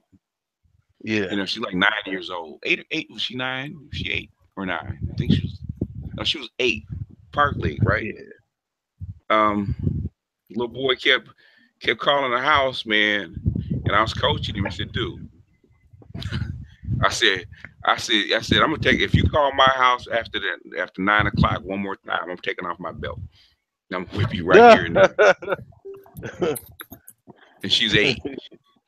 Yeah. And she's 8 years old. So, yeah. I mean, it is what it is. Yeah. Yeah. I mean, you should see her mother. I mean, my aunt. I mean, she they used to call her Jane Kennedy, man. She, you know, and Jane Kennedy, she ain't really faring too well now. I mean, my aunt, but her pretty prime, much put it to shame, man. She put it to shame. Like, my uncle, man, he's married to my uncle through marriage. I mean, he used to be jealous of the other guys, man. It was like this one player cat that lived on his block. He used to have a drink and be talking to me. I was just like 16, and I'm hearing this guy complain about this guy that he thinks that likes his wife. Yeah. I'm like, dude. I tell you, man. That's why I tell guys, get you an upgradable 7, man, because you start going 8 and above. It's like having an expensive Mercedes, man, AMG Mercedes, parked down the curb in the projects. 12 cylinders. Yeah, you can't sleep because everybody's after it. And I remember one time, man, I was with my ex, man, that scared me. Okay, because we were going to a friend's wedding, right? And he's a big dude, and he knows a lot of other big dudes. Okay, and my ex, she's real, especially when she's young, real dark, really, really pretty, right? And we're coming up, and this dude had to be like 6'6" and had to weigh like 400 pounds, man. Ex-college football player, big dude, man. Yeah. And he's got this grin on his face like he wants my woman. I said, I said, I ain't got nothing on me. I said, gun is in the car. How the hell am I gonna beat this dude off, man? Damn. And he had this big old grin on his face. But he just said hello. He didn't do anything. It's like, damn, I'm glad I had to fight him. But that's constant, man. That's constant, man. It's constant. Right. It's a constant thing. You know, with her, it's just constant. I mean, everybody, because we met at work, and and guys liked her, man. You see 2-3 guys around her talking to her, and I come walking by, and they scatter like roaches, man. It's like it's constant. Even my other girl, man, the girl after her, man, like she's like I said, she's 5'10". She's 5'10" because she was she was a cheerleader in high school, right? Like she's in her mid-20s. She's 5'10". She's got beautiful green eyes. She's got reddish blonde hair, and she's got reddish skin, right? Yeah, gorgeous girl, man. The same thing, right? It's like, damn, that got tired, man. I said, do I have to fight it? You have to fight off everybody. And one before her, she looked like the one I was engaged to. One before her was the one I was engaged to. She was like I said, she was the darker version of Pam Grier. It's like, damn, it's like constant. It's constant. Right. You get tired of it. So I understand what he's talking about, man. It's like you have to guard her all the time. So you get tired. It's like, okay, if she's gonna cheat, she's gonna cheat. There's nothing you gonna do about it. Yeah. That's why I developed my my outlook on, as long as don't bring me home nothing. Okay, just no diseases, no babies, no attitude, none of that stuff. Okay, don't. I said I gave him a curfew. Don't be out if you out. I said if you're out past 2. Don't even bother coming home, right? Come home at 7 o'clock in the morning. Don't even come home. See, I'll work it out because as soon as you turn your back, because I know what you did. As soon as you turn your back, guess what? Yeah. It's an open relationship. It's a free flow. Yeah. So I always give them a curfew. He said, why 2 o'clock? I said, anything after 2, then you're not partying. Only thing after 1 a.m. is open his legs. His legs, exactly. BGS? So, yes, ma'am. I can hear you. Oh, yes, ma'am. Okay, you did say before that you would advise men to be with an adjustable 7. Mm-hmm. Okay, where do you hear about an adjustable 7? Where'd you hear about that? That's I've heard that. I've heard you said. I've heard Ron Will. Okay, okay, that's because he got it from me. That's what my upgradable 7. Okay, so continue, Coach. Because I was wondering, so you must have been listening to me because that's it. Upgradable 7s. Upgradable 7. Oh yeah. Side note, side note, I'm a very big fan of the Black Manosphere. You know, okay. Oh, I good. listen to many black male YouTubers. You, Rom, Obsidian, O'Shea. Can I ask a question?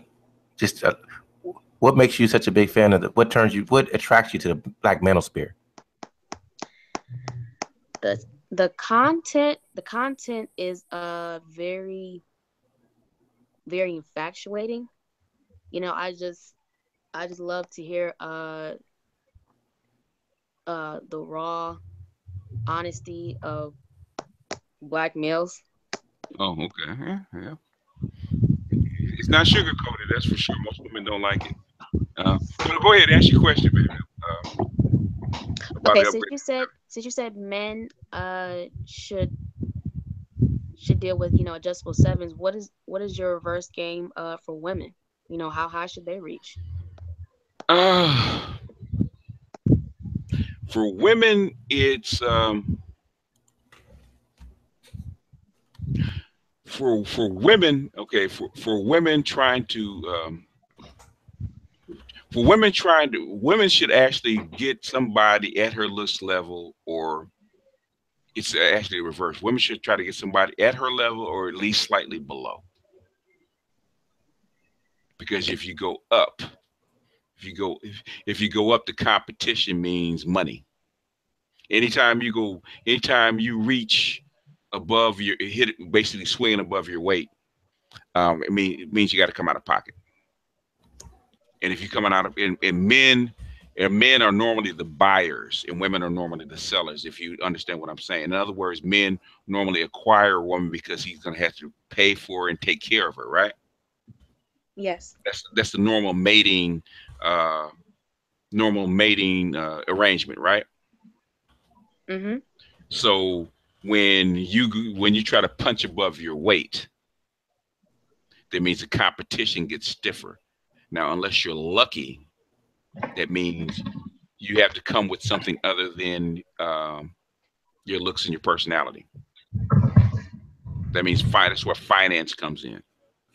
And I'm gonna go ahead and give up games. They have to get mad at me. Okay, most players, believe it or not, most guys that are max, that are players, you would think that they're max, and they deal with women that are, I mean, they might deal with 8, 9, or 10, but that's on the side. Okay, their main women are like 2 notches below them because the women below them are affording them a lifestyle. So a lot of your 92 octanes, your corporate 6-figure corporate girls that are like 4s and 5s, see, they're messing with the max, which are like the guys that are like 7 and 8. In other words, they drop down to. Anytime a guy drop down to, it's, you know, I'm gonna be raw with it for 1 or 2 reasons. And Solar's on the line and Charles is on the line. When they drop down 2 levels, it's 1 or 2 reasons. Either you're dropping down, if she's going to be your man girl that's for money, affording you a lifestyle, or basically she's a side girl and she's easy sex. That's 2 reasons the guys drop down like that. So if you're punching above your weight, either you're side. Who's got the speaker on? Is that you, Charles? I don't think so. Huh? I don't think it's me. Okay, he just muted himself. Okay, all the max that I know that are good looking or muscular and all that stuff, and they're dropping down is because of money, or if not, then they're married or they got a main chick, and you're the side girl. So if you're punching above your weight, you're either the side chick or you're coming out of pocket. What about both, BGS? What about both? Oh man! Oh, you gonna get me in trouble, man? I'm already in trouble. I'm already breaking the code. I want to say something wrong because I totally agree with BGS. However, I will say this: that even the women that are not that attractive, sooner or later will try to see if they can get the roles reversed when it comes to men, because they always want to feel validated. That's my opinion. Yeah, but we have good luck with that. I mean, you can get lucky if a guy. The one caveat, and Solar maybe can jump in and say if I'm wrong. The one caveat to this exception is that He dated a lot of pretty girls. He's kind of burnt out. I mean, he's burnt out with dating a lot of pretty girls because pretty girls, you know, most times are a lot of trouble. Believe it or not, a lot of trouble.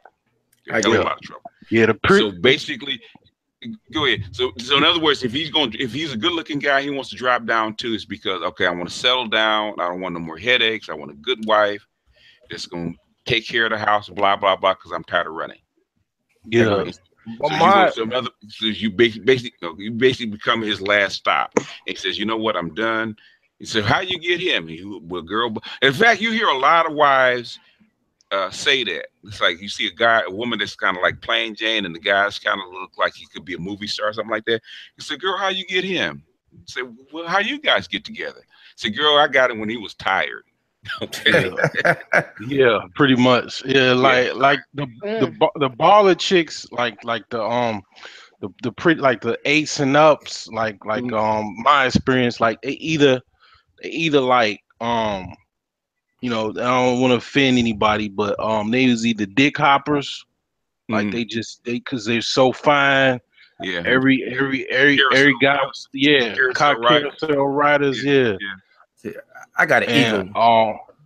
Yeah, like or if they weren't, the competition is just like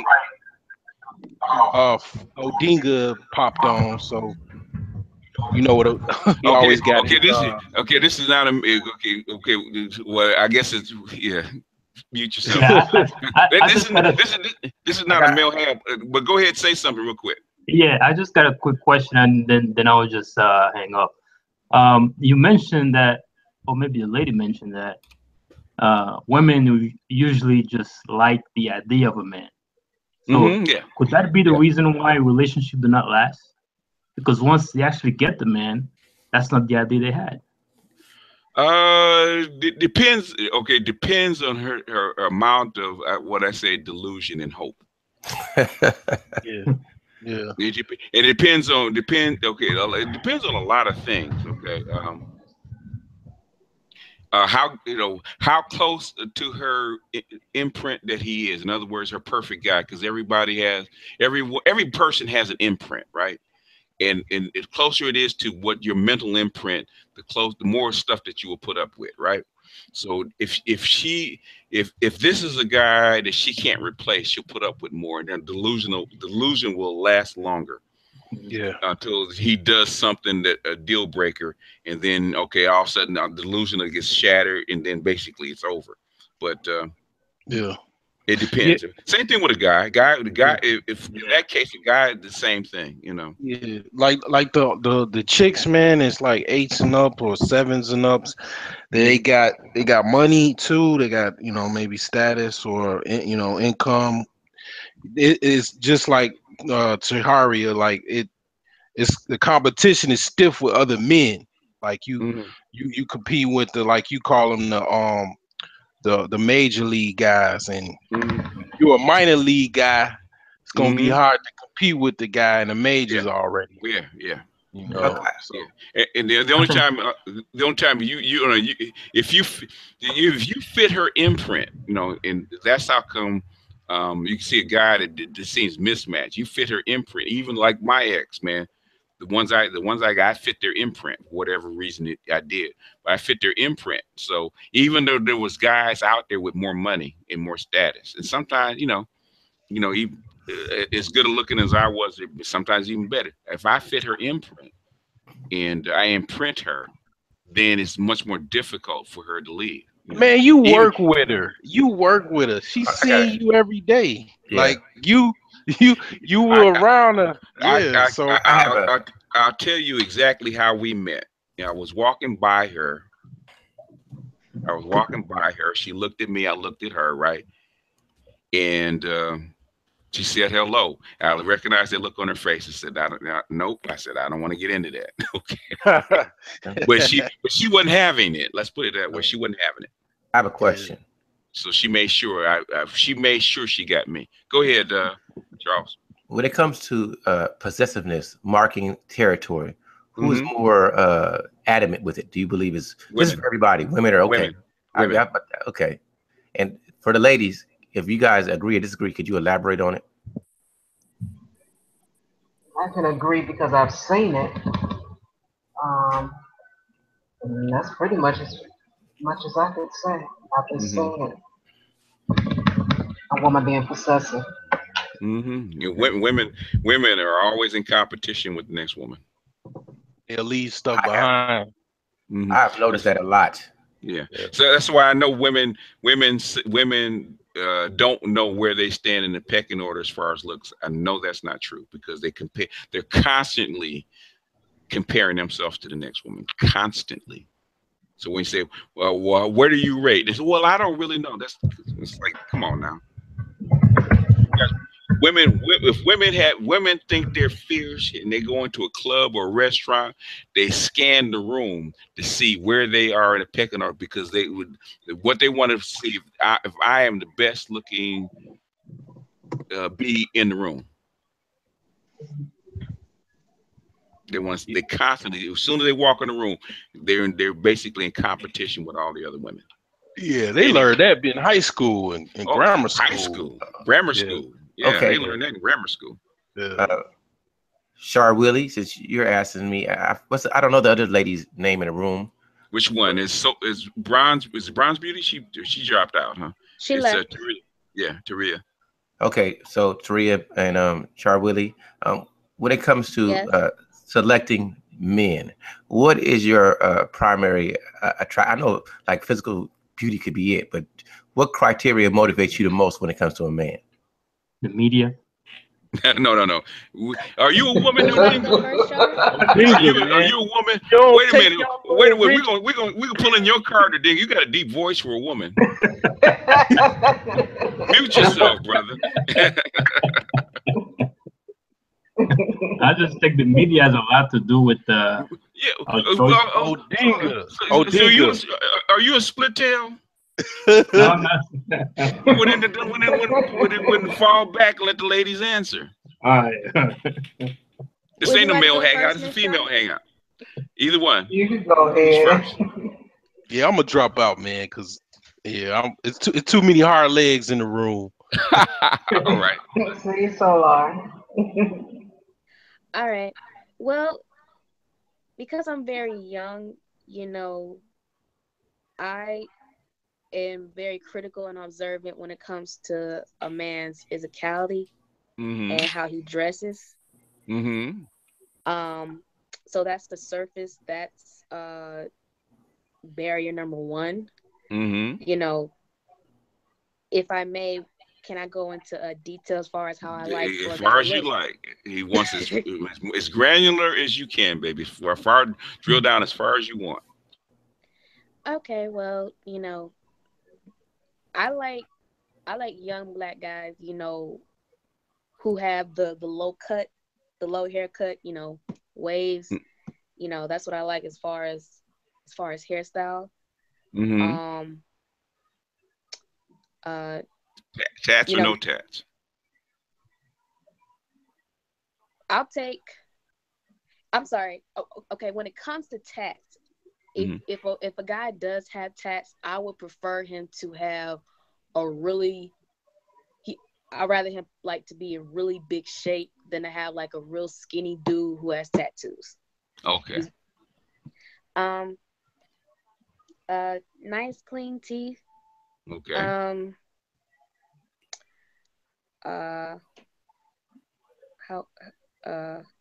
Okay, when it comes to his style, how he dressed. Suited and booted or what?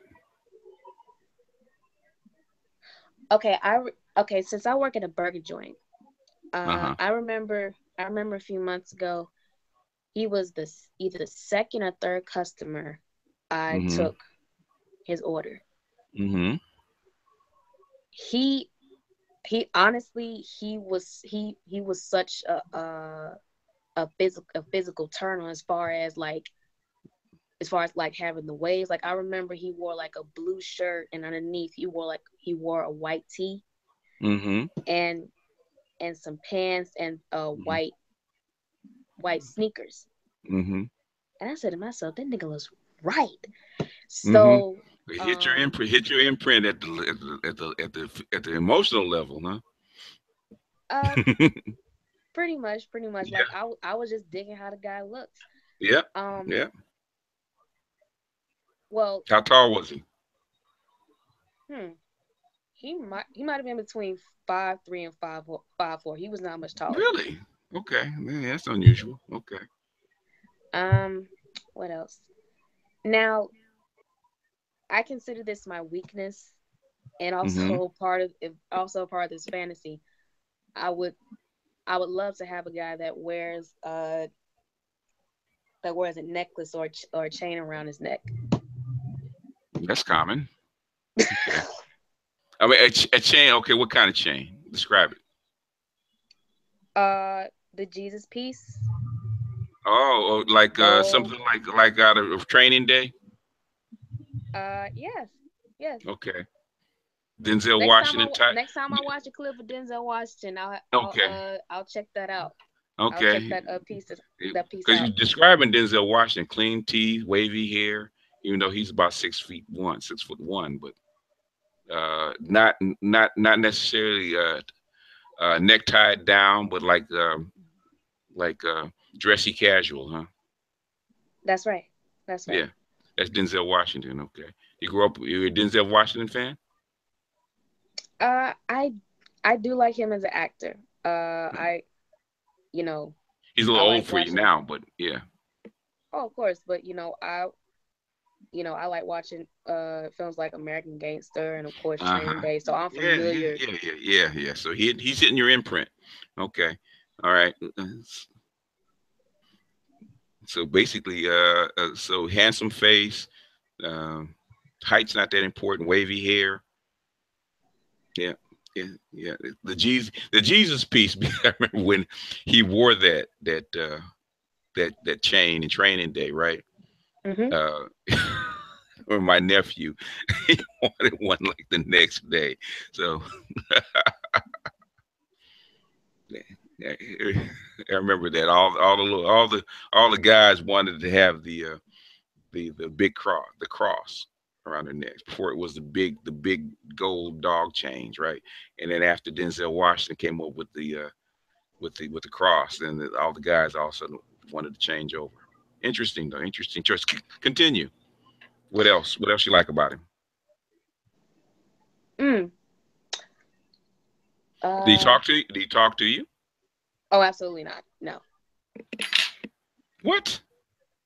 No, he was just a customer. No, Just a customer. He just caught your eye, huh? Absolutely. Okay. I kept glancing at him. And once I took his order, he just went on about his business, and so did I. But so physicality is an important factor. And was he skinny, muscular, what? He was skinny. He was skinny, but I did like his attire. I really did. Okay. So physicality remains at the top as far as selection. Well, what seems to be unfortunate is, okay, when I see guys who come into the restaurant who match the so-called imprint, once they come up to me and they start talking, that's when his value goes down. Yeah, well, that's the second piece is the in fact I have to do a series on that, because I did it for the men as far as the anima, which is the little woman inside every man. Because if you've been on my page, you know what I'm talking about. The yin and yang symbol, where there's a little bit of each of the opposite in each, right? Yes. So, and basically your ideal man is in your head. Very much so. And where a man gets in contact with his anima through his sight when he sees her, a woman gets in contact with her animus when a man talks to her. Okay, that's the difference. Yeah. So in other words, if he's attractive when he opens his mouth and he speaks to you, and if it resonates. And sometimes, it doesn't necessarily have to be perfectly in sync with as far as looks, but it said if he talks to you and he resonates, he talks to your animus, the little man inside your head, that's an even stronger imprint. That, that is if he's got the look and basically he's in touch with your animus, all he needs is a third piece. That's then unless you can stay with him, you're on your way to being alpha with him. Because third piece is orgasm. Because if you got 1, 2, and then the third, basically the first two are basically the lock and the key, and then the last one, the orgasm, is the combination lock. Get through all three. It's a hard one to break. It's a hard one to break. I feel sorry for a woman that has to go through that because everybody gets confused about the female's imprint. They think it's just about sex, and a woman can become sexually addicted to you, but then it's about sex. And any guy that can feel that addiction will do. But an imprint is stronger because you got to have basically all three. Her look with sight, the basically her in contact with her animus, which is even deeper, and the third one is the orgasm. Because if the guy can't fulfill that last one, then she'll like him. She'll always like him, but she'll never be fulfilled with him because he can't physically fulfill it. But if he can do all three, that's a tough one to break. That's a tough one to break, and she will, it's something guys think they want to do it, but the thing is, if you do it, okay, she's gonna be with you forever. She's gonna be with you a long time. I remember my girlfriend in high school.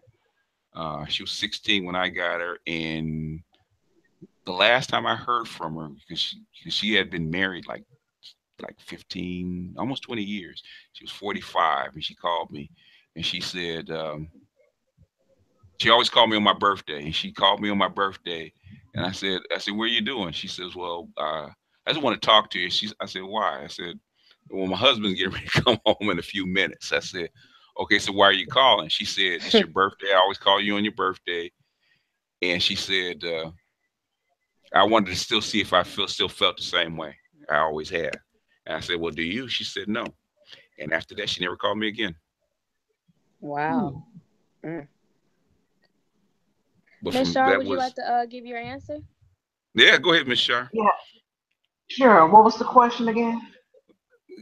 Go ahead, ask it again, Charles.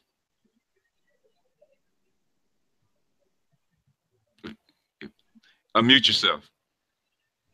Sorry about that. Can you hear me now? Yeah. Let me see if I can phrase it correctly. I was asking what attracts you, what makes you what turns you on with a man? How do you find a man attractive, and what is the primary motivation? Is it physical, or any other attribute a man may have that attracts you? And she said she's really, I believe, attracted by the physical. So I wanted to ask you the same question. What is your primary motivation for getting turned on or attracted to by a man? It's not more physical for me. It's always been mental. Oh, really? Even when you're young? Yeah. Okay. Even when I was younger. Yep. Okay. So him talking to you, just him talking to you had more influence. Huh? Yes. Okay. So in other words, he had to directly speak to your animus. Huh?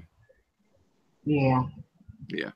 So I've dated all type of guys from 5'5" to 6'9". So as far as the looks, it really didn't matter to me. If you didn't stimulate my mind, I wasn't interested. Okay. Yeah. That's classic Freud, though. I mean, that's classic Jung. If you look up Jung and animus, in fact, they did PBS did a series on it, and actually he went, it's like a 15, maybe 20-minute clip where they talk about the anima and the animus, and what they actually call it is the mystic marriage. And in mystic marriage is when you're inside. In other words, if you're a woman, in other words, you have a male on your inside. For a woman, she has a male on the inside, and her perfect man is inside her head. And same thing for a man. His perfect woman is inside his head, and trying to get in contact with your perfect woman and your perfect man is what they call a mystic marriage, and that makes you a whole human being. BGS? Yes, ma'am. Okay. Have you ever had a sustainable conversation regarding intimacy with a virgin? Good question. An intimate, a sustainable, intimate conversation with a virgin. Not since my girlfriend in high school, really. Wow. Okay. I'm trying to think. Do I know any virgins other than her? Unless you're talking outside of my daughters, right? Okay. Yes, you can use your daughters. Yes. Okay. Yeah. Well, if it's my daughters, yeah. Okay. What kind of conversation? What do you want to ask? Well, okay. Since you mentioned it, Just ask. I would say, well, I would like to share that, I'm a version of intercourse, right? Mm-hmm. So. Yeah. Okay. So, well, I know what that means, but go ahead. Yeah. So I'm certainly not at a point in my life where I'm willing to be intimate with just anybody. Good for you. Well, because it's because I'm not very comfortable with the act. Okay. No, go ahead. Just ask. I mean, ask to the point, because this is public. So ask to the point that you're comfortable with asking the question. Let's put it that way. What do you want to know? What do you want to know from me? Let's put it that way. You don't have to use yourself personally, but what do you want to know from me? Okay, well, what would be your advice? What would I tell? What would I tell a woman that's a virgin? What advice would I give her about what? Of conquering that first time. How would you make her understand and make her confident in wanting to have that with someone who is either a husband or someone she's going to be serious about? If you want to save it for marriage, then you need to date with the intent of marrying. Okay. Because at the end, especially nowadays, any relationship you get into will be a sexual relationship, and you make it clear. Okay, after you've dated the guy a couple times and he gotten to know you, and you think he's the one that you want to carry it for, you let him know, hey, I would say, if it were me and was my daughter, say I'm a virgin, and the only anybody that breaks this is going to be my husband, and I want to make sure that you are the guy, that you are husband material for me. I totally agree. And I understand, you have to let him know. I understand if you're not willing to, and you got to understand, he's not going to be a celibate for you. Okay. Because that's the wrong thing to do. Because if you make him celibate for you, that puts more pressure on you to do what? Have sex. Because he's horny. So in other words, I understand that you have needs, and if you got needs, I understand. But I'm dating you so that you can get to know me, and vice versa, regardless of what you do when you're not with me. I want to see if you are the one. First you ask him, is he sexually active? If he is, I understand that you're gonna be sexually active. I understand. What the thing is, stay clean, don't have any babies, and basically be discreet as far as I'm concerned. But I want to take my time and get to know who you are. And I want to date you like that because that's where I'm coming from. And if you can't do that, I understand. Then, I wish you well, and you go be happy, because I'm not trying to put you in a box where you're not going to be happy. The thing is, if you're a virgin and you're not comfortable with the act, let him know I'm not comfortable with that act, or whatever your limitations are, and to let him know if he wants that, he can do that when you're not with me. Basically that's what I would, if I was a virgin, I would tell her, you can do that when you're not with me. But so when you're with me, very honest with that. You got to be you got to be honest with it, because if you're not honest with it, he's going to think this is a regular relationship, and it's going to come up. Because when he tries, what are you going to do? You're going to blurt it out, well, I'm a virgin. And he's going to say, I wish you'd have told me, because I'm wasting my time. What I'm saying is, if he's a stand-up guy and he really wants to get know you for you, then you're going to have to do that. But you're going to have to make it up. Basically, you're going to have to make it up someplace else. If you want him to date you and take you out, you got to make it up someplace else. You're going to have to be better at being a friend to him. You're going to have to be better at, if you cook, you're going to have to cook for him. You're going to have to do other things. You're going to have to make sure that you are basically showing him that you are a good wife. Okay. And that's what you're going to prove. And basically, he's not going to get any sex, but he's going to get other things. In other words, you can't cheat him, because if he's taking you out, he's dating you and stuff like that, he's forking over cash, right? And he's not getting sex for it. So you're going to have to compensate him someplace else. Okay. You feel me? Yes. And I do not want my perspective on intimacy to be misconstrued. Like, I want to, but yeah, well, I'm saying, I understand you want to, if in other words, you want to give your virginity to your husband, right? If I'm understanding you right? I haven't vowed that yet. I haven't made that vow, but it's definitely. I mean, I'm saying that, as of right now, that is what you would like. Yes. I'm asking you that. Okay. Mm-hmm. So in other words, you can't, any date especially nowadays, any date and interaction that you get into is going to be a sexual one. Okay, it's going to be construed as a sexual one. So you're going to have to basically make it clear that it's not a sexual relationship that you're getting into, that he's getting into up front, or at least once you get to know each other. It doesn't have to be the first date, but it has to be at least second or third. Okay. You have to let him know what he's getting into, and does he want to sign on for that? Some guys will, some guys won't, and you got to be willing to take the loss. And honestly, okay. See, I believe that's what's a part of my selection. The fact that if I cannot imagine myself being intimate with this person, as much as I claim I'm not comfortable with intimacy. Yeah.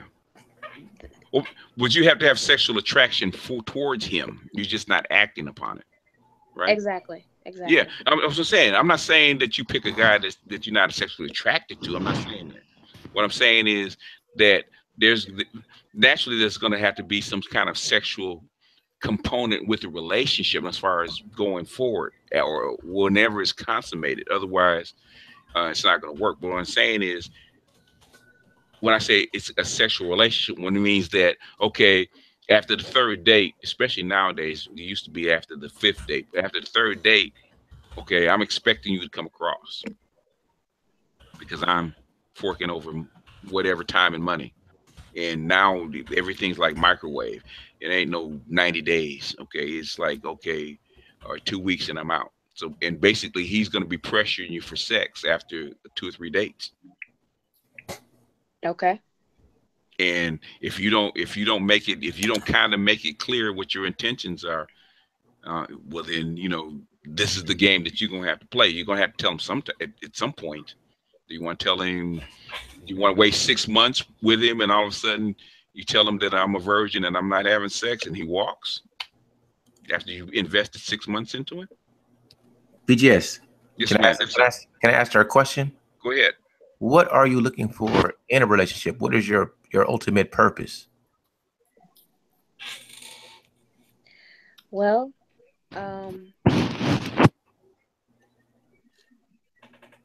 I definitely want to build a foundation with the guy. Okay. I definitely want to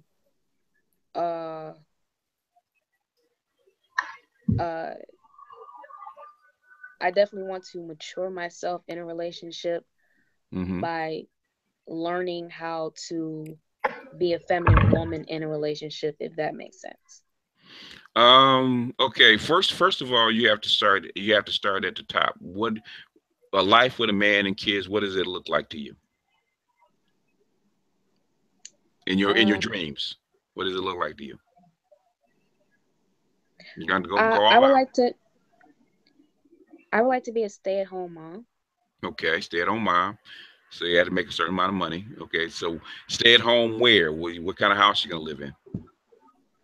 I would like to be an apartment or a townhome. An apartment or a townhome. Well, it's not that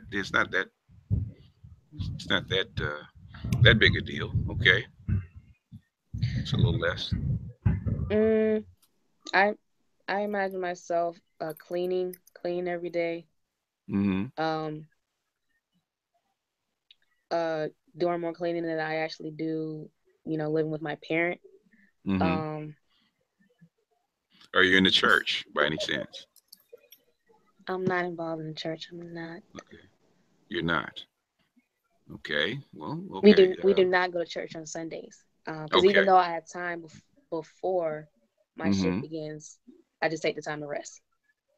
Okay. What I'm saying is, are you Christian? Are you atheist? What are Christian? You? Christian. Okay. Yes. Okay. Well,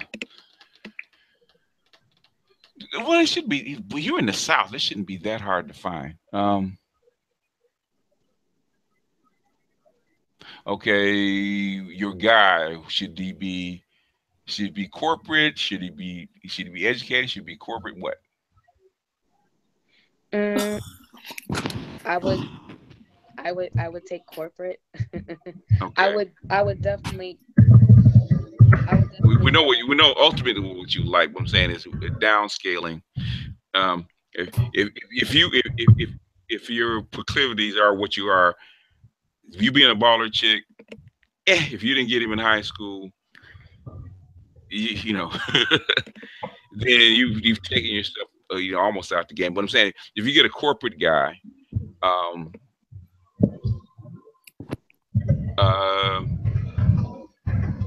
then if you want him to be, a stay-at-home mom, that means you need a guy that's probably, you can find a guy like that if he doesn't have to be 6 feet tall, he doesn't have to be real muscular. I would say find a guy that's find you a good computer science major. You know, if he's still in college, preferably he's still in college. A good computer science major that's a stand-up dude that's about your age. Yeah, I've spoken to guys who did say that that's the major they want to claim. Yeah, get one of those guys. You start picking from those kind of guys because being in computer science, being around computers is more solitary. So they're not really party guys. Are you a party girl? No, I'm not. Okay. Not well, yeah. Go get you because most black geeks are not, the pocket protector kind of guys. They're regular guys. If he's a little on the skinny side, get him in the gym.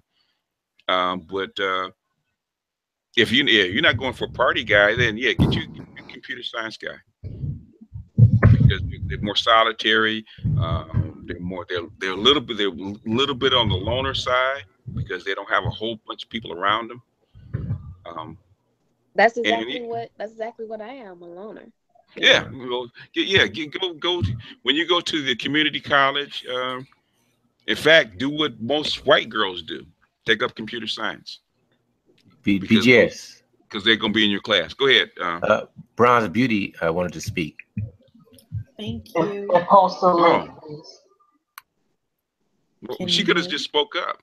I told her that she didn't want to interrupt. The Haitian, the Haitian, good upbringing. Okay, polite, rare. Go ahead, Bronze. Can you hear me? Yes, we sure can. We can. Oh, we can hear you. I'm supposed to be sleeping because I have a natural hair event to go to, but a natural what? Post the link again, please. Natural hair event. Oh, okay. Yes, but I heard homegirl over there talking about being 21 and losing her virginity, etc. Now I'm gonna pretend she's my 21-year-old self. Okay. I would tell her, no, you wait. You know what? No, she's trying to save it for marriage. You're not trying to. Right. So I'm just agreeing with her, like. Okay. Yeah. Because if that was me, if I knew what I knew about guys now, then I probably still would have been one myself. Yeah. Some do. Some wouldn't. So that's the only reason I could have picked a different mother for my daughter, because my daughter was not like, she liked boys at 2. I got her as far as I could with her being a virgin. I think last year of high school is as far as she could go, because she was trying to do it at 12. So, no, sweetheart. Oh my God. Do this. Well, I was 21, a few months shy of 22, but she couldn't wait.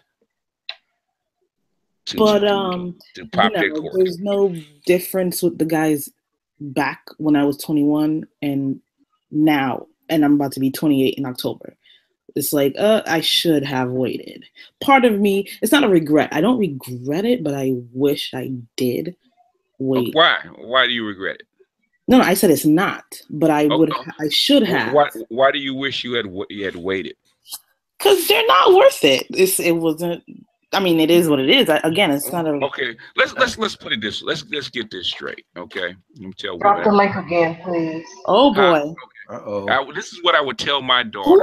Who the fuck is Tyrone, and who the fuck is he talking to? Tyrone Dixon. Why does he want? Is he trying to get in or what? No. He said reform thoughts. Like, you don't. For all you know, this could have been just like 2 people. Sergeant Char has the wrench, and she gets him out. Okay, so I'm not worried about this. If Char's on the board, she's got the wrench. I don't worry about him. See, this is what I'm talking about. Like, these dudes are crazy. And David, yes, but I don't like strangers on the internet assuming stuff about me and they don't know me. Yeah. Okay, fellas, look, I don't want to have to start booting fellas. Okay, this is not a free for all. If you want to talk smack, wait for tomorrow when I do it more. That's free for all. But here you're gonna have to respect the ladies. I ask you to respect the ladies, okay? Because I have this space for them so they can talk freely. And if you guys are, if they like you guys being rogues, it's okay. If it's okay with them, it's okay with me. But I would like you guys to kind of tone it back a little bit. Okay, this ain't a frat party. Because you guys asked me to create a channel for them so they wouldn't come to your channel messing with you. So don't return the favor by coming to their channel messing with them. It's a ladies hangout. It's a different vibe. Calm your ass down, all right? Otherwise, Sergeant Char will get you out of here. She's got the Uber tuned up, and she's probably got the Uber app full, and you might be next on the list. But anyway, continue, Ron. Okay, no, I was just saying I agree with her notion of, waiting until as long as she can. I have a question for you, Bronze Beauty. What's up? You got it. And let me mute him real quick. Is the TV on? No, he's got his computer on. Oh, okay. This is what I tell my daughters and any other woman. Okay. As far as sex is concerned, okay, what you do with your parts is up to you. Okay, it should have very little to do with the guy. Okay, if you can't wait and you really want to have sex because you want to have sex, have it. I'm not saying go sleep with 50 guys by the time you're 21. No, I'm not saying that. But if you want to have, you feel you want to have sex, have it. Right. Okay, because now if there's some women that feel it's so special that they want to save their virginity for marriage. If you want to do that, do that. But I'm saying other than that, you do it for your reasons, not for the guy. And saying that the guy are not worth it, it's not for him anyway. Yeah, but they're not. They don't. I feel like they don't teach it the same way you guys that they do to us. To us, that's what they say it is. Like that is why you should wait. I think what they're teaching you guys about it obviously is something different. Okay, because what men have, because men have to be what they are, the actors. Okay, you are the vessels to be acted upon. Okay, for a woman not to know what the fuck she's doing is okay. For a man not to do it is embarrassing. So men have to find a way to actually get enough experience where they are competent at having sex. Right, correct. But I'm just saying, like, it's the hype is not. It's just not what it is. Like, for her to be in a rush or whatever. No. Like, what I'm saying is she's not in a rush to have it. She's already decided that when she does have it, she wants it to be under certain conditions. So right. And I'm agreeing. Like, do that. Like, yeah. Whatever, however you do your sexuality, I hope you're not like Yvonne Orji, like you're 32 and you're still a virgin. I hope that doesn't happen. I mean, I almost thought I was until I turned 20. Yeah. Well, not turned 20. If you're in your 20s and you're a virgin, that's cute. If you're in your mid 30s and you're a virgin, that's a different story. Yeah, I understand. Sad. Okay. Yeah, because I had friends asking me every year as, the 20s came in. I'm like, mind your business. Yeah. They don't want to feel alone. I guess because if you're a woman and you're a virgin and you with a woman that's had 10 different guys, and next to her, next to you, she's a slut. Okay. Right. Well, you're a virgin. And you've had 5 or 6. She's had 5 or 6. Okay, you got to remember one thing about a woman. Okay, you're a woman. Okay. Men overstate, right? Women understate. Women do not count one night. Women do not count. Men count one night stands. Women do not. I do, because at the end of the day, it's a body. Yeah, but you're also the one that kept her virginity till she was 21. Okay. Most women don't count one night stands. They don't count. In fact, a lot of women, women in their 30s don't count them unless she's had kids by them. Some of them don't. And she can't deny them. You got 3 kids. You had at least 3 partners. So they can't lie. Some women undercount. Ain't no woman gonna come up and say. It was funny because I actually put up the video where that replayed the video that Solo TV 84 actually put up. Solly actually put up where this woman, this dude said she asked how many partners he had, and he said 25. And then she ran out, and then she came back. She says, "Oh, good," because he said, "How many have you had?" She said 78. Wow. And when believe me, she's undercounting. You double that. Well, not all females, Most, but that's not all.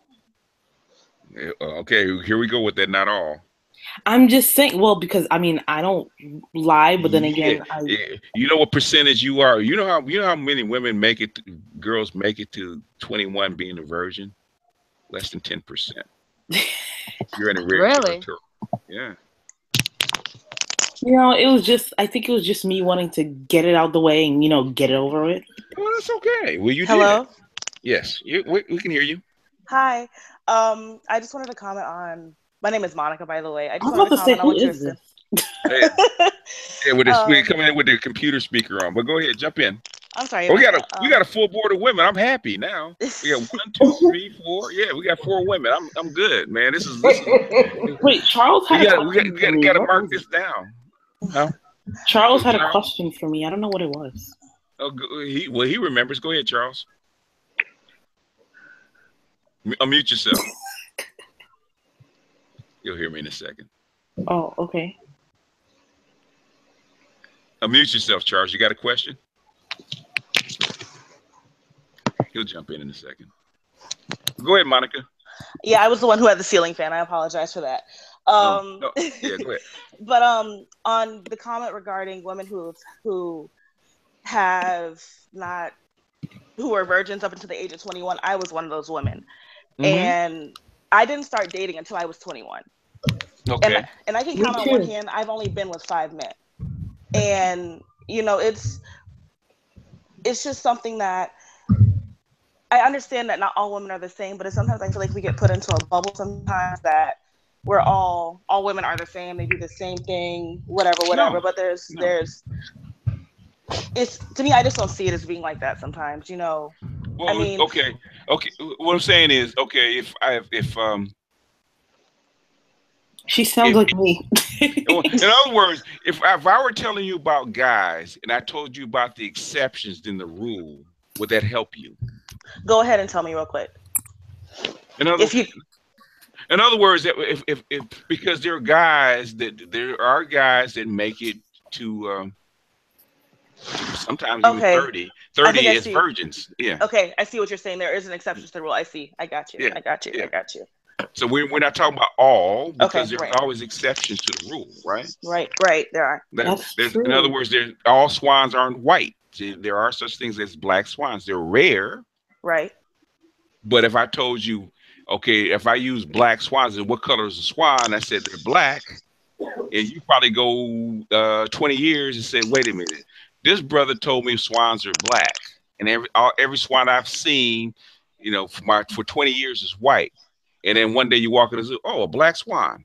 Mm-hmm. Okay, there is one. Yeah. In other words, you use we're talking in general. We use the rule, not the exception. Wait, why do you have a fake? You have a fake page? Who, me? He's under. She deleted it. She Yeah, I did. Yeah, we got. Char has one. I've got several fake pages. He has your name and everything. Mm-hmm, yeah, in small letters. Yeah. These people are bold. Wow. No, there's I don't know which group it is. I think there's a group. There's 2. Garage Autonomous has a group, and then Brooklyn Blue has a group. And it's hard to tell which group is actually trolling me at which particular testing. Yeah, go ahead, Charles. We got you now. Okay, I can wait. You guys continue. No, Bronze Beauty said you have a question for her, so we want you to get your question because we already answered Monica. Oh, you guys kind of elaborated on it when she had said she felt that the men weren't worth it. But my question would be to elaborate on that. What makes a man worth it? Okay. Not worth it. I meant like just the act with them. Like it's not like I should have just waited a little bit longer. Okay. In other words, your first time wasn't. In other words, there wasn't any fireworks and explosions and rainbows. No, most girls, no, they don't. Like I told you, it was to just get it out the way. Okay. I was 21. I'm almost turning 22, so I. Your friend, you got tired of your friends asking you every year, when are you going to do it? When are you going to do it? No, not really. I have high, drive. I have a high drive too, so it's like I knew it was going to happen eventually. It's just maybe I should have waited. So can I ask a question? Like, I'm not trying to be obtrusive or even personal, but since that first time, have you ever had an experience that was worth it? I have, Charles. Wait a minute. Okay, Bronze goes first. Have you ever had an experience that was worth it? I said no. Oh, okay. Well, Well, that's actually common. That's why I didn't get up to 5 yet. Yeah, I wasn't trying to be personal. I just, because I'm like, as a man, I've had a lot of wonderful experiences with ladies, and if I regret any, it's very, very few. So I'm just wondering about the juxtaposition when it comes to ladies. Do you guys feel the same? Because the orgasm for men is easy, orgasm for women is harder. If you can even get one from that person. Yeah, from that person. Yeah, or period. It's funny. You get a woman that's had a number of guys, had a high count, and you're having sex with her, and all of a sudden she kind of like rolls over like a little weeble. It's like, what the hell is wrong with her? Yeah. Okay, BGS, I got a great question, and this is for the room. Ladies, please enlighten me. Are orgasms for you guys as mental as it is? I mean, it's physical for a man, but a man, if he's mentally stimulated, if he's turned on by you, he can probably orgasm without even entering you. So my question would be, some would do. Yeah, my question would be for the ladies, is orgasm as mental for you guys as it is for us? Yes, for me. Probably more so. Huh? Yeah. I feel like I already have to be on that mental level with that person. Mm-hmm. You know, if I'm already mentally connecting with you, I feel like it's when we're in that moment and we're being intimate with each other, it's already going to be that intimate connection. And it's happened many a times. Like, it's been there. I've been laying there and it's like it's just, you know, just going on and happening. I'm sorry. I had to unmute the laugh. I'm sorry. It is funny, though. Yeah. Yeah. That's just the best way I can explain it. It's just I've been in that moment and I've just been laying there and I've just let it go. In fact, well, what is it? What's the name? What's her name wrote the song about? I don't know why I didn't come. Yeah, that's what she's talking about.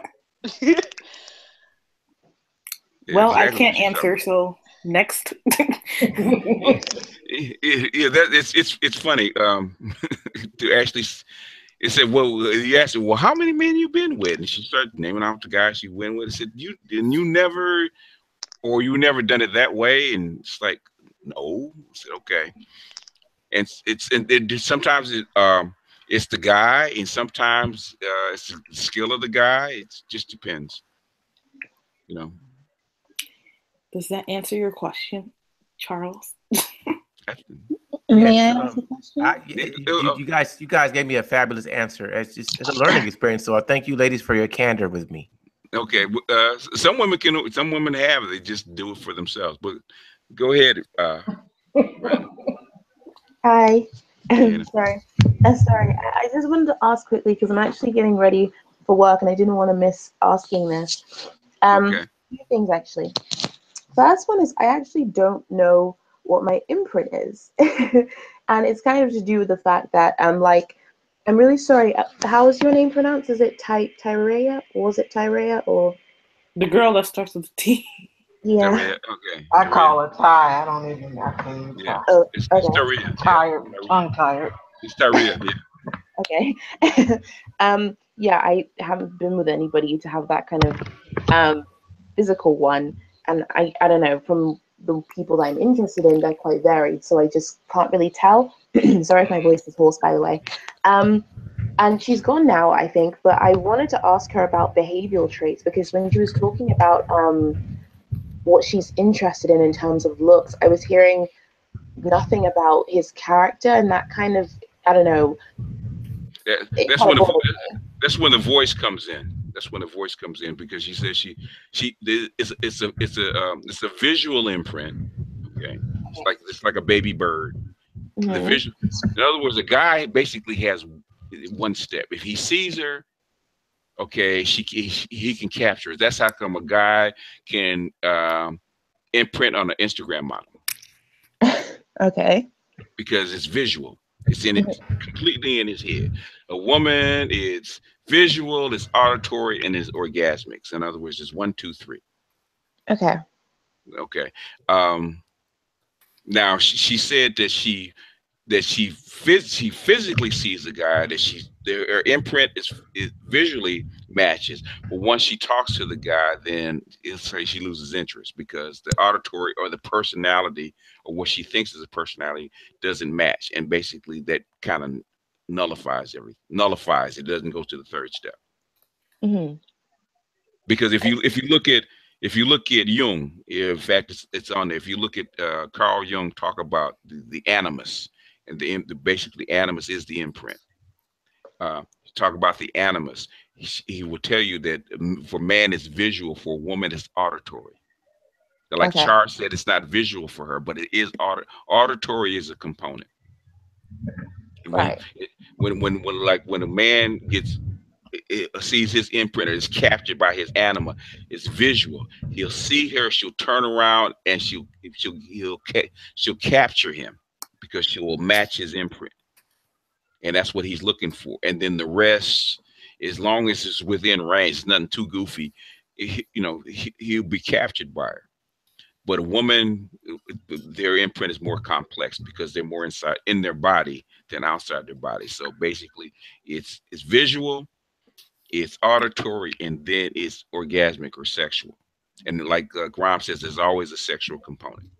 So it's 1, 2, 3. Because if a man to imprint her, if a man fails at any one of those 3, then the imprint won't take.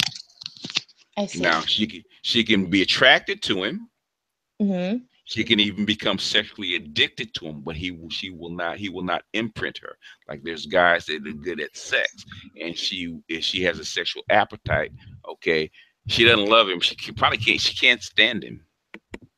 Yeah. But she's sexually addicted to him. So basically, okay, I can't orgasm off this particular. Let me go where I can actually, get my fix. And she'll go back to the guy where she can get her fix. But the imprinting is actually deeper. Imprinting actually deeper to the point where it's, most women can't break it. Most women can't break it. She actually needs a guy to break it for her. Right. Like Crystalline Carrison is suffering from a deep imprint. Her baby's her first guy that she had her daughter by, that's deep, and it's still cutting her. She can't get away from it. I saw she did a hangout recently on why people, or the Black community, I think, is afraid of Black women swirling.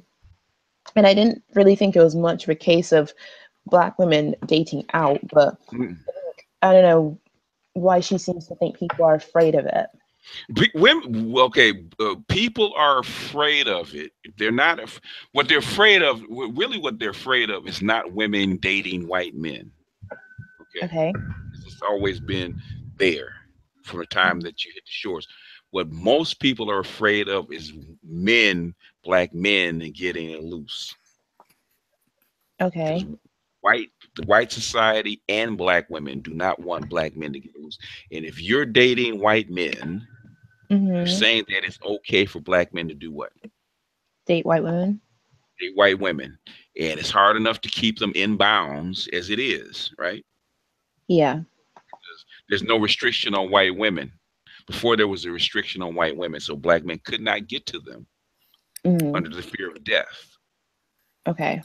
So basically, and the only thing that's restraining Black men now is what? It's basically social pressure and guilt, right? Yeah. For the most part, right? It's probably different. Well, you're in the UK. You know what happens when the restrictions are lifted, right? Yeah, it's pretty much on the streets. It's like every other couple. Yeah, every other couple. And basically, and the ones that are not probably are not too far from it, right? Yeah. And basically, I think I played a video about that where even back then, even as liberal as the UK was back in the 19th century, there was they didn't mind having sex with Black women, but they did not want their women touched. Yeah. They did. And basically, and sexually, for whatever reason, Black women and white men have a hang up on Black male sexuality. They just really do. They really do. That's what the whole Umar, the Umar, they could have, the only thing that black people focused on the whole Umar thing had nothing to do with his credentials, what he does, with his message, anything. Do you approve of interracial dating? Basically what it came down to. Okay. And it can't, basically you can probably cut it down the middle, who's on what side. And basically what you're trying to do is keep the men, not the women, but the men on this side of the fence. And if women open up that gate and basically let the horses through, you think the only white men are gonna come through that gate? No. You're a living witness. If you were do a comparison in the UK, male to female, black male and black males and black females, as far as a mix, who is dating and marrying out more, black males or black females? Men, by far. By far, yeah. That's the fear. That is the fear. Right. That is the fear, because women losing their men is a direct reflection on them. Okay. Okay. Same, in a sense, in the same thing with men. Can you hold your women? And black men have such a restriction on them, and black women already feel that they're at the bottom of the totem pole. Yeah, I was actually sorry to keep hogging the questions to anybody else. No, everybody's been on. Go ahead. You just got. This will be my last question, I promise. No, go ahead, because we were talking about this earlier. So feel free. Right. In terms of being at the bottom of the totem pole. Yeah. I said they feel. I didn't say they were. I said they feel that they're at the bottom of the totem pole. Yeah. So it might be different. It might be different in the UK than it is in the US. I don't know. I actually don't know. It's there's actually a documentary that's coming up soon. And I think it's titled "Is Love Racist" in the UK, something like that. Oh, really? Okay. Interesting. Okay. Yeah. BBC, what's it going to be on? It's on Channel 4, so you might be able to see it if you have a look on their website. In America, or is it what? In the UK. So it's basically about, looking at dating apps and looking at dating websites, seeing how people interact, and if there is a problem with who's not getting attention, who is. So I have a feeling it's probably going to be not dissimilar to what's happening in America. But I just wanted to ask this as a hypothetical. So say if by some miracle, Black women collectively were to become, let's say, as feminine and submissive and all that good stuff as, let's say, goes for us Asian women, right? To what extent do you think our representation, for example, in the media would drastically change? Do you think that the media would then portray us positively, or do you think that because we're Black and kind of different from the standard, we still have that disadvantage? Because a cultural change takes a long time. Right. Even if it no matter what, it would have an impact, but it would have a change because everybody has already been culturally ingrained to think a certain way and think of a certain standard of beauty. So it have an effect. But it would have a major, it wouldn't have the impact that you think. In other words, you wouldn't just all of a sudden leap to the top of the heap because I know. It takes a while, because even with the way that you impact people is you basically ride with their culture. You don't fight against it. If you want to brainwash something, you don't brainwash them to do something against it. Well, that's much, much harder.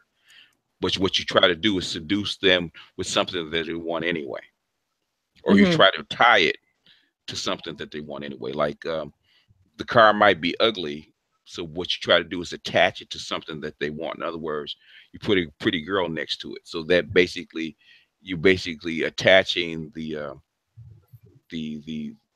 car to the pretty girl in your subconscious. That's what they do. You have to, in other words, if you want to change something or affect something, you tie it to something that somebody really wants. In other words, to make Black women the icon of cultural beauty, that's going to take a minute, because you have to reverse everything that's already been going on. BGS, I have a question for the ladies. Chat. This is for the ladies, and go ahead. It is about infidelity. I want to understand, all you ladies, your views on infidelity, cheating, and how, if you guys want to elaborate on it, how it makes you guys feel personally. Not a fan. But they said the UK stats is 34% black women and 49% black men dating out. Okay. It's not as bad as I thought, but it's not great. It's not as bad as I thought. Yeah. But go ahead, answer the question. Fidelity. I think, especially for men and women, it's kind of different. So in terms of physical, I think I understand the whole idea of like men compartmentalizing like physical and emotional. I think it's something that it will take women time to kind of accept in a way, or understand at the very least. But I think it is quite difficult, even with me understanding it. Why being in a committed relationship, you would kind of leap to have that kind of lack of trust, if that makes sense, kind of betray the trust, because it almost feels like disrespect, even if it's not intended to be that way and it wasn't meant to hurt the person. It does kind of come across that way. So yeah, I agree. I don't like it. If I find out that my partner has been unfaithful to me, I'm done. There's no more. There's no reason to do it. If I'm giving you my all and I'm not going outside the relationship, why are you? Come to me and tell me if there's something bothering you. Be an adult about it. If I'm not giving you something that you are lacking in the relationship, whether it be sexually, emotionally, let me know. Help me help you to try and fix that problem instead of going to somebody else. I mean, if that's the case, if I'm not giving you all you want, then we just might as well not be together.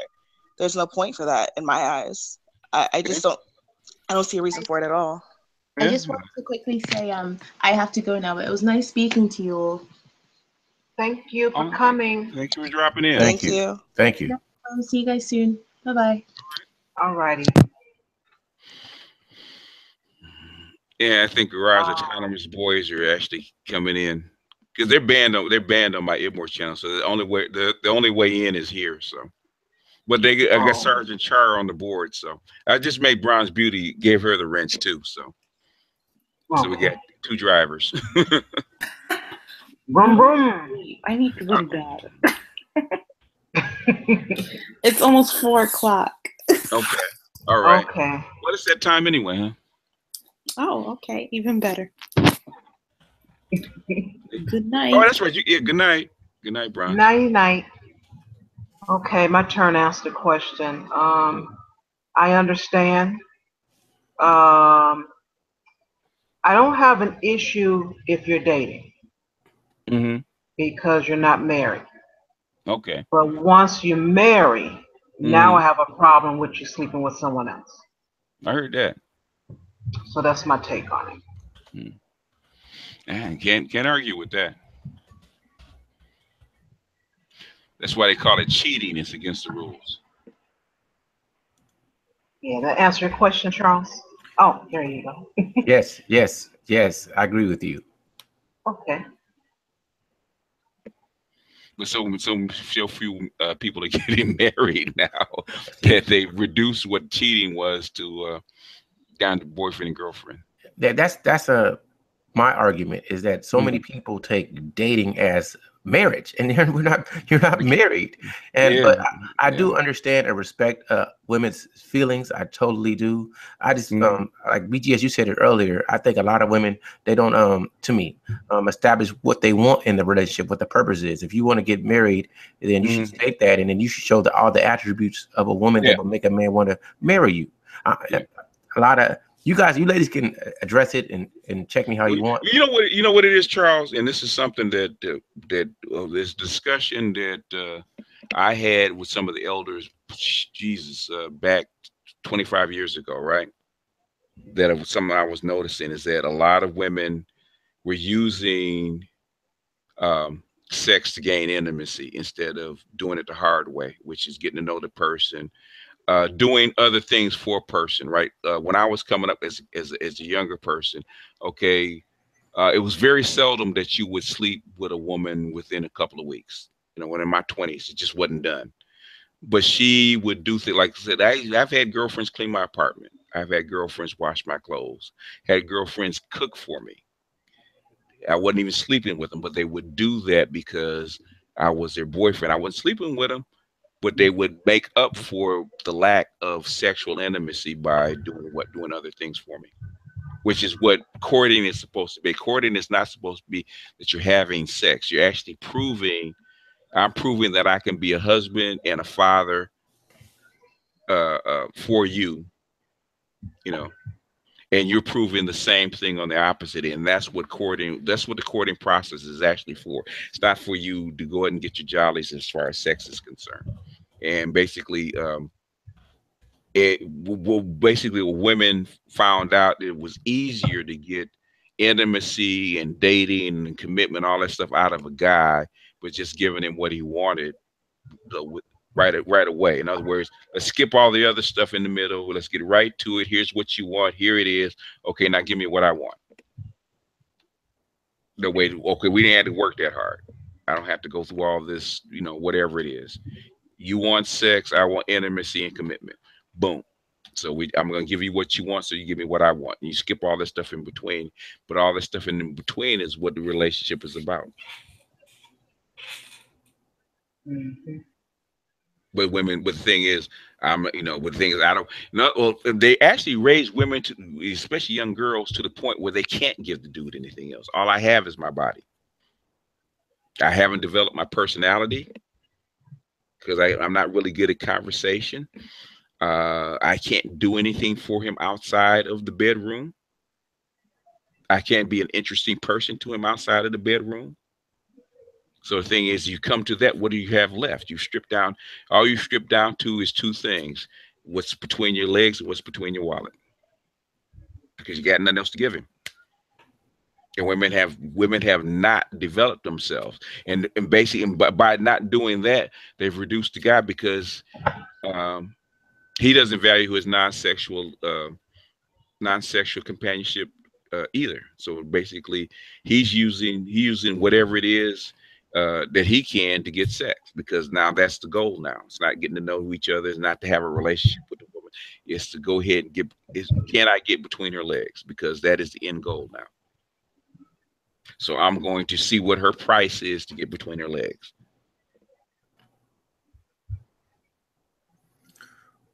Woo. That was heavy. Man, hey, I need a spotter on the bench press, because that was some heavy stuff right there.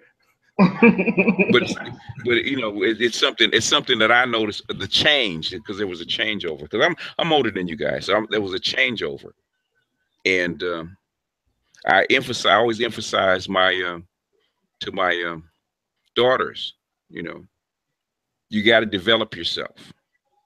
You got to develop yourself. You just can't come, you know, it's kind of hard to convince young women. Okay, the reason my daughter's in the position where she's in, because she overvalued her sexual companionship. You overvalue it because you're not developing yourself. And basically, she's a smart girl. She has a personality.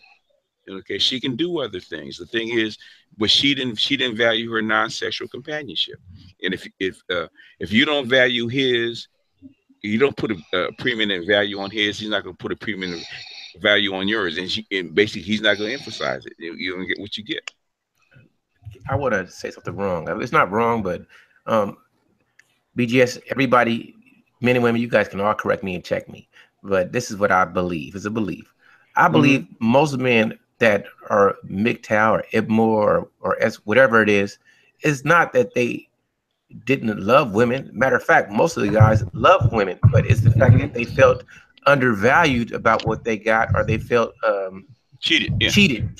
So I think that's where the fix needs to come, because I think so many men want to provide and protect and be there for their women, but they want to get the same nurturing back from their ladies. And I hope I'm not offending anybody by saying that, but that's just what I see. I know a lot of men that may have loved a woman and wanted to do nice things for her, but due to maybe physical attraction, she chose another guy. You know, what created MGTOW is basically the lack of commitment. Okay. In other words, why should a dude get married when they know that within 10 years you're basically gonna be walking out the door with whatever you accumulated together? He doesn't trust you anymore. He can't trust you anymore, and that's what killed it. So you can't, especially black men. Black men ain't getting married because you have a 75 to 80% divorce rate. Yes. No fool is gonna marry a woman under those circumstances unless he doesn't have anything. I can see where Charles is coming from with that, because that's something I do. Like, if I'm gonna be with someone, as in my current relationship, if he's gonna do all this for me, there's something I need to do in return for him. You know, even though we're not cohabitating together, if he happened to leave gym clothes at my place, oh, he left them, let me just throw them in the wash for him real quick. You know, or if he's gonna come by, oh, well, I got some extra time, let me just cook us some dinner, you know. Just those little things. And it's just, I feel like it has a lot, like you're saying, with your upbringing, and that's something that was deeply rooted in me. And I am only 26 years old, but I'm glad I have those values in me from a strong mother and from a strong father figure in my life. And I think if those two things are lacking, then sometimes they're lacking for women, and they can be lacking for men. But I feel like it's just something in me that I'm just born to do regardless. Yeah. And I'm sure women are shocked that men actually hang around you. Okay. Because like you actually do. Yeah, go ahead. My mother does the same thing for my father. My father, yes, he's retired, but she does the same thing for him. She works, she comes home, she cooks dinner, she cleans, all these other things. And yes, she's exhausted, but not only is she doing it because she loves him, but that's something that she knows she's supposed to do, because he's not only providing for himself, but he's providing for her and myself to have what we have. You know, I'm not living at home. I'm off away for school, working away, and my parents are still helping me to this day, which is a blessing. And if I didn't have that, I know I would not be the woman that I am to this day. That goes a long way. That's old school values. But be shocked. You know, people are shocked that actually works. That men actually value that, because a lot of women don't think, well, they don't value it, so they don't think the men value it. And they're shocked that when men do. And that scares me, that that's something that we're losing to this day. Like, young women that are just 5 years younger than me don't have those values, and that just baffles me. You might as well go up a few years too, because you got women that are 10 years older than you that don't have them either. I just don't understand that, how you don't have that concept. Because they're taught to be Miss Ann. Okay, you know, get your education. Go out and get a real good job so you can take care of yourself, and that you can be the lady of the house, and not vice versa. So basically, it's been taught, and then feminism just emphasized it.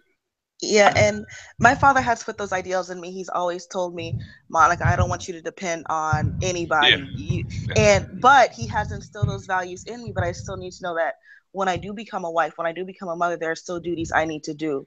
God forbid something does happen and I am on my own. I don't have to rely on anybody, because I'm an only child. I have no siblings. All I have is my parents. So I kind of have to be able to fend for myself. However, I want to be able to take care of my family when that time does come, but that doesn't mean you have to sacrifice one for the other. Well, you know why they tell girls that, especially black girls, that because the black community is a matriarchy. That means an extended clan, right? If a black woman, I'm going through it right now, if a black woman has a baby out of wedlock and she cannot take care of it, who do you think takes care of the baby and the mother? The government. The family. The family steps in. Family has to step in. And the thing is, if you don't train that girl the way our community is situated, if you don't train that girl to basically take care of herself or have something to fall back on, then she's gonna fall back on you. If you don't educate her, and that's what they're afraid of. Because basically white people are cold. Okay, if you have a baby out of wedlock and you're not married, basically, as far as white people are concerned, you might be starving because nobody's gonna help you. Whereas black people don't have that. That's how come they really make sure. Well, they used to control fertility, but since they can't, they really make sure that the woman's educated. But that's been that way since the 19th century. It's not new. Okay. And in fact, my neighbor, he's his granddaughter just graduated. He's older than me. His granddaughter just graduated, and he said, "Well, he said you got to educate them girls." I said, "Why, man?" He said, "They got to be able to take care of them babies. Okay, they don't want to come back on to my house." But that's why they do it. That's why they do it. I understand why they do it. And what I'm saying is they. But the backlash, but the flip side is that you're not educating the boys, so there's no husbands. You're right. Because why are these women complaining? Because there's no husbands that they feel that are adequate. Why there are no husbands? Because you didn't train any, you didn't bring any up. They don't grow out of nowhere. That's what women aren't thinking about. They're thinking about, how come there's no men? There's not no men. Because same reason there wouldn't be any educated women. If you didn't train these boys from the time they, from the ground up to when they got to be men, by the time they get to in their mid-20s, when you really want them to be husbands and whatnot, it's too late. They haven't been trained. And the few that are, guess what? Everybody's gonna snap them up. I'm blessed to say that I got one. I'm very blessed to say that I have one. Yeah. Well, the thing is, okay, well, you basically qualify, and they always ask me what qualifies a wife. It's like, most women want to have fun, basically, and then wondering how come he doesn't marry you because you're not a wife, you're a girlfriend, and sometimes you're not that, you're a jump off. Being honest, there's I might post it because there's basically 3 tiers. There's 3 levels of relationship for men, and wife is the last one. And basically, if you don't qualify, you can stay in the you can be in the mailroom forever. Let's put it that way. Okay. A lot of women stay in the mailroom forever. 20 years. How come he never married me? Because you've been in the mailroom and you never elevated yourself to wife status. And that's what they look for. So you can date a guy for 6 months or 6 years. If you don't demonstrate that your wife status, he's not going to marry you. Most guys aren't going to tell you that.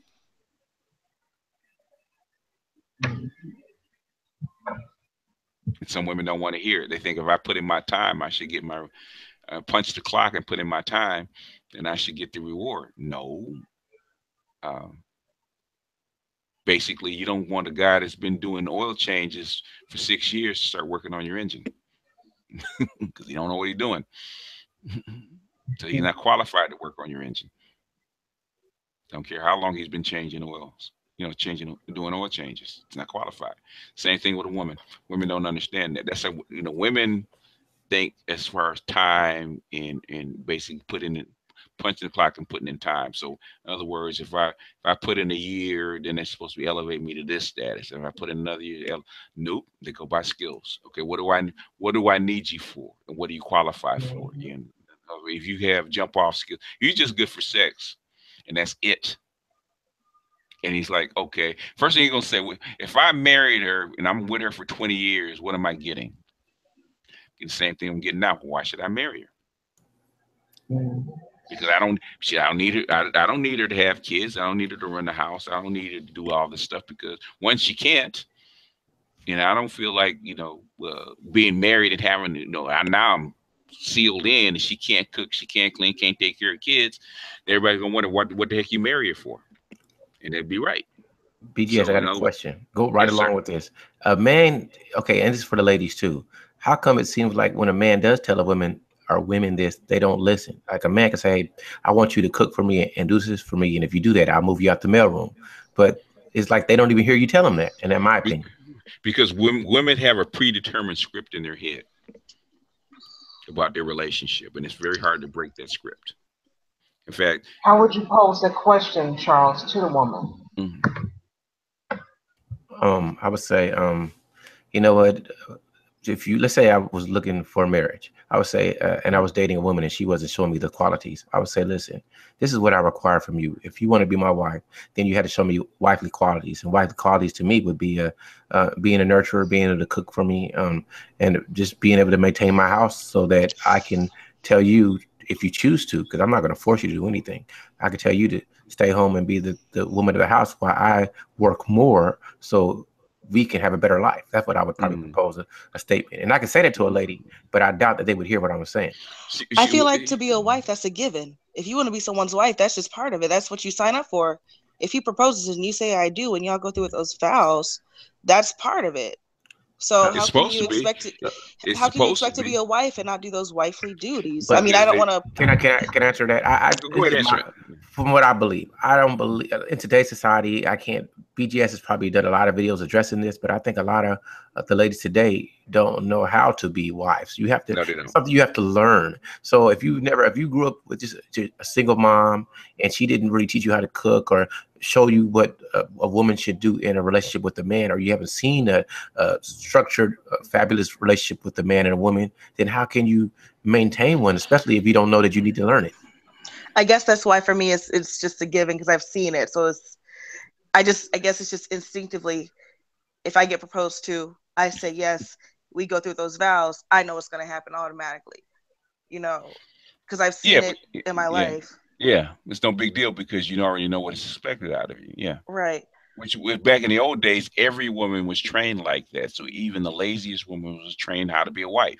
It's just automatic. In fact, SBI Latino says, because he was basically born in Mexico, right? So he went back to Mexico, and basically he's in his 30s. They were trying to hook him up with a 16-year-old girl, right? A teenager. She's 16. And they said, oh, what am I going to do with a 16-year-old woman? I said, because she's been trained how to run your house. In fact, I had that argument with, I think it was Daniel Solomon. And he was saying that basically a 12-year-old, a 13-year-old wasn't mature enough to basically be a wife. I said, that's not true. I said, in older societies, that girl is trained from the time that she can walk to basically take care of her house and take care of children. So by the time she gets 13, she's been doing it all her life. It's like second nature to her. Whereas in America, the woman could be 30 and have no clue. So a 13-year-old in one society can be a wife, cook, clean, take care of kids, all that stuff. She might not be as educated. She might have an 8th grade education, but she is completely capable of taking care of your house. Whereas a woman who's 30 in America can't because she's never been trained. And Charles, let me ask you this too. When you posed that to the young lady, did she ask about being a wife? Is that how the conversation started? I've had more than one woman in my life say like BGS because they spent time with me that maybe they want to be married, and I try my best. I never mislead anyone. Maybe physically let's say a woman may have looked like what my wife should be, but once I got to know her and I saw that she wasn't reciprocal in her actions for what I want my wife to be, I may have wanted to dismiss her and move on. But most ladies will not. They'll just orbit. They'll stay in the orbit. So I'm not trying to be disrespectful to anyone. I'm just saying that. And then I could be specific, like if you did this and this and this, and I could see consistency, I would go through. But I'm cautious like most men. I'm not going to risk everything, but I'm just saying she could have tricked me and played me out if she would have just did the part for a little bit. But like I say, most of them don't have those skills to even get there. To even pretend. Yeah, unfortunately not. Yeah. Yeah, that's why I was asking the question. I was wondering. Yeah. Normally you don't want to. Normally men don't actually come out and say it. They want to see if that you can demonstrate it, because normally if you been trained that, but if you've been trained that, if a woman's been trained that way, she's going to demonstrate it because that's just what she does. That's what most women are trying to see. So basically, it doesn't even come up until a woman says, "Okay." Basically, she could walk up to, "When are we going to get married?" And then that's when the conversation actually started, because now she said, "Where's this going, and when is it going to get married?" And then most guys don't want to lose sexual access, so they'll lie. But I said, don't lie, just tell her the truth.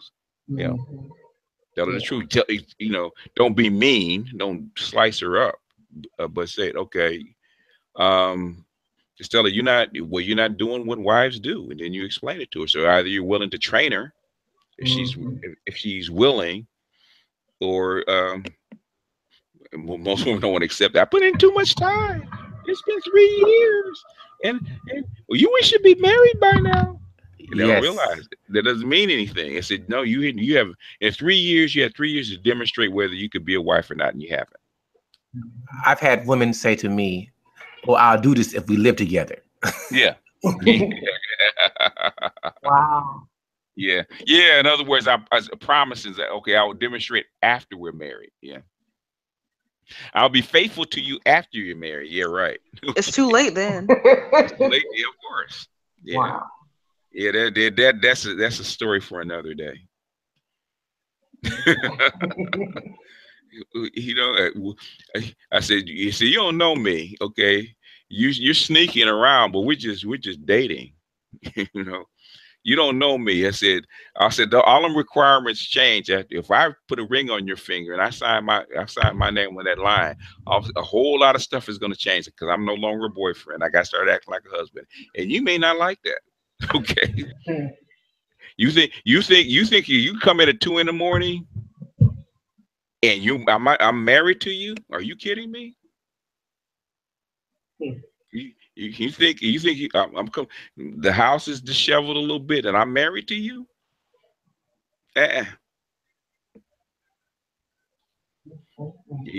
You actually think you can talk to me like that after I'm married to you? You got another thing coming. I'm not the same guy. Okay. I'm not the same guy, because okay, now you're on my ticket. You're on my contract now. So now you got to deliver. You got to be a wife. And if you can't do it, you know,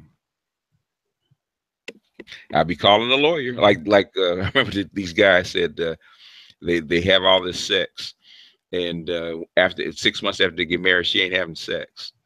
Are you kidding me? I said, if I didn't get married to be celibate, so if you're not having sex, you better go find somebody that I can have sex with. If you want this marriage to stay, keep going. Somebody's going to be servicing me. If it ain't you, if you got a cute looking cousin or sister, you better bring her in to live with us. And I always wondered about that. A lot of couples say they don't have sex as much once they're married. And that's just the most interesting thing to me. I don't understand why that would be. I can understand it. You have to scale it back because you got kids, you got responsibilities. So I can see. Well, kids, yeah, but no kids. You can't hang from the chandelier and do double somersaults 7 days a week. I understand that. 3, I said minimum is 3. In fact, I told my fiance that one time. I said, look. Right. She said, blah, blah, blah, blah. I said, look, I don't know what the fuck. I don't know what the hell you're doing. Can I try to answer what Charlie was saying? Go ahead. Go ahead. Yeah. See, I believe that the reason couples don't have sex is because, women are the gatekeepers of sex. Correct, Charlie? Yeah. So they didn't like their men physically when they got with them. They probably got with the man for security. And once they got security, they locked the gate. They locked the gate, yeah. I always tell her, if you, and women get mad when I say this, and women get mad when I tell guys, if you can't break her sexually, don't marry her. Go find you another woman, because you're not sexually compatible with her, and that will cause trouble down the road. Anytime I ever had a whole bunch of trouble out of a woman is because the sex game wasn't completely right especially my younger years. I learned that, okay, because you're taught that a woman's orgasm is not that important to her. Okay, it's what you're taught, and when basically your mother and all the other women tell you that crap, and I tell you 100% that's bullshit. If you cannot break her sexually, do not get in a committed relationship with that woman. I tell guys all the time. because if you can't satisfy that piece, somebody else is going to satisfy it, or she's not going to be happy. But if you can't do it, you know what? You kiss her on the forehead. You take that loss. You kiss her on the forehead. Say, baby, you know what? This ain't gonna work out. And you go find your alpha. It ain't me. I'm about to say something wrong again, but this is not wrong, Charles.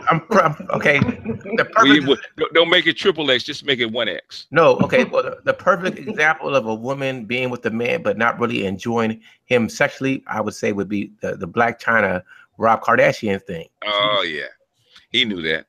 He knew that. Okay, she's a whore. She's basically a pole prostitute, and he ain't no pimp. In fact, Warren Land said. In fact, who was it? Ron Will said the exact same thing. Exact same thing. She needs a pimp, and he ain't it. He's a beta. He's a beta. He's a mama's boy, and basically, I was gonna do a piece on that. I was thinking about that. That he's trained to be a seller and not a buyer, because the examples he's seen is his older sisters and his younger sisters and his mother, and they're sellers. Okay, in other words, men acquire them. They're vessels. He's never been trained to be the light or be the buyer. And basically he bought wrong, and they were trying to tell him, okay, she's, this is not the right model car for you. You spending all this money and this time and this influence on her, and she's not going to be into you. She'll stick with what you have. But he thought he could.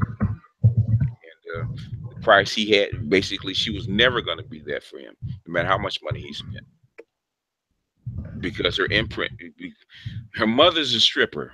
That should tell you something. She's not a wayward girl that just started stripping because she had no choice. Her mother was a stripper. So basically, she's been living that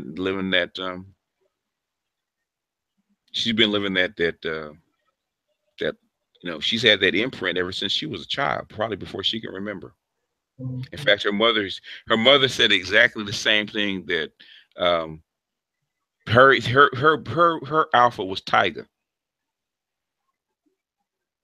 and still is, because her mother said Tiger did to Chyna what her father did to her.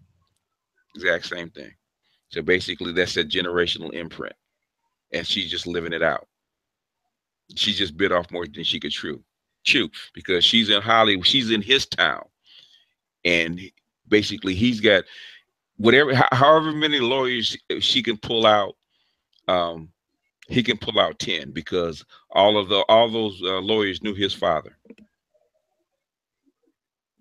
So the lawyer he has, he probably didn't have to pay the dude. He's a family friend. He just showed up, and he's been in this game a lot longer than he's been in this game longer than what's her name, the lawyer she has. Her mother's a lawyer, which is Gloria Allred is her mother, and basically homeboy's been in the game longer than she has. So he's got lawyers that had been in the game a lot longer than that little was a lawyer well before that little girl was even born. The lawyer that what's her name has. So yeah. The Kardashians, Rob Kardashian Sr. was basically lawyer to the stars. In fact, he was a lawyer on the OJ case back in '94. Wow. That's how come everybody knows about him. Yeah. So if you think you're gonna beat these guys legally, I do believe the reason he revealed all that stuff is basically to slander her name, because there's gonna be a child custody case. It could have been he's acting irrationally. It could have been by accident. But if in my mind, if the next step is to prove that she's a dysfunctional mother, it's probably how I would have done it. I just had to take that hit. Okay. But it's already out there. Everybody knows that, who you are and what you do. And he slandered her name. She can't get that back. And that stuff is going to come back up, and when they have a custody hearing. So we'll see. You're doing drugs, you're partying, you got guys running through the house. So she had to basically get rid of that dude, give back the cars, clean all that stuff up. We'll see if she can do it, which is something she should have done in the first place. Give him back the car, because you're playing for bigger stakes. And what he's trying to do is get that kid. Obama's trying to get that kid, because that kid is a Kardashian. Yeah. Yeah. You're a stripper. Your mama's a stripper. You mess with unsultry dudes. By the time them lawyers get finished with you, we'll see. We'll see what happens. It's California. She may be able to keep that kid, but I don't know. She should have just played nice and stop doing all that running around. She did all the kind of. It's already out there, so we'll see. Like I said, we'll see. But he's not trained to be a buyer, because he should have never messed with her. And most guys, shrewd buyers, basically shrewd guys that's trying to get a wife or trying to get even a girl to have a baby by you. You got all these. You're basically a Kardashian. You got 150 million women in the United States, and you pick a stripper, a second generation stripper, to have a baby by. That is awful. Yeah. So yeah, you didn't buy right, but I see why he picked her though, because if she's not working out and stuff like that, she's a chubby little girl. He's a chubby little boy, and that's what he saw. He thought they were kindred souls, because she if she doesn't do the surgery and she doesn't keep her weight down, she's a short little chubby girl. She's cute, but she's a short little chubby girl, and he's a short chubby guy. So they're kindred souls. They're actually kindred souls if she get past that that behavior. They're actually more alike than they are separate, because if you look beyond him being a Kardashian and her being a stripper, she's basically a little chubby girl that doesn't feel too good about herself. And he's the same person. He thought they had some kindred souls, but hey, it's in the blood. Wow. It's in the blood. And that old saying, you know what? You can't turn them into housewives. Hasn't happened yet. It does only happen. Only a pimp can do it. Yeah, only a pimp can do it. That's true. Oh. Yeah, that's true. Well, that's what pimps say. They say their last prostitute is who they marry. Their last girl, whoever, when they get out of the game, whoever's left, that's who they marry. That's interesting. Wow. Okay.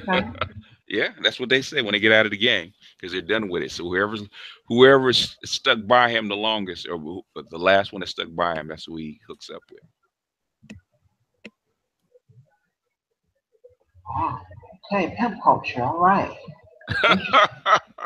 That's what they say. I can see why. Because if you're a pimp, square, you can't get used to just no square woman. You just can't. She doesn't talk right. She doesn't vibe right. Very few women pimps can get used to a square woman. I'm gonna be leaving you all. Thank you for having me. Have a good night. Well, good morning. Good morning. All right. Good morning. Thank you. Good morning. Good night. All right. And yeah, Charles probably getting ready to go sleep and eat herself. The wine didn't kick in. We must have got rid of your buzz, Char. Yeah, it went away. The patrol started coming. I was wide awake on my duty, so hey. They do badly. Hey, Char Willie. If you had some sage advice to give to young women, what would be your first piece of advice you would give to them? Advice? I really don't do well with advice unless it's asked. So Demir says I said I'm true enough, but I'm not 100% true. He said I'm not 100%, but it's true. Demir, what is it about the last prostitute marrying a pimp, or what is he talking about?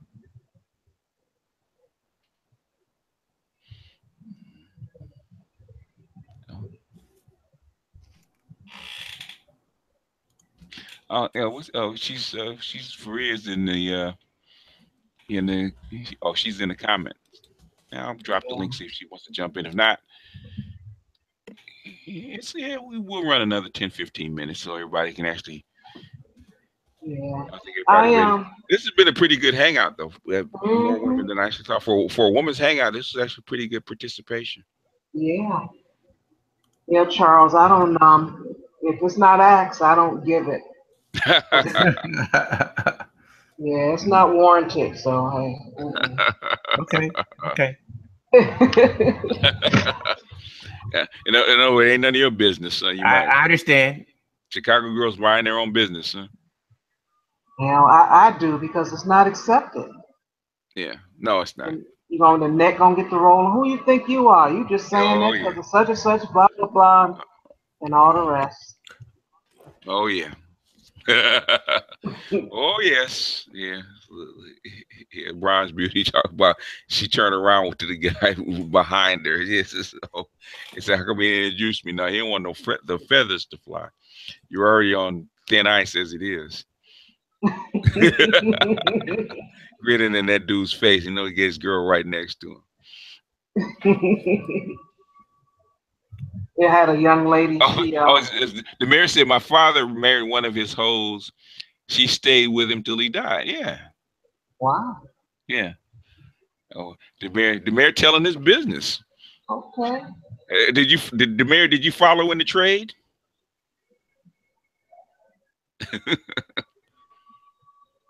See if he followed in the trade. Okay. No wonder the mayor be coming and talking all this pimp stuff, boy. Okay. He been under the tutelage.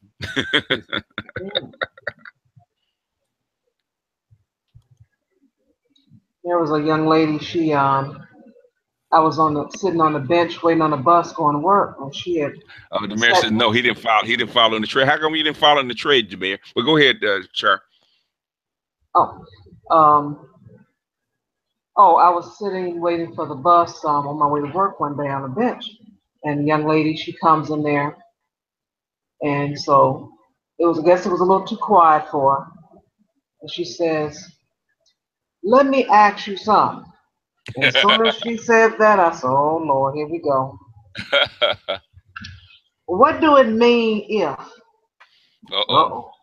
If a man, see, my baby daddy, see his baby, he got a baby mama, and she said such, and see, and I don't know what she doing, so I got lost in what she was saying, but once I got to the end when she was saying, and he said that, so what you think?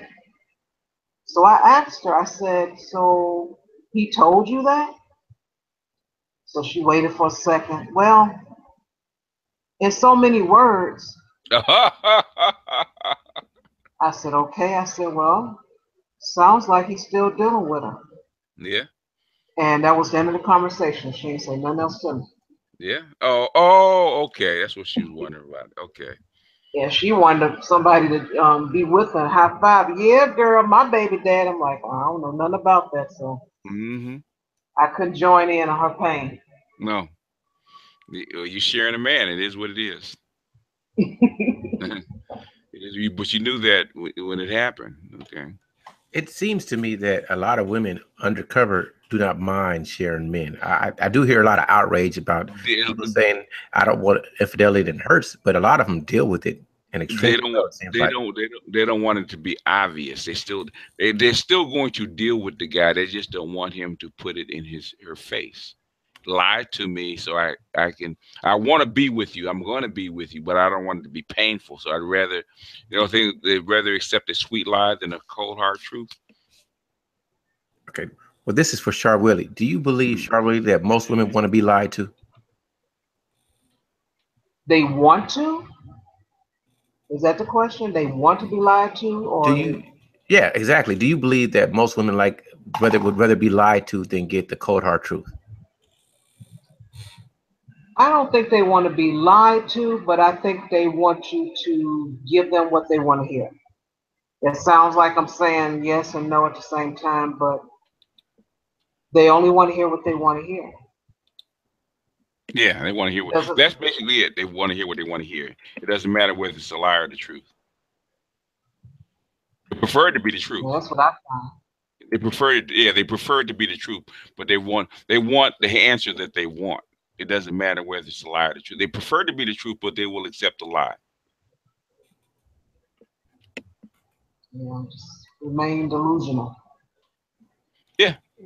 Okay, but I still had a man. Yeah. Okay, Charwillie. So this is I'm asking for advice from a woman to a man. So would you recommend that a man tell a woman what she wants to hear, or would you recommend that a man tells a woman the truth? The truth. The truth is always best. Mm-hmm. And that's for anyone. But yeah, the truth is always best. Yeah, most people cover it up, you lie. I mean, it's going to come out sooner or later. Then you have to deal with that, and that's going to cause some problems. You know, so I always, when I was dating the guy before this one, something was a little strange. I don't know what it was, and I just told him. I said, "Well, you know what? I hate liars." I said, but I can deal with a thief better than I can deal with a liar. I said, with a lie, I can't do anything with that. I said, but a thief, more than likely I can replace what you stole. And I said, so a quick way of, me walking away is to lie. Just tell me the truth. And what ended up happening, he started lying about. He would volunteer lies, and that was because he wanted to change up. Well, he wanted to date other people, which was fine. But I didn't know that was part of the program. So he would lie, and it was a volunteer lie. It wasn't like, oh, what we're going to do today? Oh, I haven't decided yet. I'm going to go to my mother's house, so let's, whatever. So next thing I know, he just volunteer. Oh, you know what? I'm going to go to my mother's house. Oh, you know what? I'm going to do this here. Oh, I'm going to meet my boys. Just started volunteering stuff so he can do other things. And I found out, and he didn't like that because I said, well, I told you I don't, deal with that. If you wanted to do that, that's fine. I said, but you just lied to me about it. You didn't think I would be okay with it. You wanted to manipulate me. I didn't appreciate that. You didn't give me a choice. So he didn't want to break up. I'm like, no, you lied. I said, you'd be surprised if you brought it to me. I would have been open to it. I said, but you lied. And I ain't gonna say he stalked me for a while, but he didn't want to let go. Yeah, you want to take the L. Afraid of taking the L. Yes. It's no reason why people lie. They don't want to take the L. Okay. Let people make their choices. Go ahead. So, okay, BGS, I think you addressed this one time before, but how come, let's say a man does tell the truth to a woman and then later she'd be like, you never even told me.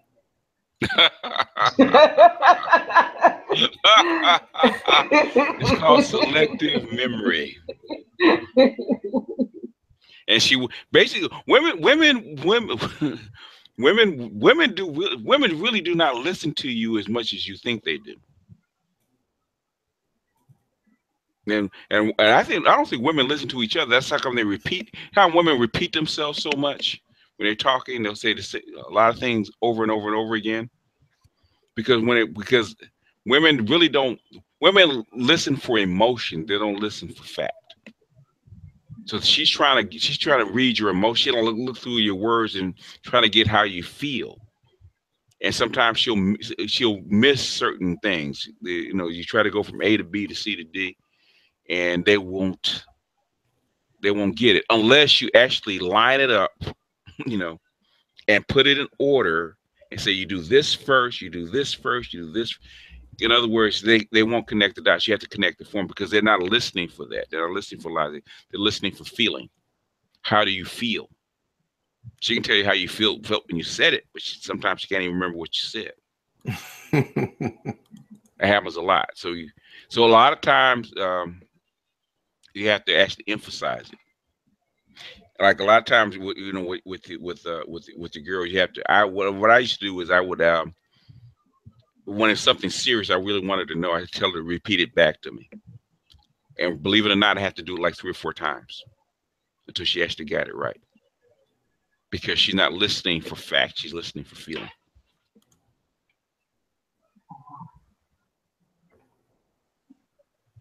So you have to approach it differently. I just had that habit when I have a you know, when we get into an argument, we having a discussion, and I have to have her. Why do you do that? I want to make sure that you remember what I said, that you knew what I said. So she has to acknowledge that she actually received it, because sometimes they don't. Believe it or not, I talk and I make a point. I say, repeat back what I just said. And say, well, what did you just say? She's not listening to you. She's trying to read your emotions, because that's more important to her. Mm. For most women, they want to know how you feel more than what you're saying. That's what they're trying to gather. And when they talk to you, now Char's older, so she's, you know, when the progesterone and basically the estrogen kind of diminish for a woman, then her testosterone has more influence. And since her testosterone has more influence, I don't know how, I'm not guessing how old Shar is, but I'm saying is the testosterone has more influence. In other words, her masculine center will kind of awaken, and she becomes more logical. That's like a woman past 40 can say, well, I'm logical, I'm this, I'm that. But yeah, because what was making you quote unquote emotional or feminine, you have a feminine brain, actually started to, it doesn't go away, but I'm saying it lowers to the point where the testosterone can have more of an effect, and basically it will activate her animus more, and she'll get more in touch with it, and she'll get more logical. So women get logical it's not a function of age, it's a combination of both. That's like a men get more control over their penis. It's not because they've learned. No, it's because your testosterone is starting to diminish to the point where you can actually control it. It doesn't take much. It's like a junkie being on pure heroin, and all of a sudden, okay, they start taking it off. Okay, you're not going to get the same effect. Okay, because it's not enough. And as it tapers, the more and more, it's not enough. So what was pushing you to actually go out and campaign at 3 o'clock in the morning, because because your little man was screaming at you and he wasn't going to let you sleep. Okay, when you get past 30, okay, he's like, okay, he's asleep, I'm not going to wake him up. Okay. So it's the exact same thing. In fact, and men get, because that testosterone's not driving him, he has more control, and he can get more in touch with that woman in his head rather than that woman outside of his body. Because basically men and women, men want a woman out, a representation of the perfect woman inside his head, and she's carrying the animus or that woman for him. And same thing with a woman. She's picking a guy that reflects her inner man. So you see a woman that likes thugs. She might be square and have glasses and read books and stuff like that, but she's dating this bad boy thug with tattoos, because her inner man, that's her that's who her little inner man is. And he's a reflection of that. That's her inside coming out as a reflection. Same thing with you have a dude that's thugged out and rough and tough and likes to fight all the time, but he got this prissy little woman, okay, that she don't even drink. He said, well, why are they together? Because his inner woman is that. That's his ideal woman is that. So you can tell. That's how come you can tell a lot about a person's inside. And the outsides might not match, but the insides do. Because she's gonna pick the man that reflects her insides, not her outside. Like that's how come a big fat woman to pick the little bitty skinny guy. little bitty tiny skinny guy, skinny, short and skinny, because that's who she wants. That's who she wants to be inside. So she's picked a man. Her little man inside is picking the guy that represents what she feels like inside.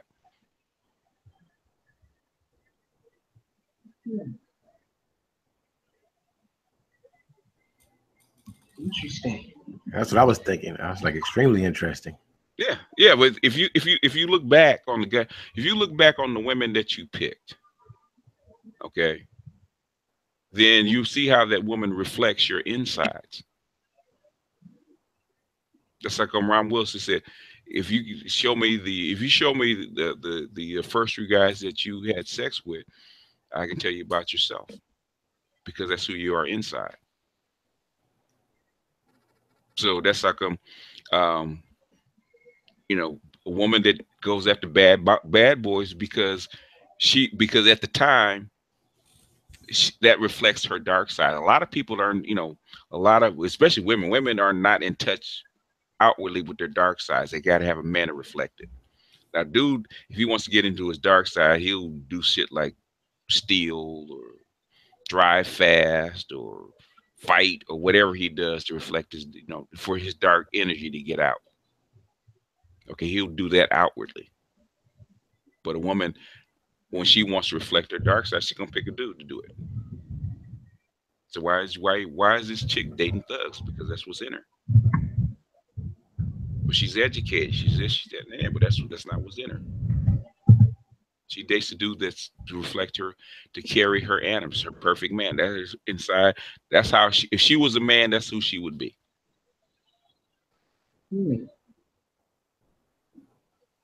Wow. Just like not, you know, she's not here. I talk about the Taria.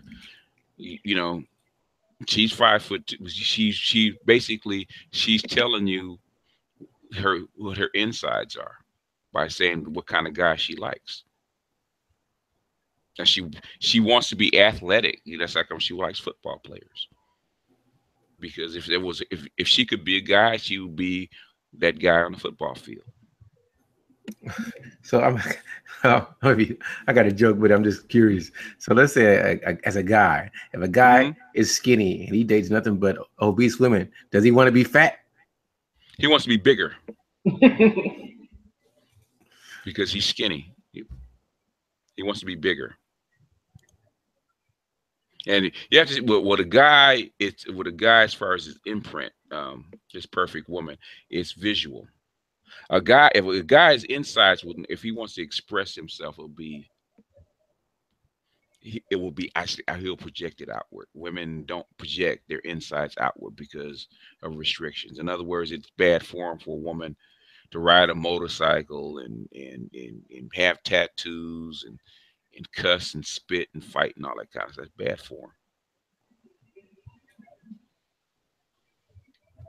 Wow. Yeah. Laquan, he has 2 questions. He's asking, why are women overly emotional? We think they're overly emotional, and they're not. Men think that because we're logical. They're emotional because they're women. Now, man can be overly emotional because that's not a normal state for a man. Women being emotional, or even overly emotional, it's a normal state for them. They're expressing it, you know. In other words, they can't contain it. That's when we think they're overly emotional, but that's boiling all the time inside of women. And when she can't contain it, then it'll burst out. But that's her normal state. We think it's overly emotional, but that's normal for them.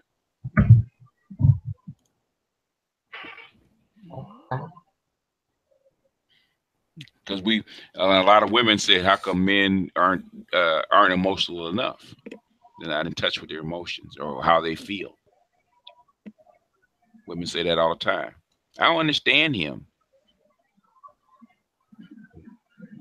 No, in other words, you can't feel him. You know, you can't feel his emotion. So it doesn't make sense to you because he's not talking your language. He's not telling you how he feels. Yes. You know, a lot of women that listen to me, they actually start using it. You know, okay, I feel like, you know. Yeah. That makes so much sense to me because I could be angry and talk to a woman, but you know me, I'm kind of calm. They won't know I'm angry, but let me start showing my passion with anger. Then they'll be like, "Oh, I didn't know you felt like that," and I'll be like, I just told you I was angry. I have to actually show you to feel it to understand it. She has to feel it. Yeah, oh yeah, I cut so many women out, and to the point where they won't understand me. I said, I get mad, and I said, you didn't understand me, but now I want you to feel me because you're not getting it. And they all of a sudden they snap too. And sometimes you have to do that. You know, a pimp understands that. You know, they understand it. Even ARC, he's appealing. You know, he's appealing to their emotions. He is appealing to their dark emotions because he's looking for that inner dark side that they won't let out. And he knows how to spot it. He knows what to say and how to spot it, how to draw it out, and see if it's there. So basically, when you know he's actually revealing a lot about women, but men don't. You know, they're not catching it because they're basically thinking about how can I talk her into going to bed with me instead of understanding what they're really like. Because most men have no clue that a woman has a dark side, and the ones that do exhibit it, you know, those are the ones that actually get in trouble. But the ones that really exhibit it, they're actually shamed for it. But a lot of women that you don't think will do stuff that have a dark side, you can't spot it. But ARC basically he's giving you a blueprint of how to draw it out so you can actually see it. If you know how to draw it out, it will exhibit itself. And then if you want to get in touch with, that, but you know, there's stuff that comes along with getting in touch with a woman's dark side too.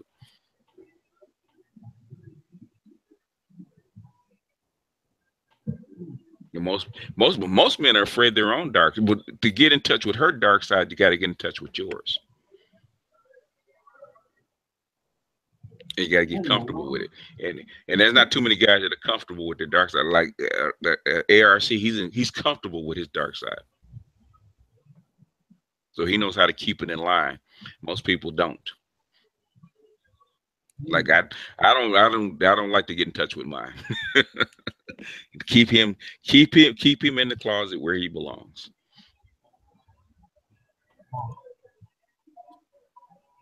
Because he's nothing nice. So I don't like no women. I don't like no woman that's gonna get me in touch with my dark side.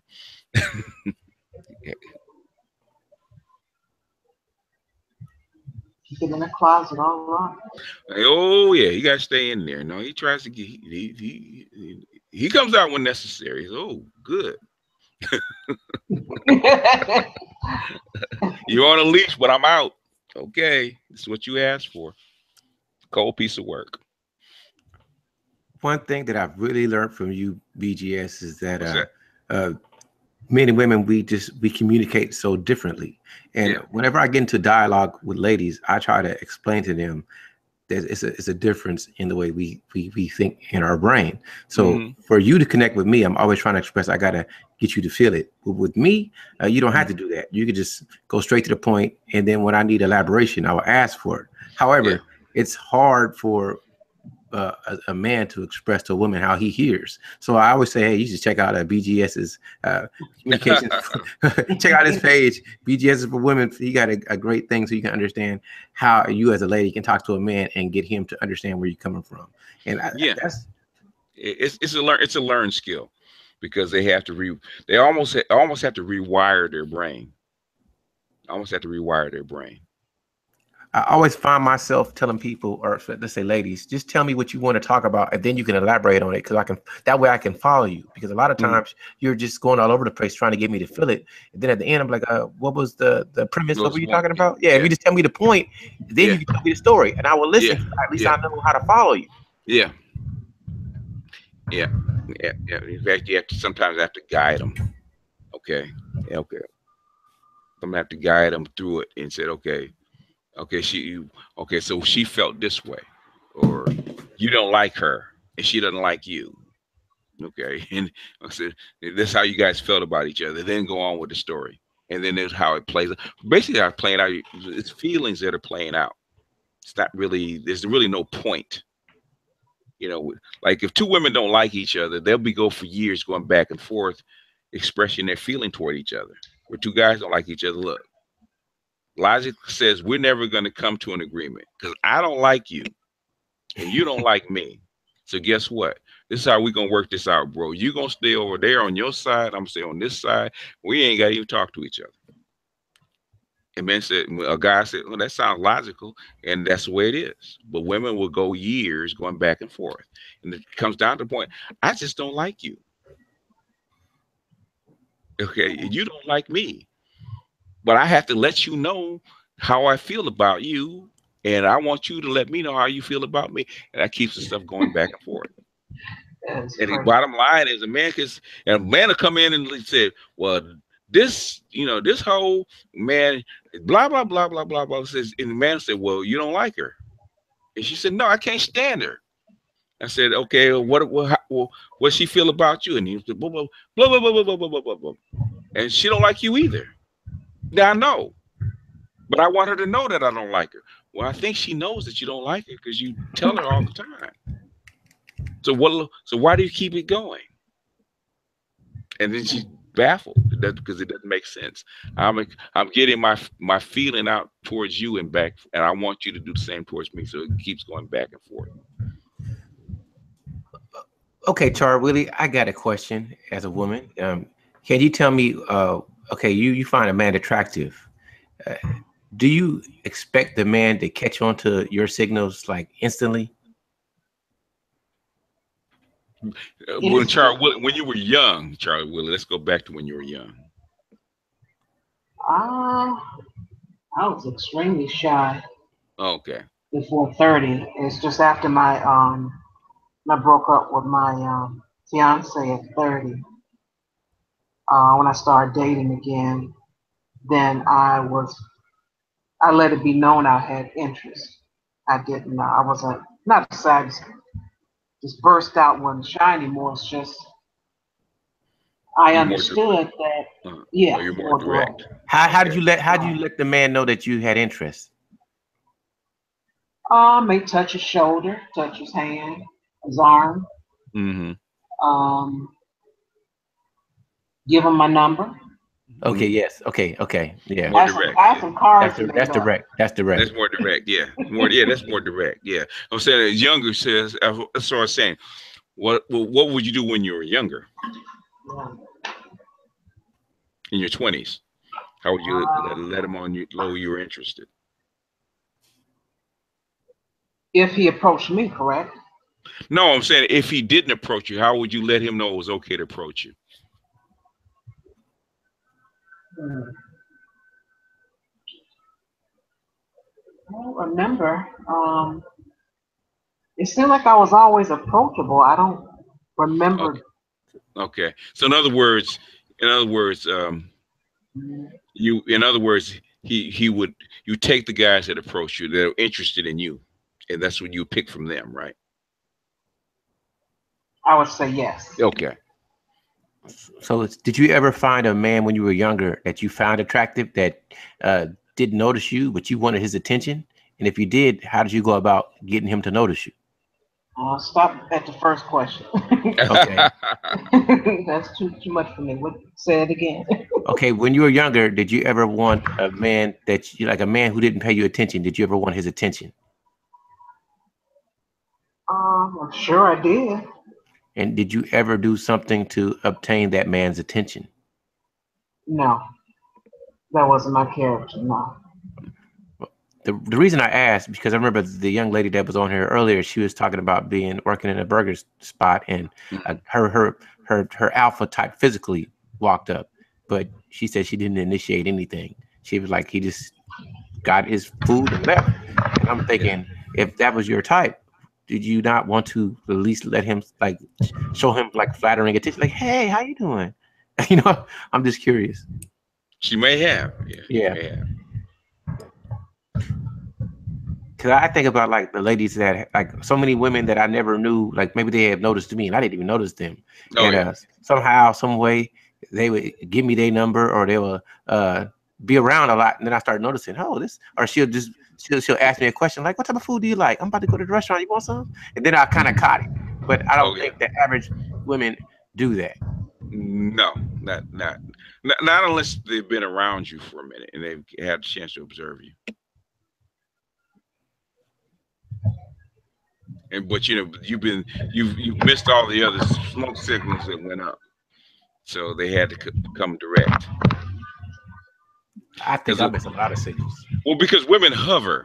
You can tell when a woman likes you. I've gotten very good at spotting it, but women hover.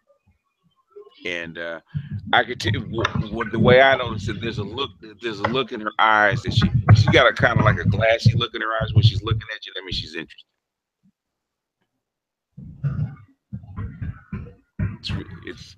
You begin to notice it. If you have a girlfriend, if you notice the way she looks at you, you turn around and catch her looking at you, then that's when you know what to pick up on. Because women can spot it. Women can spot a woman that's interested in a man like boom, like it's like immediately. And I remember an old man told me that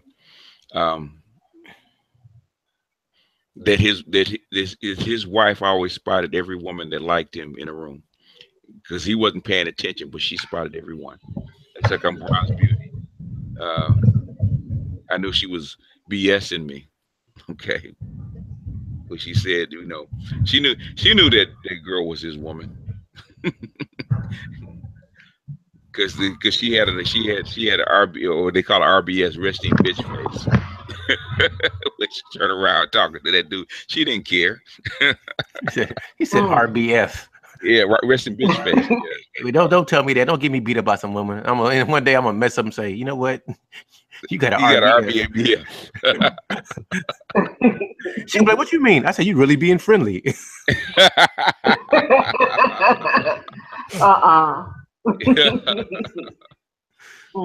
Yeah, they come in with that, trying to hide behind that cupcake. I said, were you interested in that dude?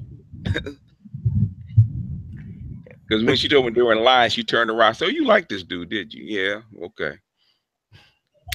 You know, I have seen women that have a RBF, but if you get to know them, they're really like nice people. It's just the face. This is the face they have. Like, man, I don't want to talk to her. Yeah. You have women that like that. It's just a natural face. And sometimes they've been wearing it so long they don't realize that they're wearing it.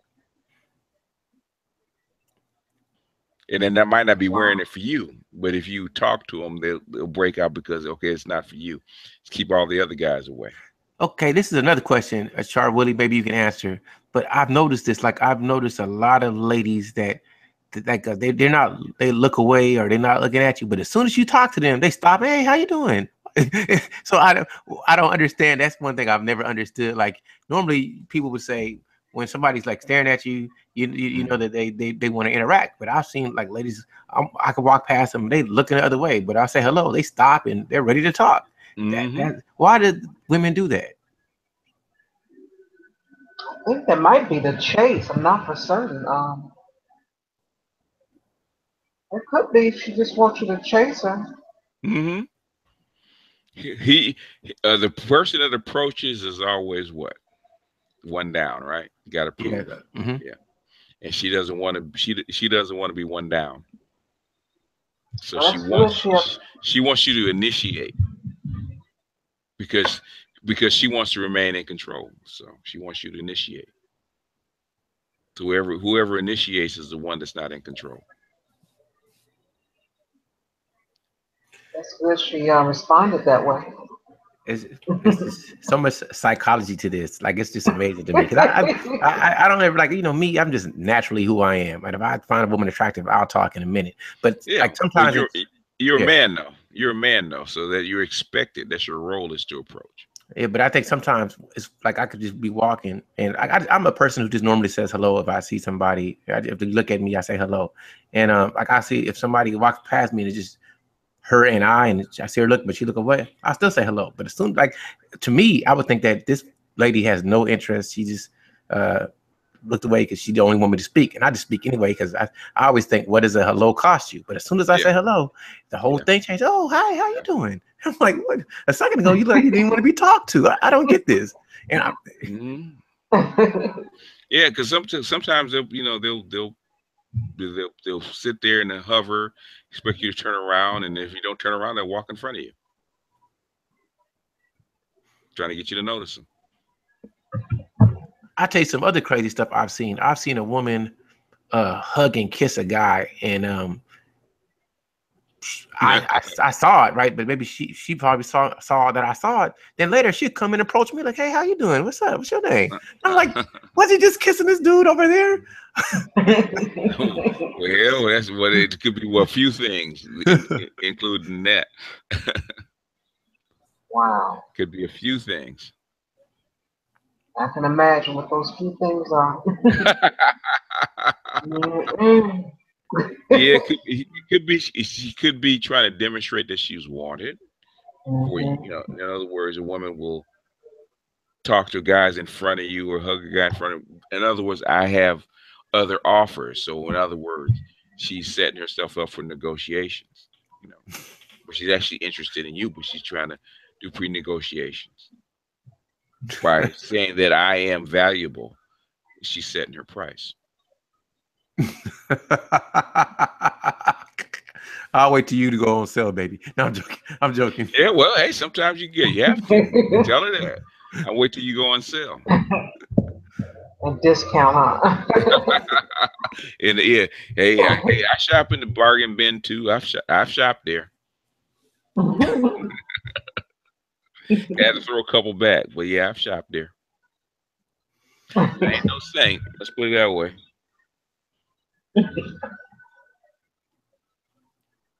I never wanted to pay for top shelf. I said, I'm a working class dude. I can't afford that. Don't want to afford that. So let me go back. You know, I might go to Marshall's, but I'm not going to. All right. Charles, they'll do that. Even if you got like a side piece, they'll do that. I had one little side piece, and we would go out to the clubs together, and she'd flirt with other guys, and then come over to the bar to me and say, "You better not flirt with any other girls." Oh yeah, that's my ex. I just had to look at her like, all right, whatever. that's my baby mama. That's what she was. She'd flirt, and then as soon as but it didn't matter that if I wanted her attention, I just go over and talk to a woman, and in 5 minutes here she comes. You can't. It's time to go. Come on, get your stuff. Tell her, get your stuff. Time to go.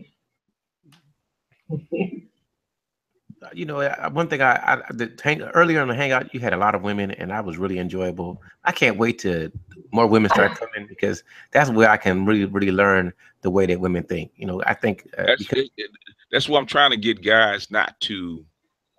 Okay, of trying to keep them tame because you're here to learn, and so women can basically if you guys if y'all are raucous in a chat room, it's hard to get them to come in because they think that the hangout's going to be the same way. Once they see that, okay, one, you're not going to think that they're silly because they're emotional. You know, they're emotional and not always logical, right? So you have to be patient because they really don't want you to see them as stupid, and they're gonna say some stupid shit. But but if you keep with them, they'll get to the point because they're actually trying to get to a logical point. But there's a lot of stuff that's gonna surround it. You have to keep digging and digging and digging and digging. And said, okay, now we can get to the point what you really want. Like, yep. We had to dig and dig and dig and dig and dig. We got to the point. Okay, you're not getting the guys that you want. It's not that you can't get guys that black men aren't dating you, just the black men that you want, and you then the women around you want that you're not getting. That's what it is. But you had to dig. and dig for it. You gotta dig through those feelings because she really feels strongly about it. So, and she's gonna say all men or everyone and stuff like that, and that's not what you meant. Yeah. Yeah, it meant that you can't date the men that you want for whatever reason. Well, I really appreciate the ladies, man. I wish I could just give them all a big group hug for just being open with us, because that's something that they don't have to do. They don't have to tell us what they're feeling, and I appreciate it when they do. What I'm saying is, if they feel safe enough and secure enough to tell you what they're feeling, and then they really want your feedback, because they're really they're here talking because they really want to learn about men. So, and the only way they can really learn about men is to be honest about how they feel, and then men can give them feedback, and that way you get rid of some of that. But the thing is, they're learning about it because you're the light in the reflection. They learn who they are through you, which doesn't make sense, but basically women learn about themselves through men, how men see them, because that's how come it's so. Basically, they see themselves through your eyes. And Charles, it's better to do it in this form. Sorry, BGS, but go ahead. I believe and I think one of the reasons that BGS tries to keep a lot of the guys off is because I don't know, Charles, if you've been to these I don't know if they call them parties or social gatherings, but back when I was full-time living in Atlanta, I still live there, but of course I'm overseas. They used to always have these open talks, not couples talks, but these things where, a bunch of guys and a bunch of girls get together and talk about relationships, and it always turns into a big shitstorm. Because you have the women. First of all, people are all in the same room, so just walking in the door, certain people are attracted to other people, and then nobody's being honest in the first place. Yeah. And there's a bunch of rhetoric that gets thrown around. There's not honest discussion. So I think when BGS does this for the women, it's actually better that the guys stay out. He gives the people a bunch of wrenches to keep the trolls out, so the women can feel more comfortable. Yeah. Yeah, because they really want to know, because in fact, it was women that actually convinced me to actually do this. Char was one of them. Rose, believe it or not, was one of them, and a few others like Bronze Beauty said, "Yeah, we would really like that." And the trolls think that I have a lot of trolls that said it's not going to work. I said, "Why won't it?" Because they said, "Because you run a men's channel." I said, "So what?" Okay. I said, if they can stand me being honest with them, then it'll work. If they can't, then it won't. But I think they can. They just have to notice that once they get used to me being honest. When a lot of women aren't used to men being honest, they're used to us flattering them because we're trying to get in their pants. The thing is, because of my age, because I have daughters, I'm not trying to get in your pants. I'm trying to be honest with you. I'm not going to use language. Once I use that language, they know he's being honest. He's not trying to flatter me. He's not trying to get money out of me. He's not trying to sleep with me. He's being honest. Yep. And I have to be honest with him. And he's going to keep digging until I'm honest with him. So, and then I think there's another BGS. I think there's another layer to it, whereas with your channel, they can see what they're coming into, and there's no power struggle. Because again, when I go back to these little, these forums or these little bar things that people have, they're like, oh, open discussion. You end up having these patriarchy versus matriarchy type of arguments breaking out. Whereas I think on your platform, they're coming in, okay, this is an older gentleman. I don't have to try to, the women don't have to try to exert themselves over the guys. One, because they're not here, but then two, they don't have to exert themselves over you because it's, that dynamic isn't there. So I think that's where a lot more honesty comes out. Yeah. So I appreciate you. Yeah, I appreciate you having that. And it's the same with the guys, because I think a lot of times on your other hangouts, you see some, almost comedic honesty from the guys, which I think wouldn't happen if there were a lot of women in the chat. Yeah. One thing Go ahead, Charles. One thing I love is that for this channel, even though we got a couple of men on here now, BGS clearly states this is for the women, and he lets the women it's their channel. So men got to remember, we come over here, we're guests, so we got to be respectful. Well, you see, I've been listening for a couple of hours, but I didn't jump in the hangout. Yeah, I wasn't jumped into somebody. He said, "Would you like to join?" And I really appreciate the chance to come on. And I learn a lot. Like, I have my own preconceived notions, but I know that I don't know. So no matter what I believe, I will ask the woman, because she knows herself better than I ever will. I can just know what I've read and what I've experienced, but I can never know every woman. So it's always a learning experience. Yeah. So like I say, again, I just appreciate that the ladies are candid with me, and they're patient, because I know I can be inflammatory and I can be unconsciously disrespectful, but never on purpose. You know, I'm not. But if you ask questions, you bring out stuff that you bring out things that they never thought about and they never considered. Once you dig it up, because you dig, oh, what's this? You say, oh, I haven't, I know that was there, but I never really looked at it. So they really have to look at it. Especially young women, they have to examine why they feel the way they feel. And because men are logical, they say, okay, why do you feel like that? Or why do you do that? Or why do you do this? So they have to look at each little piece and examine it. And then they'll go back in their mind and look at it again, because they're going to replay it in their minds. Okay, why do I really feel about that? Or how do I really feel about a guy? Like the young girl, she was talking about she wanted a football player. And I said, okay. And so I said, are you willing to do this? Are you willing to do that? Are you willing to do that? And the thing is, sexually, she's not willing to pay the price that she would need to pay to get a football player or NFL football player. You're not willing to pay that price. And we might have to scale down a bit. And that actually helps her. So now she does it. Okay, if I really want to get this is what I'm gonna have to give up. I can't think I'm just gonna meet him and he's gonna sweep me off. No, okay, I had to live in the real world, and that's what men do for women. They set a boundary, and they ground them. They ground them. They ground them into reality. BTS, I have a question for you. Yes, sir. And this is also a request. First, have you ever did a video on what courting is? Did I ever do one? No, not formally. No, I've touched on it in videos, but I never did one. Well, I'm requesting. I don't know if you ever get to it, but do a video about courting from both men and women's perspective. Okay, I can do that.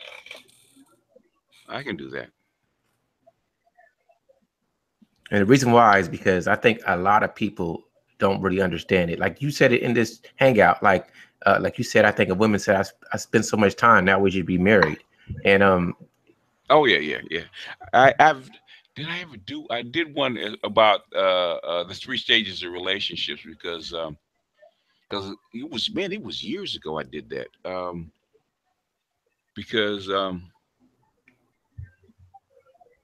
what is that? I was on not YouTube. I was on Facebook. I think it was 2011, and a lady used to do podcasts, a blog talk podcast, and she would talk about relationships, right? Because she's a dating coach, and she was saying,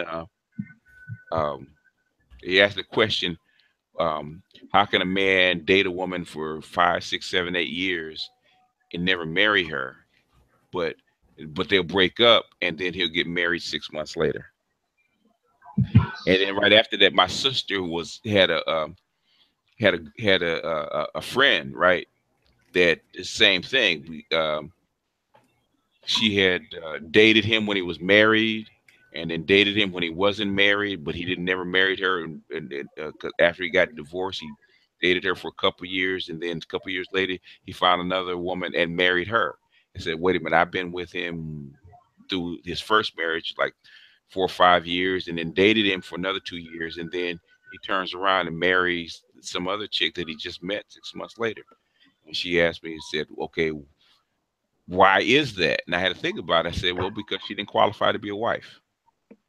And that's what I actually have it written up. I might do a video on it, and then I think I'll flesh it out, and I'll put it up.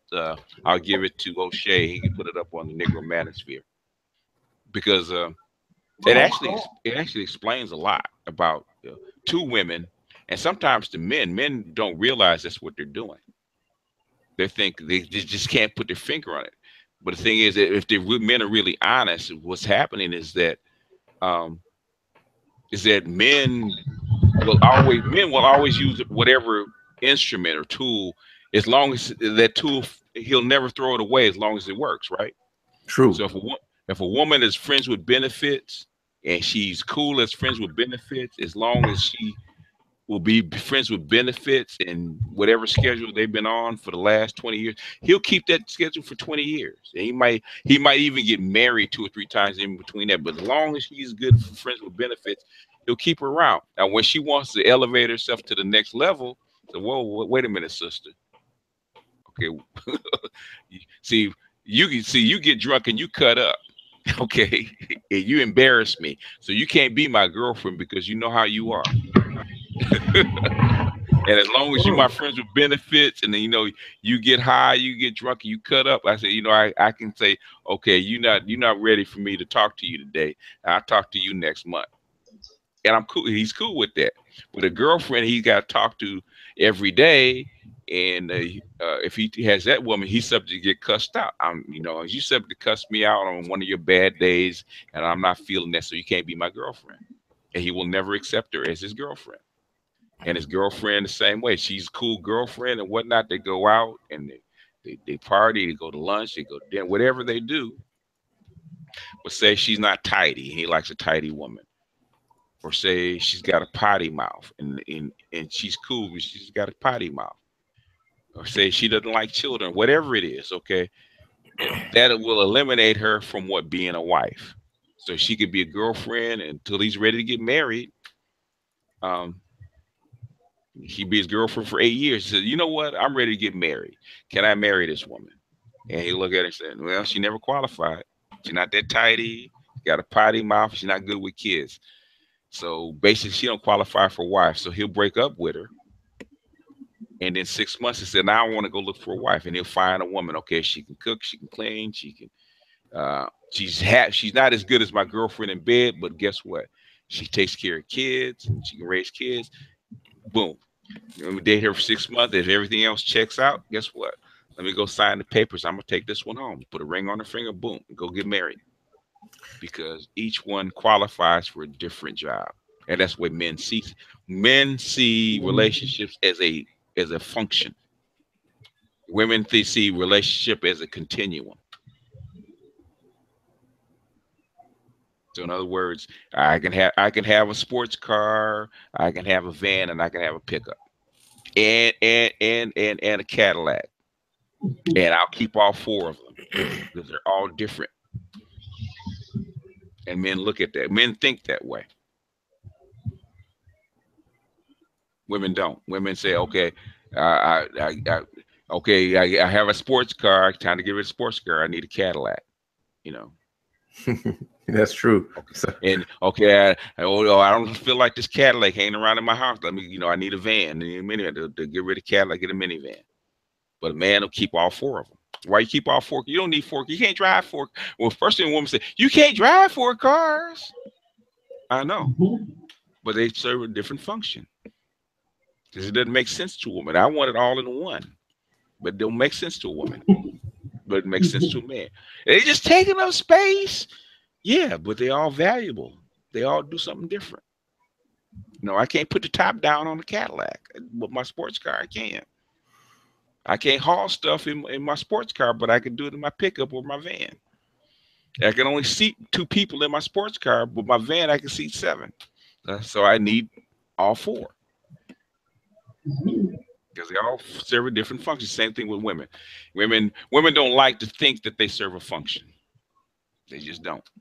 I should be enough for them. So if I'm good enough to have sex with, I'm good enough to marry. No, sister, no, you're not. Yep. Okay. Yep. Sorry to say. You just talked about that, BGS. Actually, I had a question for you and Char Willie on that, along that line when you were talking about how women don't even value their non-sexual companionship. What would be you guys' advice for a woman who is raised, who knows that, but her family or culture raised her in another way? Like right now, I'm actually funny. I'm dealing with a Kenyan woman who her culture, of course, has that in it, and she knows that's how she's supposed to get down. But her mom, her dad left her mom when she was, in an early age, so she never actually saw her mom be a wife. Okay. So she has the desire, but she doesn't have the practical experience or example. So like she gets in the kitchen, she gets in my kitchen, and she cooks, and then the food comes out fucked up, and then she's like, "Oh, it doesn't taste good." She feels bad about it, and I'm trying to encourage her, but at the same time, she has like kind of a complex about it.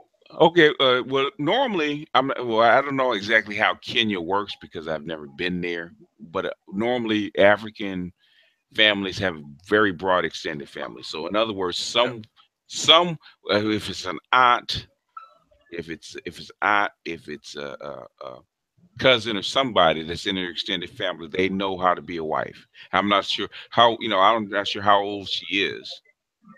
24. Huh? 24? I'm embarrassed to say 24. No, well, you know what?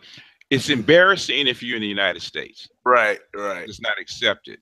It's perfectly normal in every place else in the world. It's perfectly normal.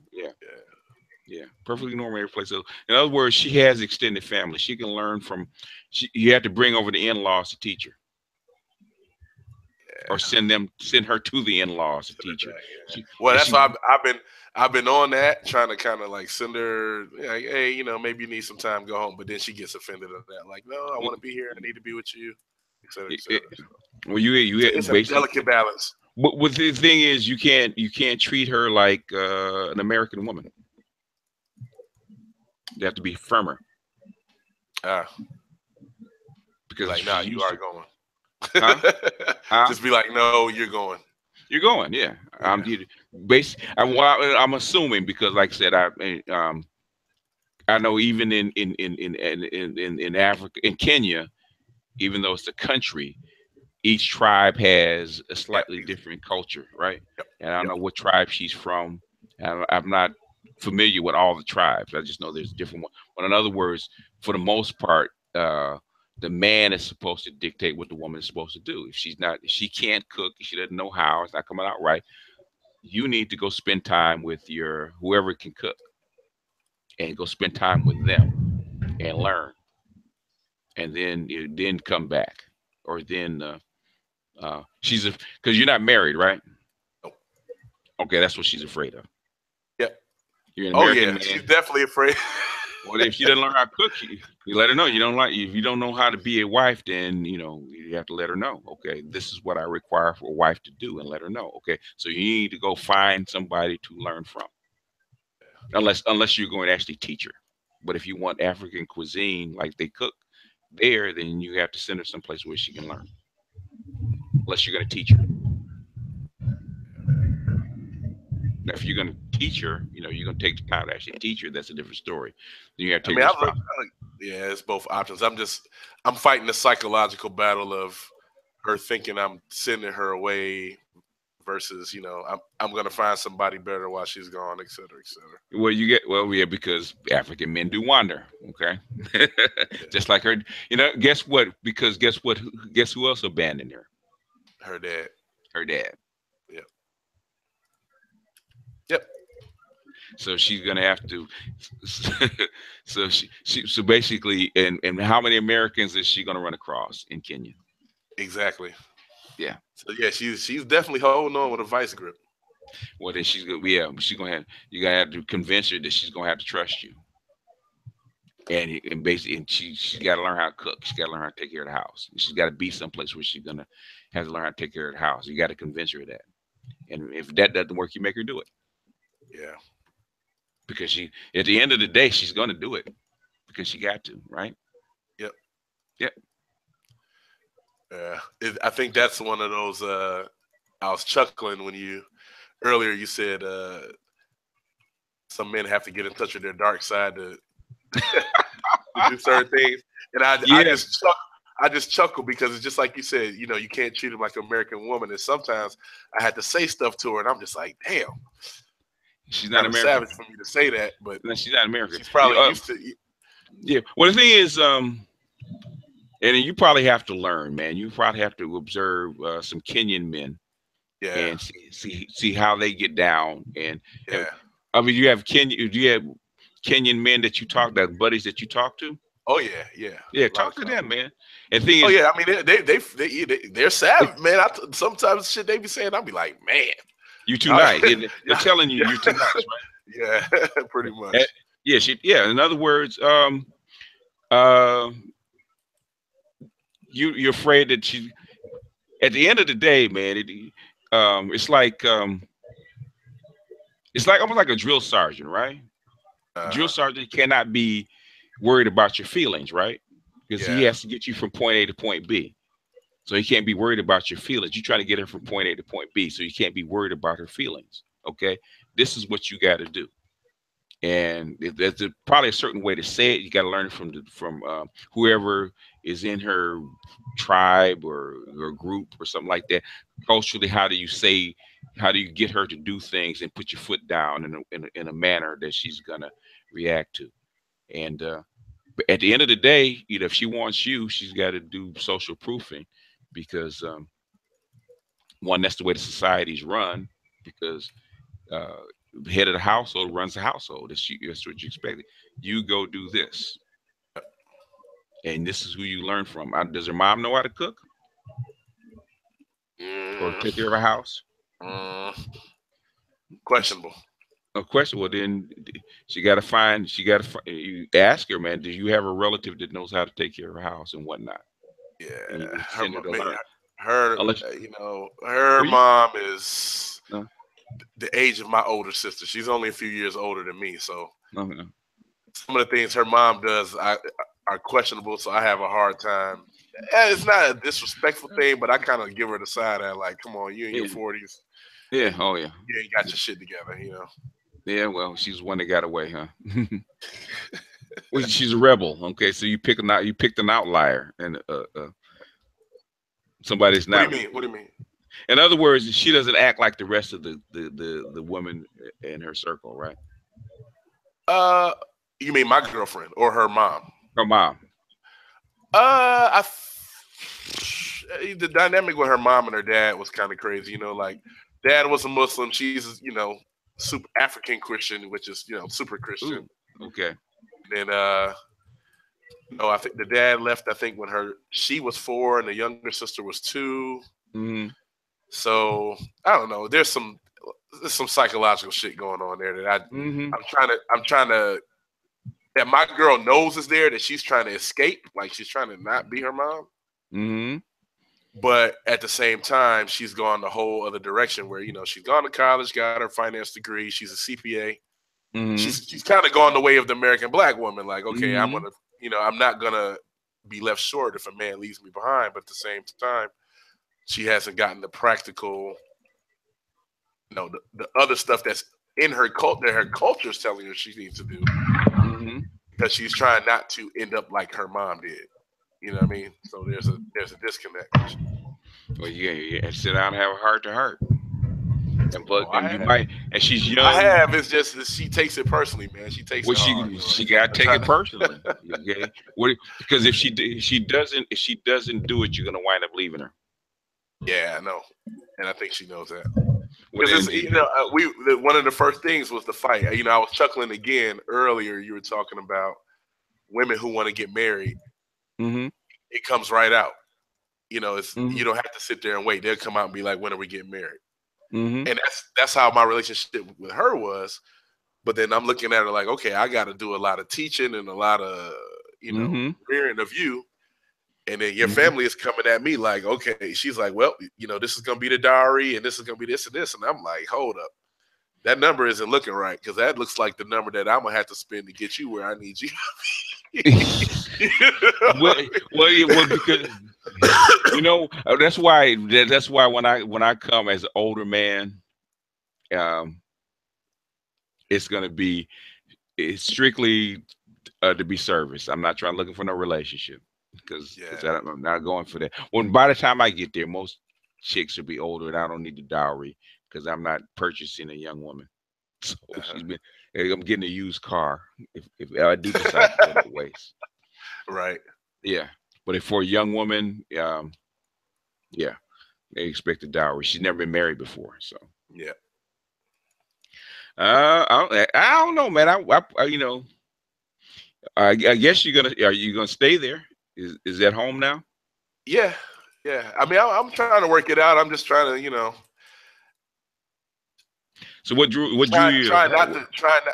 It's kind of funny you said drill sergeant. That's kind of yeah. It's kind of interesting because you know when you go into in the military, they always say they got to break you down to build you back up. Yeah, and that's just from our culture, from the States. Breaking down a woman, that's like it's unheard of. Like it's taboo. No, it's not out of practice. If she's young, if she's not already trained, we've been breaking women down all the time, man. That's long. Basically I would have been married already if I was the one to actually say, okay, after we break up, I actually go back, because it's actually easier to go back, because now for whatever reason it is real strange, and I don't know what the reason actually is, but especially with black women, for whatever reason, the negotiations don't really begin until you actually break up the first time. Yeah. You almost have to break up. It's funny. My last, yeah, go ahead. My last time I tried to get married, my last fiance, which was about 6 years ago, I told her, I said, when you break up with me, the next guy you meet is going to be your husband, because every time I break up with a woman, the next guy she meets, she end up marrying him. And she's like, "You full of shit," and it happened. Yeah, it happened, man. Maybe not. Maybe you're not a husband. You're a boyfriend. Maybe, but I think it's more so that I put a lot of the women that I meet, when they meet me, they're just like, I never met anybody like you. I never had anybody put these types of demands on me. Yeah, okay. You're basically training them for the next guy, huh? I train them for myself, and then I do like you. We have a fight, I break up, I refuse to go back. Go back, yeah. Next thing they know, they primed up for the next person. Yeah. Yep. That's true. Yep. It's weird. Negotiations don't really begin until you break up with them for black women. It's that's the way it is, because you can try as you might, through a relationship, and they will just not do it because they don't believe you'll leave. I got him. He's not going to leave. And so when we break up with him, all of a sudden, everything that you want, everything's on the table now. Okay. Yeah. You want me to cook? I'll cook. You want me to clean? I'll clean. Everything that you want. Well, how come you couldn't say that when I was with you? Because they didn't believe it was real. Yeah. They're supposed to break up with them because that's how it is when you haggle. I guess that's haggling. Okay, how the negotiations don't actually start to walk away at least a couple times when you haggle. Well, you're basically you're there. You know what I'm talking about, right? You got to turn your back a couple times. Wait. Yeah. I guess In fact, I'm actually put a video out about that and see if that's actually true, because dating with black women is like haggling. Okay, you got to turn your back and walk away a couple times and see if they lower the price, or you get a better deal. Yeah, it's really weird. It's an interesting thought though. Because every time, man, it just never fails. You try, and then all of a sudden you walk away, and that breaks them. I guess it breaks something in them, and then okay, I got to get them back, and so I'm willing to negotiate. So you've broken that iron grip. So maybe that's what you have to do. You have to, maybe you have to walk away, for a second, and then have her see if she's willing to negotiate. Well, evidently she's trying. In this particular case, it's not about the negotiation. It's about the balance between. It's about how to send the message without, breaking her psyche. Because I don't want a broken woman. She's only broken if you send her, if you do something, send her away, and you don't come back and get her. Yeah. Then she's broken. But if you're telling her, what you need, and She might be hurt for a second, but it's okay. Just like having children. Okay, they're gonna be hurt. You know, if I had to pick up the switch, like my grandson, okay, when he had to learn how to write, and I knew he's capable of it, and he was, you know, he was bullshitting me. I had a switch, and I actually hit him in the chest with it. I didn't hurt him, but I hit him with a chest with the switch. And he let him know I was serious. And right after that, he got upset. He had to go take a nap because blood pressure was up, all that stuff. But when he came back, he just went right through. He learned how to write. He learned to write his letters, write his name. He didn't have any problems out of it anymore. But the thing is, I had to take that chance to push him because he didn't want to push himself. And sometimes you got to do that. You know, it's if you're not going to be happy, you might as well try. Yeah. Because evidently at this point she's going to lose you, and she's not. You know, and you got to express, hey, you know, if you're going to be my wife, this is what I want, and this is what I'm demanding. You know, and I'm willing to stick by you. So, you know, but I understand why. Yeah, I understand why she's not, because African men do wander, and they don't have the same guarantees that women in America do. In other words, yeah, true. But at this point, you're not even married. She really has no guarantees at all. She's got to prove that she's, you know, that she can be your wife. Yeah. If she's not, yeah. So she's got to go. She got to go for training, unless you're going to teach her. But I don't know what you require. That's up to you. But I'm saying, well, you know, that's what she always feels intimidated, because I'm the only non-doctor in my immediate family. Both my parents had doctors of education. My sister's a dentist. Okay. You know what I mean? I went into engineering, so I went engineering. It's like, all right, I'm not going to get a doctorate because I don't want to be a college professor. You know? Yeah. Master's, but so she's looking at. You're an American. The women that I grew up in my life. Yeah. You're an American. Middle slash upper middle class. Yeah, upper middle class basically makes you rich where they are. So right, the odds of her getting you, a person like you, are slim to none. So she will do what you ask. You just have to. You can't worry about being too soft on it. Get it done. You know, right. Get it done. All right. You know, what it is, you're afraid of taking that L, right? You're afraid of you're afraid of me? Yeah. I'm afraid of damaging her, huh? Breaking her down to the point, because again, you see what I'm used to, right? The types of women that my mom and my sister are, those are the types of women I dated when I was in the States, like sorority girls with degrees. Yeah. So if I want to build her up to that, I don't want to. It's like a rubber band, right? I want to stretch it, but I don't want to stretch it too far. Why do you want to build her up to something that you didn't marry in the States? You want something different, right? Well, not necessarily exactly what was in the States, but I need, again, because I'm going to be moving there. I'm going to be expatriating. Yeah. So I don't have all of the advantages that I have in the States. So for my peace of mind, I need to be able to know that if my hustle fails, she'll be able to take care of me and whatever kids we have. Oh, okay. So I want to make her not necessarily stateside strong, but I want to have her strong enough to be Kenyan strong.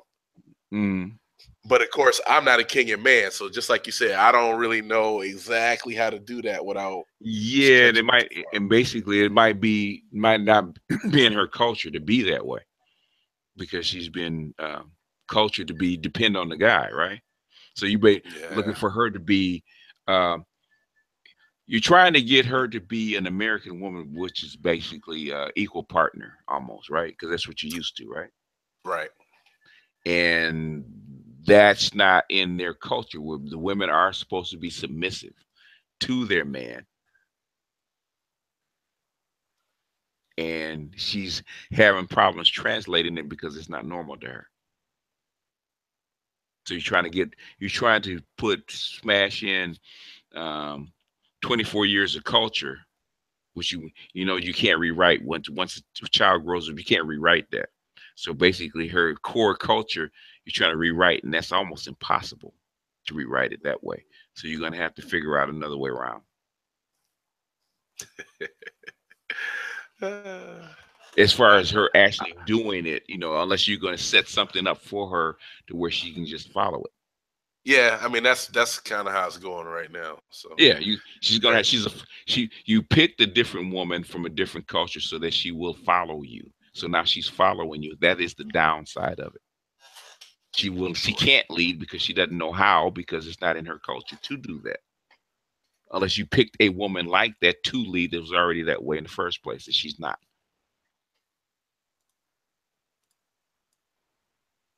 Well, yeah, it's complex. And so to find a Kenyan woman like that will be, you know, if you wanted that kind of woman, you should have found a woman that's really willing to relocate to Kenya.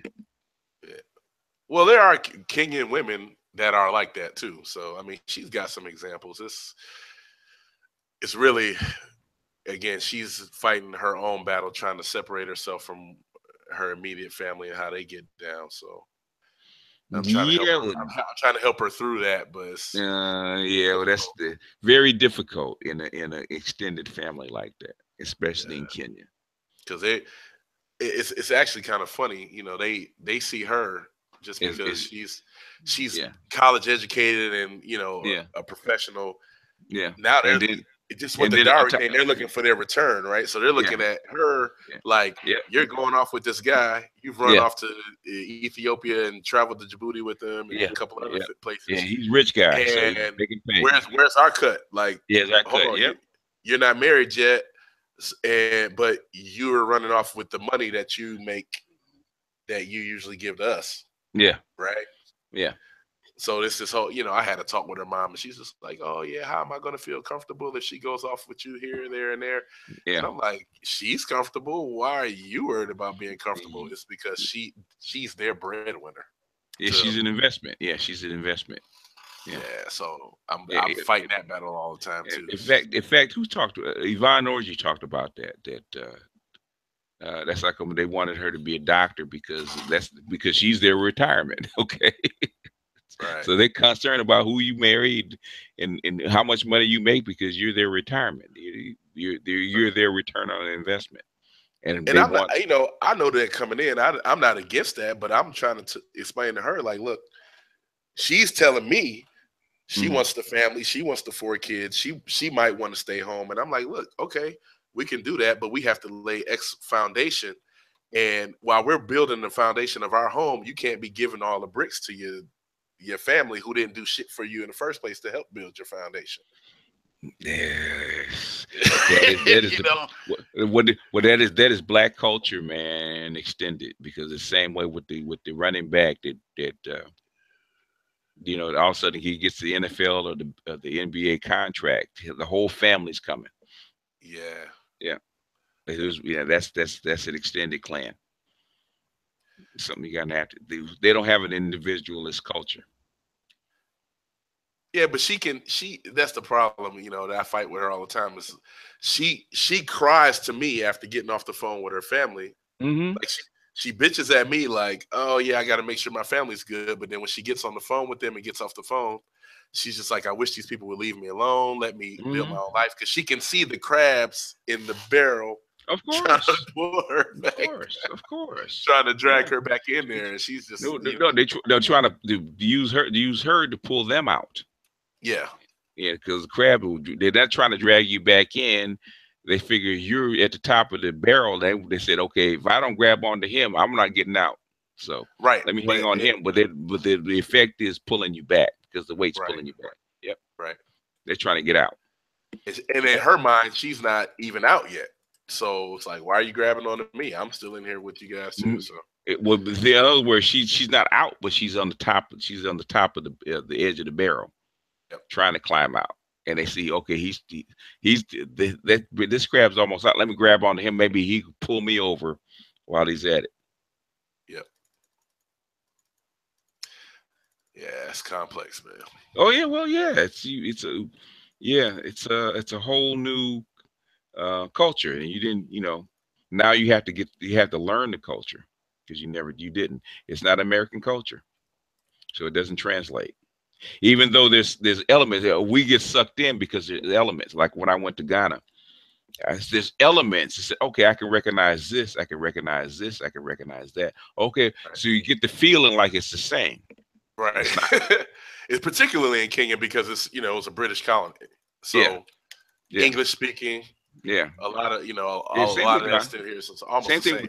Same thing with Ghana. It's English, but the thing is, but there's differences. And when you hit them differences, you say, "Oh, okay, this ain't the same."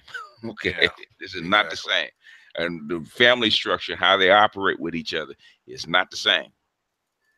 And there's subtleties that are normal to us, and that don't translate to them because they don't get it. Okay, you're supposed to go off and live a separate life like a nuclear family. No, there's no nuclear family in Kenya. It's an extended family.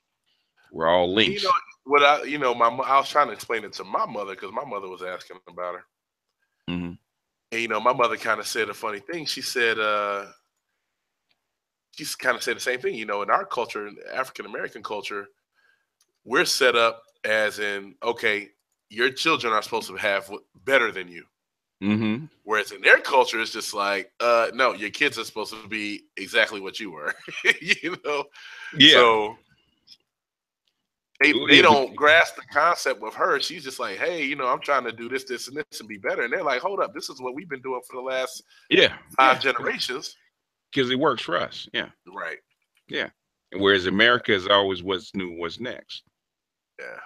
Because we're black, and there's similarities. That's what fools most black people. There's similarities. There's enough similarities to where we think it's the same. So when they say something that's different, it's like it's weird to us, but it's fine for them. And a lot of them have been doing the same thing. Maybe not even for five generations. They could be done it for 100 generations. You don't know. Yeah. They've done exactly the same thing. Well, what I try to explain to her in that regard is I'm like, look, it's easier for you guys to operate like that because it's your country. Mm-hmm. And a lot of my colleagues, who are military contractors, they face that with their foreign women. It's just like girls that they date only see the bills that are wherever they're working. And the guys are like, look, eventually I'm trying to go home, or eventually I'm trying to save up enough money that when Uncle Sam says this base is going away or this contract is going away, the money stops. But you guys, you got generations of family here. You got, homes here, there, and whatnot. So it's even the concept of saving money doesn't translate directly. They're just like, oh, you got the money. All right, let's spend it. Let's put it here. Let's because it may not be here. Yeah. Yeah. So they live for today. But, or not necessarily they live for today, but they know their cousin down the way or in the next county or something over is gonna, if they fall, they're gonna have somebody to pick them up. Pick them up, yeah. So basically, if she doesn't get the concept, they don't get the concept. You gotta lay down the law. It is what it is. I'm American, and you have to accept me as American. I'm not Kenyan. This is where we do things. Oh, I've had. If I had $10 for every time I told her I'm not Kenyan. Yeah. Because my favorite line. We're like, look, I'm not Kenyan. Because she was giving me grief about I was potentially going to do a dowry meeting with the family. Yeah. She's just like, oh, you got to have this many people, this, that, and the third. And I'm like, you do realize my people are coming across the pond, like. She doesn't. You're talking about you want what I told you that dowry dollar, but I'm like, shit, I'm spending that just to fly people over here to come meet your people.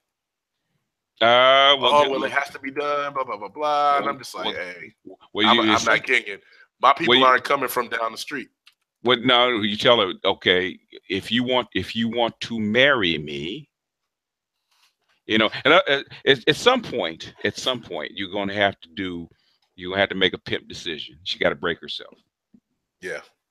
Yeah. Okay. I in other words, I'm not here to serve you. You're here to serve me. And if you're not, then we need to break this off. This is the way it is. This is the way it's going to happen. If you don't like it, I love you. I would love to keep you, but I'll have to send you on your way. It is what it is. and you be firm with it. And say same thing with the family. Well, you have to do this. No, I don't. Yeah. I'm American. No, I don't. This is the way I'm going to do things. Do you accept the way I'm going to do things? And it's up to you.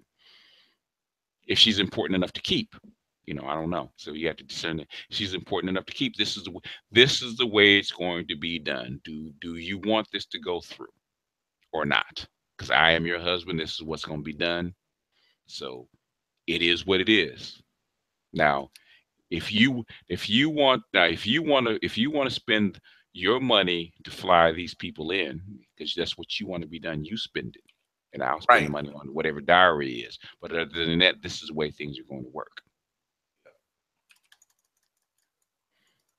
And you got to you have to assert yourself, because you're not in America anymore. You really have to be a man there. Okay. Because you're working with a foreign culture and you got to stand your ground. Come on, soldier. Come on, soldier. Come on now. You got to stand your ground. Are you going to bow to them, or are they going to bow to you? It's up to you. Yeah. You told them why. They don't accept it. Okay, look, this is the deal that's on the table. You either accept it or not. I can understand. Yeah, I just have to. I love her, but I have to find me another Kenyan woman. Is what it is. I know there's what Kenya's got. What, 80 million people? What is it? Not 80 million. Oh, it's plenty. It's plenty. Yeah. It's plenty out. The only slight downside is unless you go young, because normally that's a little bit young for me. I usually don't try to go any lower than 28. Like, but at a certain, in that culture, if you go too high, you're looking at bringing in a woman with some children. So yeah, she's used. Yeah. So yeah, because there's not that many old. I looked at their pyramid. There's not that. It's kind of thin at the top. So it's mostly young. There's more young women than there are older women. Yeah, but a lot of them get for whatever reason. I don't know why they. Well, I know why, but a lot of all of the different African countries I've been to, the guys, they just like to put babies in the women. That's what they early. Do. Yeah, early. Yeah, they start at 13. Yeah, and then roll out on them. So, yeah, it's funny. I laugh at American black women. They're like, men don't want to commit, blah blah blah blah. I'm like, you don't know how good you got it. You don't know how good you got it. Them American women. Yeah. I'm like, it's plenty of women running all over this planet in their early 20s with 2 or 3 children. I remember when I was in Ecuador, man, I had a fine, tall Afro-Ecuadorian girl. Yeah. 22 years old. 2 kids. Yeah, they started. But a lot of people, they confuse commitment and monogamy, because a lot of brothers are committed. They're just not monogamous. Well, the thing is, there's in other words, in communal structures like that, they depend on the families to make sure the guy takes care of the kids. And if they don't, then there's no laws to say they can't skip. And sometimes they run out on them, they go to another country, or they, or they leave the region and they can't be contacted. Some of them don't leave. They just straight up got another family. They just roll. Like my girl's father has a whole other family in the same town. He just rolled out on his mom. Like what Vector said. He didn't. But he didn't marry her though, did he? I didn't know. See, that's the whole thing. She was a good girl. I mean, I just couldn't. No. The thing is, we're taught, because that's the way it used to be. We're taught that no matter what, if you put a baby in a woman, one or two babies, you're responsible for those kids no matter what. Okay. Yes. In traditional culture, if you didn't marry that man and you have sex with that man, you didn't marry him, you have babies by him, guess who it's on? It's not on. Okay, it's what I mean, it's on the mother's family. But Vector had just said that the women in the United States say they can't find a committed man, and I have to make a counter position to that statement, because if a man is paying child support and seeing his children, he's committed to his family. Maybe not. You know what? I'm gonna do a video because I thought about this, man, a long time ago. I said child support is the new shotgun marriage. Yep.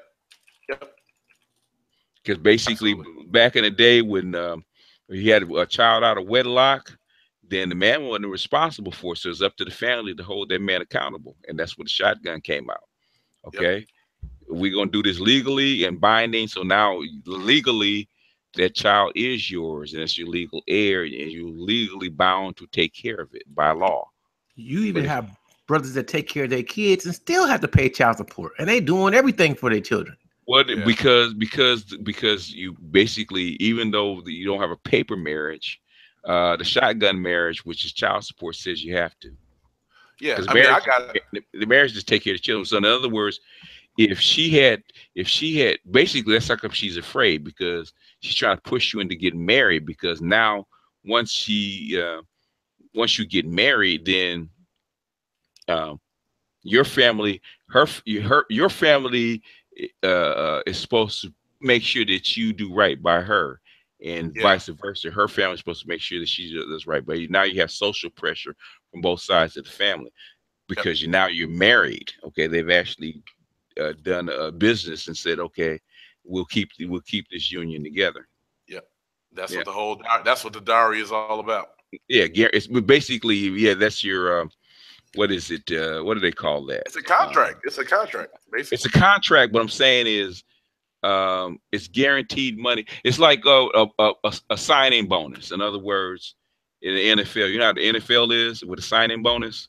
In other words, your contract's not guaranteed, but you can always keep your signing bonus money, right? So signing money up front. So dowry is like a signing bonus money. This is upfront money that's guaranteed. In other words, the money stays with the family because they're transferring their wealth to you, because a woman is considered wealth, and all the children and the product of her womb. So in other words, if she cuts up, man, basically you say, you know what? I'm kicking you to the curb. I'm sending you back, but I'm keeping my children.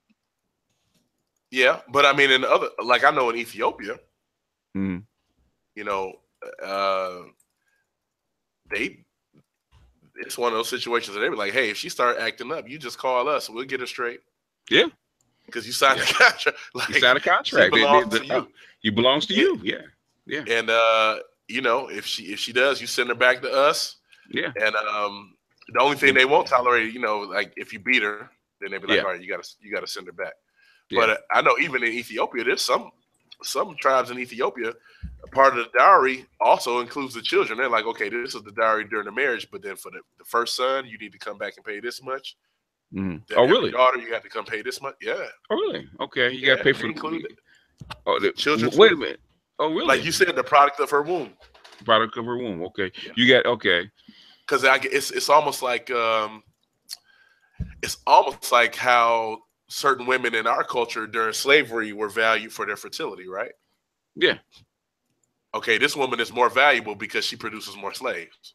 Okay, like she's got proven fertility. Even when you go back to like Roman cultures, you'll see those guys. They'll get divorced. Some of the politicians, they will marry women who already have kids because they have proven fertility. Yeah, they need they need a product of her womb. Yeah, and they need those heirs.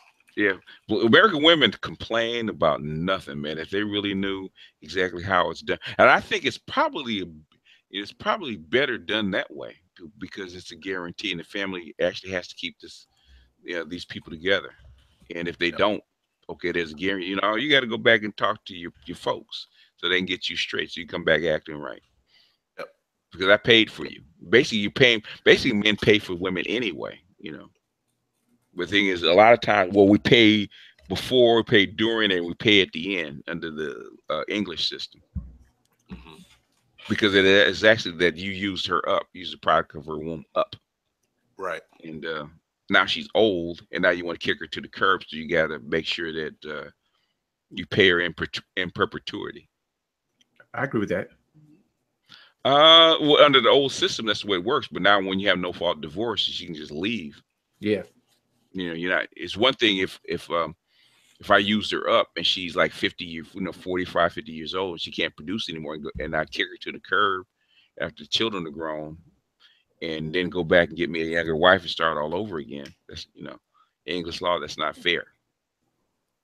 So you can't just put her out. But if you're over here, you don't even have to do it that way. You just take a second wife. Yeah. See, well, yeah. Go ahead. Go. I'm sorry. Yeah. Like if you want to start over, okay, but you're still keeping me. Okay. Yeah. Okay. BGS, you kind of touched on this before, but do you think the institution, the marriage formula is going to change in the near future?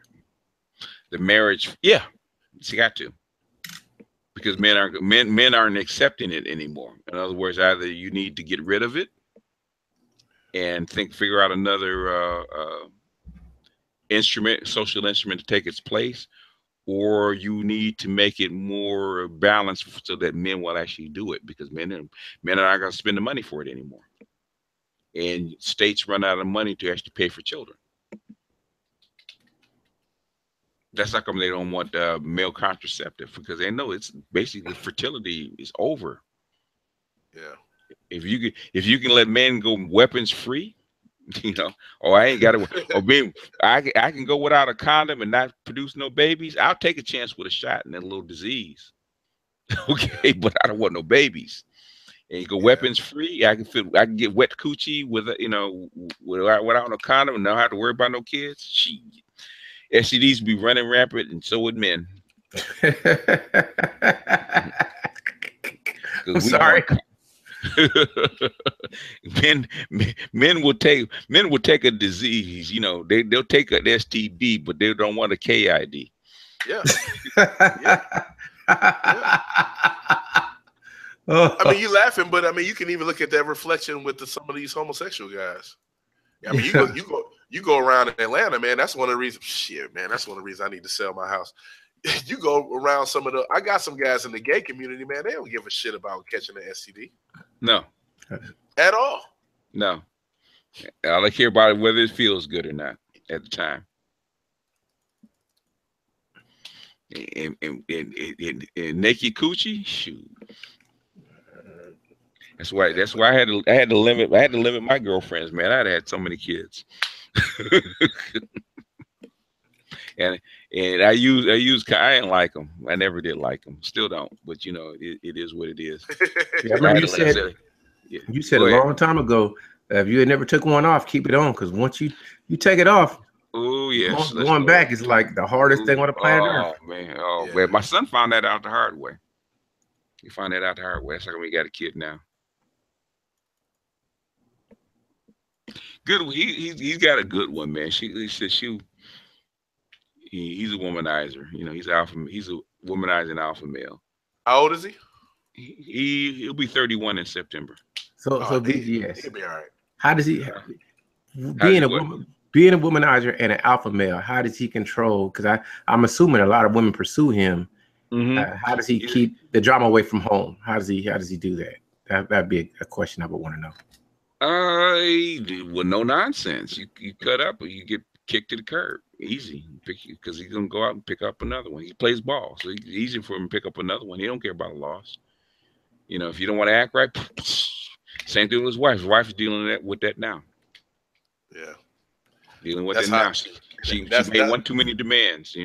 Oh, trust me, I understand. I just want to hear it from another man's perspective. I always think that's the hardest thing is because everybody's gonna be jockeying for that number one spot, and if he's a good man, he got a good woman. She got to be on her A game. But the problem is, the thing is, okay. The thing is with keeping more than one. Okay, first you have to get them addicted to the sex. Because if you don't, you're gonna have issues. You get them addicted to the sex, and once you get them addicted to the sex, okay, you know what, baby? If you cause me a problem, I'm gonna cut you off. It is what it is. You can show up at my house, but guess what? Showing up at my house and confront my wife or whatever, my number one, it'll get me the divorce, but guess what? You'll be lonely. So if you're willing to take that L, you won't be getting no more of this. So basically, you got to give her something to lose. That's what you do. That's how guys keep them in line. Okay, I can be with you on this day. I'm gonna knock that thing out, and we're gonna have a real good time. But you gotta stay in your lane. You don't want to stay in your lane. You know, you welcome to go out and find another man. And sometimes they do. When they're off times when they're not with you, they go out and find another man. But if you do it right, they can't replace you, so they'll stay. I have never been married, so I have never faced that drama. But I'm always wondering if I was married, how would I handle it? And yes, not that I would be there, but I'm just saying, you know. Okay, as far as being married and having that, one, you be completely honest. Completely honest. I have a okay. You talk to, wear your ring. Look, I'm married. I have a family. I'm not leaving my wife. Do you want to deal with that? You got to be mode one. Yep. And that's not, that happens out here all the time, man. Yeah. You got a lot of, again, my colleagues either married back home or they got multiple girlfriends. I mean, shit, I have multiple girlfriends. Mm-hmm. You got to let them know I got a number one. Yeah. And Charles, don't sleep on what BGS just said initially. You got to get them hooked on the sex or hooked on something about you. Yeah. Because the gray area comes in if you're not mode one or whatever, and you're trying to court them. Mm-hmm. It's hard to court multiple women, but it's easier to have one. Yeah. And then you have side ones that just have that one thing that they like about you. Like I got one little friend. I don't even sleep with her. She's a little Rasta girl, little Ethiopian Rasta girl, but her family. But she's Muslim. Her family's really strict. She just likes to come to my house and smoke. Okay. And that's the thing she loves. She's 21 years old, little young, little skinny, little thing, little bony thing. But I like her company because she comes around. She's a lot of fun. She keeps me up on music. She comes. I drink with her. I don't smoke, of course, but she likes to come smoke because I give her a place of refuge that's outside of her culture. And basically, women love your non-sexual attention. Exactly. So and she's hooked on your non-sexual attention, which is I said, don't sleep on your non-sexual attention. Yeah, and when she calls me and I'm like, hey, my girlfriend's in town, she don't bother me. Yeah. Well, she's got nothing invested. She got, basically she ain't given. She hasn't given. What has she really given up? I mean, the only thing she gives up is, she pays for all our party, our drinks and her own weed. She'll bring food, but other than that. I'm gonna say this, and this is BGS says it all the time, and I gotta say it just to be honest. Listen, whoever wants somebody else's attention should be paying for their time. So if I find a beautiful woman and I want her to spend time with me just to hang out, I'm paying. Yeah. But if she want me to hang out with her, she paying. Yeah, if you come to my house smoking and you have a place to go, so basically, why should you get it for free? But she understands. Okay, I'm not sleeping with you, so I have to reciprocate. Yeah. It should be, everything should be reciprocal. I'm not trying to say take advantage and play people. I'm just saying, hey, let's say you want to go see a play and you want me to go with you. I don't want to go. You should be buying my ticket and making it, okay, Charles, I'm gonna pay you for going with me. I'm gonna make sure I'll pay for you to eat, come hang with me, because I know you don't want to do it. I'm for that. So if I want some company and I want to go to a Laker game and you don't want to go, but I want you to go, I'm paying. I'm gonna buy your drinks. That's how it should be. But everybody always want to think they getting played, man. Now just be straightforward and don't pay for what somebody else want to do unless you want to do it too. Right. Yep. So you're not simping for free, so it's all right. Yes, but going back to your initial question, Charles, it's just like how BGS the son does it. You just let them know you got to walk away.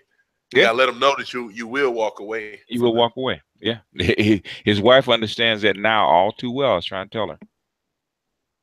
Now that's kind of hardcore. Wait, she knows he's a player. I don't know if I could ever. He was my number one though. But they can't help but to know. He's an athlete. Okay, he's an athlete. He's not a pretend alpha male. He's a real one. He's a real alpha male.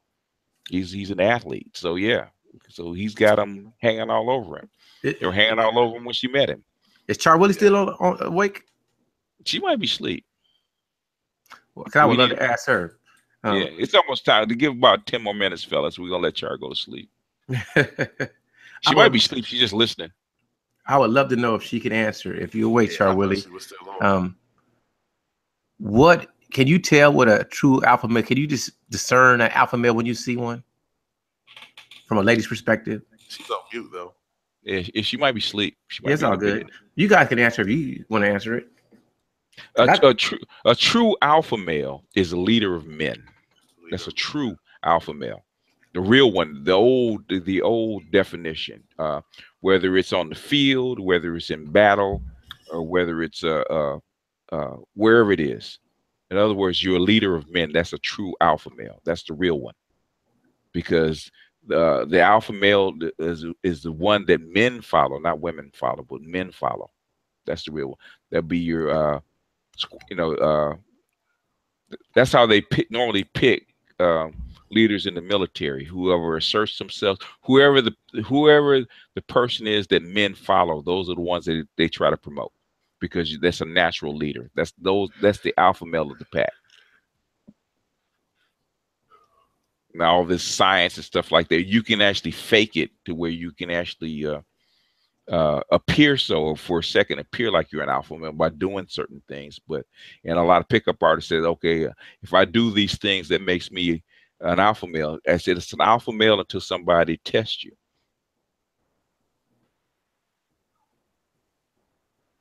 If you can't get men to follow you, you're not an alpha male.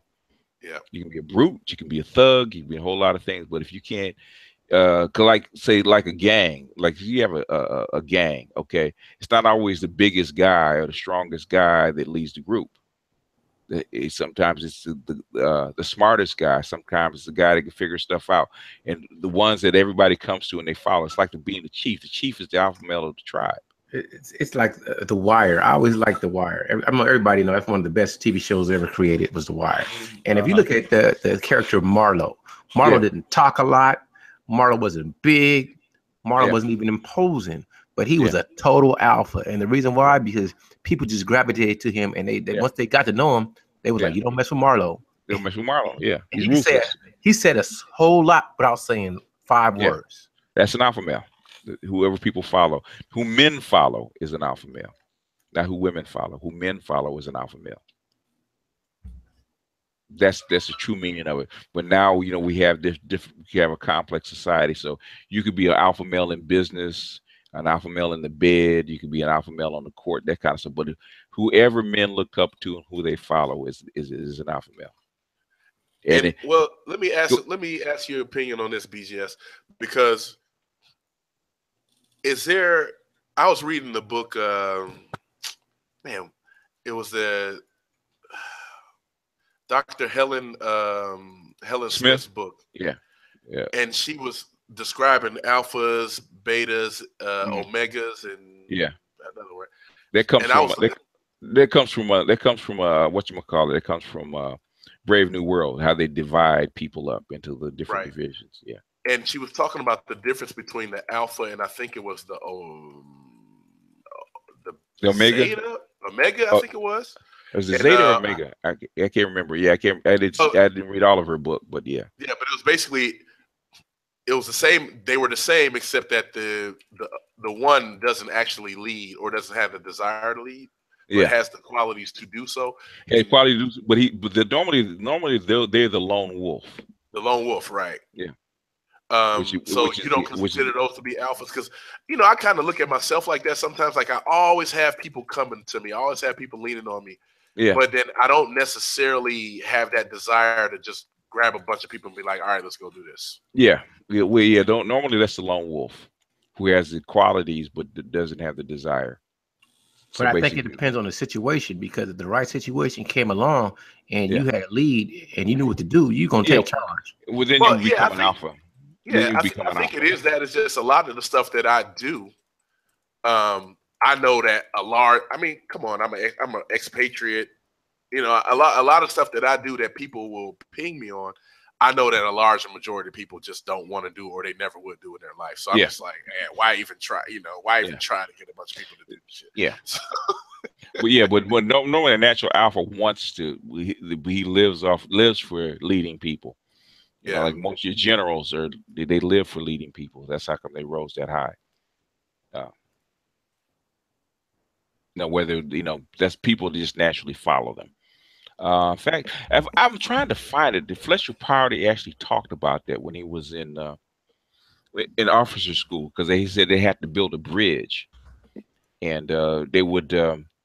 He said, in other words, it was like a pontoon bridge, right, where you build it across the river, and you have to assemble it, right. So basically, he said what they would do is they put the they put them on one side of the river with the parts of the bridge, right, and then with no instructions, just the pieces of the bridge, and they put like maybe 20 people together, right, and then on the other side they would actually be have a fire going. They'd be cooking dinner, okay, and they would start cooking dinner on the other side of the river, right.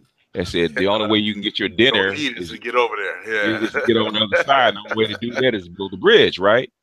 So the first thing they have to do is organize themselves, right? And people will mill around until one person would say, "Okay, we need to build this bridge," and okay, we need to put this piece here and that piece. In other words, somebody will actually come up out of the group, rise up out of the group, and start to lead, and people will naturally follow them.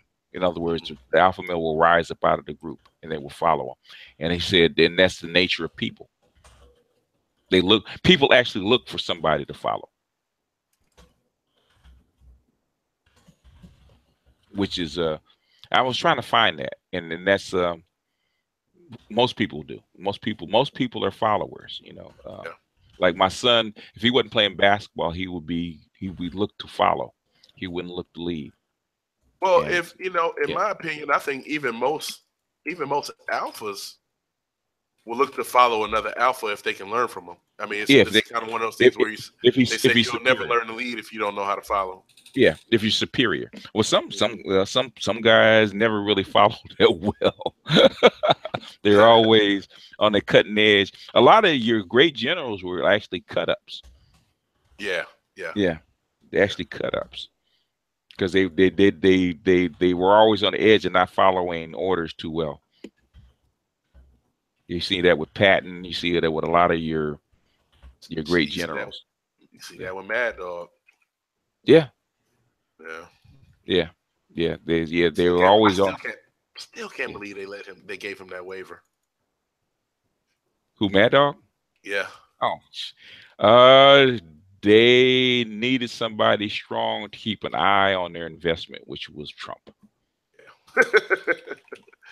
Yeah. It wasn't just the Russians that helped cause those leaks, and they didn't trust Trump. Okay, they didn't want everybody that's in the military that knows anything, that knew that nobody in the military, the intelligence community was going to allow Hillary Clinton to be commander in chief. They wasn't going to allow it. Yeah, I knew that. I said, everybody said, well, Hillary has a chance to win. Hillary ain't got no chance to win unless them folks at the top actually die off. Because what she did something unforgivable in Benghazi. She left one of their own. Yeah, she left one of their own to die and didn't do nothing about it. It's unforgivable. Okay, at that level. I got a question for you, and this yes, is just your opinion, and Brother Vector, you can answer this too. Do you believe there should be a limit on the number of children a man should have? And if there is a limit, is it based on economics, or what is it based on? I think he should have as many as he can afford. Personally. Well, they just answered your two questions. Yes, it did. Yes, it is economic, but then yes, there is a limit. But that limit, in my opinion, it just depends on. I mean, I'm more pragmatic because again, I'm Pan-African, so I think kind of more along the lines of society building. And when I look at who's in power, right, like what are the leading nations right now? You look at China and you look how they had their one-child policy. Mm-hmm. There was financial reasons behind that, so that's a tough question. I think it's definitely different circumstances for different people. Depending on what your economics are like and how you want your society to be structured. If you can feed these children and make them productive, then it doesn't matter. They don't necessarily have to stay in the state. They can go out. Right. Yeah, but if you have a lot of poor people that you have to train and feed, then that's when the burden comes. And eventually, nationally, women will start restricting the number of children being born on their own. Because I think in the States we got men doing it right now. Because they can't afford them. Well, men will stop. Yeah. Thing is, men are driving it below replacement, which is something the state doesn't want. BGS, I think Mariah wants to join, but I think there's no link for her. Okay. Mariah, we got about 10, maybe 15 minutes for you, but we'll give you the link because she's been on a while. I've dropped the link many times, but I guess we said something that she's interested in. And there's the link. Where was it? Actually, if you look at it, because I've looked at it many times, women naturally limit the number of children that they need. If they don't think they can be fed or taken care of, they won't have them. So women will have as many children as she thinks she can take care of, for the most part. Because, like I said, when the country is mostly rural, women have about, the fertility rate goes up to be about 9. I think in Kenya it's about 4 or 5. I think it is. I think it's 5. Yeah, 5 fertility rate. But you have open land and it's rural and they need the hands. So yeah. Women, kids are actually valuable in societies like in most parts of Africa because it's rural. There's no law that you can't put your children to work, and children do work hard. Those are hands. Very hard. Yeah, especially in those villages. Yeah, they work hard. So naturally, the more children you have land, and you need labor. You produce the woman. The woman is actually there to produce labor for you. That's how come you pay for her, because children are not just something you take care of. Children are actually something that actually bring back a dividend for you keeping them alive and stuff like that. So children work hard. When you talk to most of the African cultures, the first thing they say when somebody gets pregnant, it's a blessing from God. It's you just got paid, you just got some capital. It's a blessing. Where we look at it just like, unless it's playing this, in our culture, it's like shit. But even the poor Africans, they're like, oh, it's a blessing. It's a blessing, they have hands, yeah. Yep. And that's why you don't really see a lot of abortion. They're just like, whatever, it's all good. It's good no matter what. Yeah, because you have a need for children, and plus you have a lot of you don't have to worry about balance because most Africans, period, don't live to be 70, 80 years old, man. Because there's a lot of especially amongst the poor villages, there's a lot of disease and there's a lot of stuff going on, and most people die before they hit 50. Yeah. So they don't have to worry about balance. You need more young people because you don't have people living to be 80, 90, 100. Like I said, you have people living to be 70, 80. Those are tough old bastards. They're tough old birds. When they live past 50, they're tough. They've lived through a whole bunch of stuff. Did we get somebody else jump on? I don't know what's happening. She had dropped the link, but did she message you, Charles? Well, she said it in the chat. She was going to join. And I dropped the link, but we're gonna jump off anyway. So I got to do this again tonight or later on. Yeah. So the women are gone to sleep. So I think Charlie Willie's probably doing a little night sleeping. What time is it over there? 3:21. Yeah, here on the West Coast. East Coast? West Coast. The West Coast. Yeah. Okay. Yeah, it's okay. Yeah, it's 1 p.m. Well, 1:20. Oh, yeah, that's right. This is lunchtime for you, man. Oh yeah. I'm just starting my day. Oh, okay. Saturday, yeah. How's the tea farm going? I'm actually it's actually going well. we've got the plant, the processing plant is finished. We're going. I'm going over there. I was supposed to go over there August 5th in a couple of weeks, but I'm going to postpone because the elections are that week. Oh, and in Kenya? It gets rowdy. Oh, okay. Get rowdy about it in election time. So I'm actually going to postpone. I got a sister that's getting married in Nigeria on the 12th. I wasn't going to go, but I think I'm going to go ahead and just go there. So what, a blood I might sister? have some more video up. To my blood No, sister? I kind of got like a second family, my Nigerian family. Okay. It was a church family from college that I got really close to the father with. Okay. And they kind of adopted me in, and he had 13 kids, so I got a bunch of what I call my brothers and sisters. Okay. But I'm basically a family member. Okay. So I don't know if you checked out my page. I had that wedding a couple of years ago in Nigeria. That was one of my sisters. Okay. And I got another one that's getting married here in a couple of weeks. So I'm gonna try to make that trip. I gotta go get a visa. I don't know why there's West African countries you gotta get visas, man. You can go everywhere else but Nigeria and Ghana. Yeah, well, without a visa, but they try to really control the people coming in. And so I got. They also they have a lot of capital flights. So, like it's one of the few countries you have to go in and actually open a bank account there. Yeah. Yeah, you can't do it electronically from someplace else. You got to go there, show your passport, actually put your John Hancock there. Yeah, Ghana's a very funny little country, though. I still haven't been.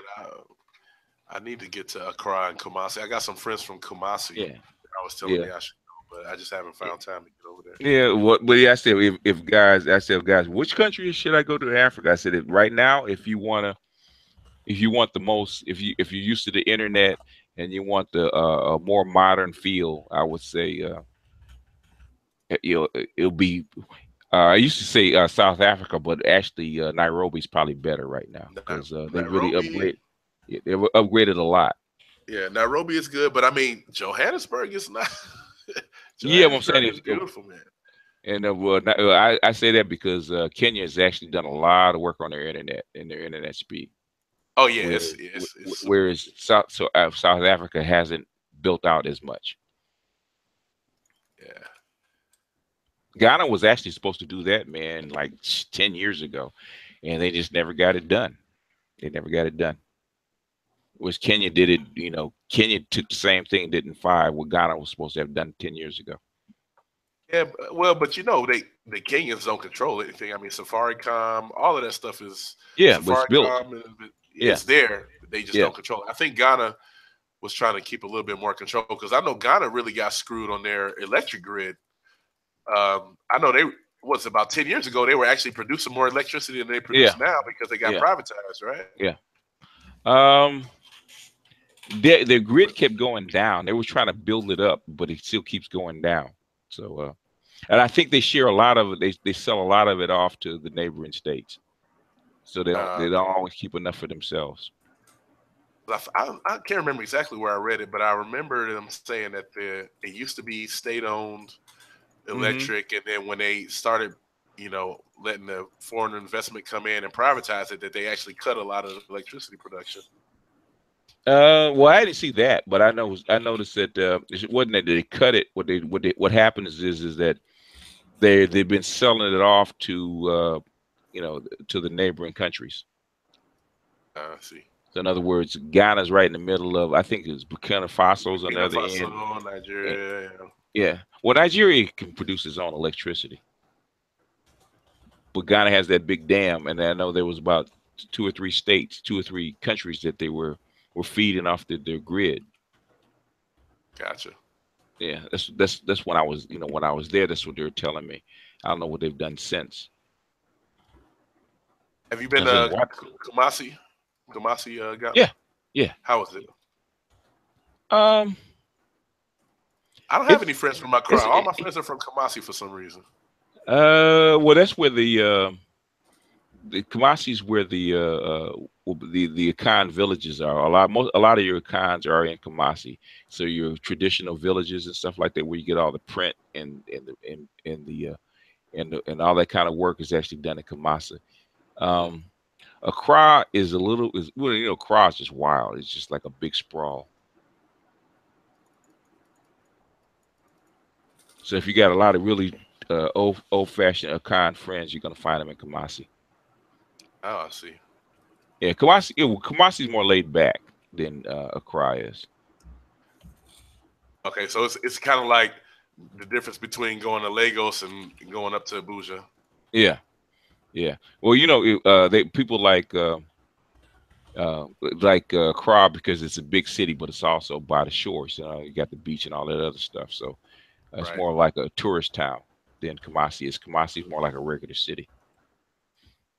Where I like to go along the shore. It's more like Port Harcourt then, probably. Yeah.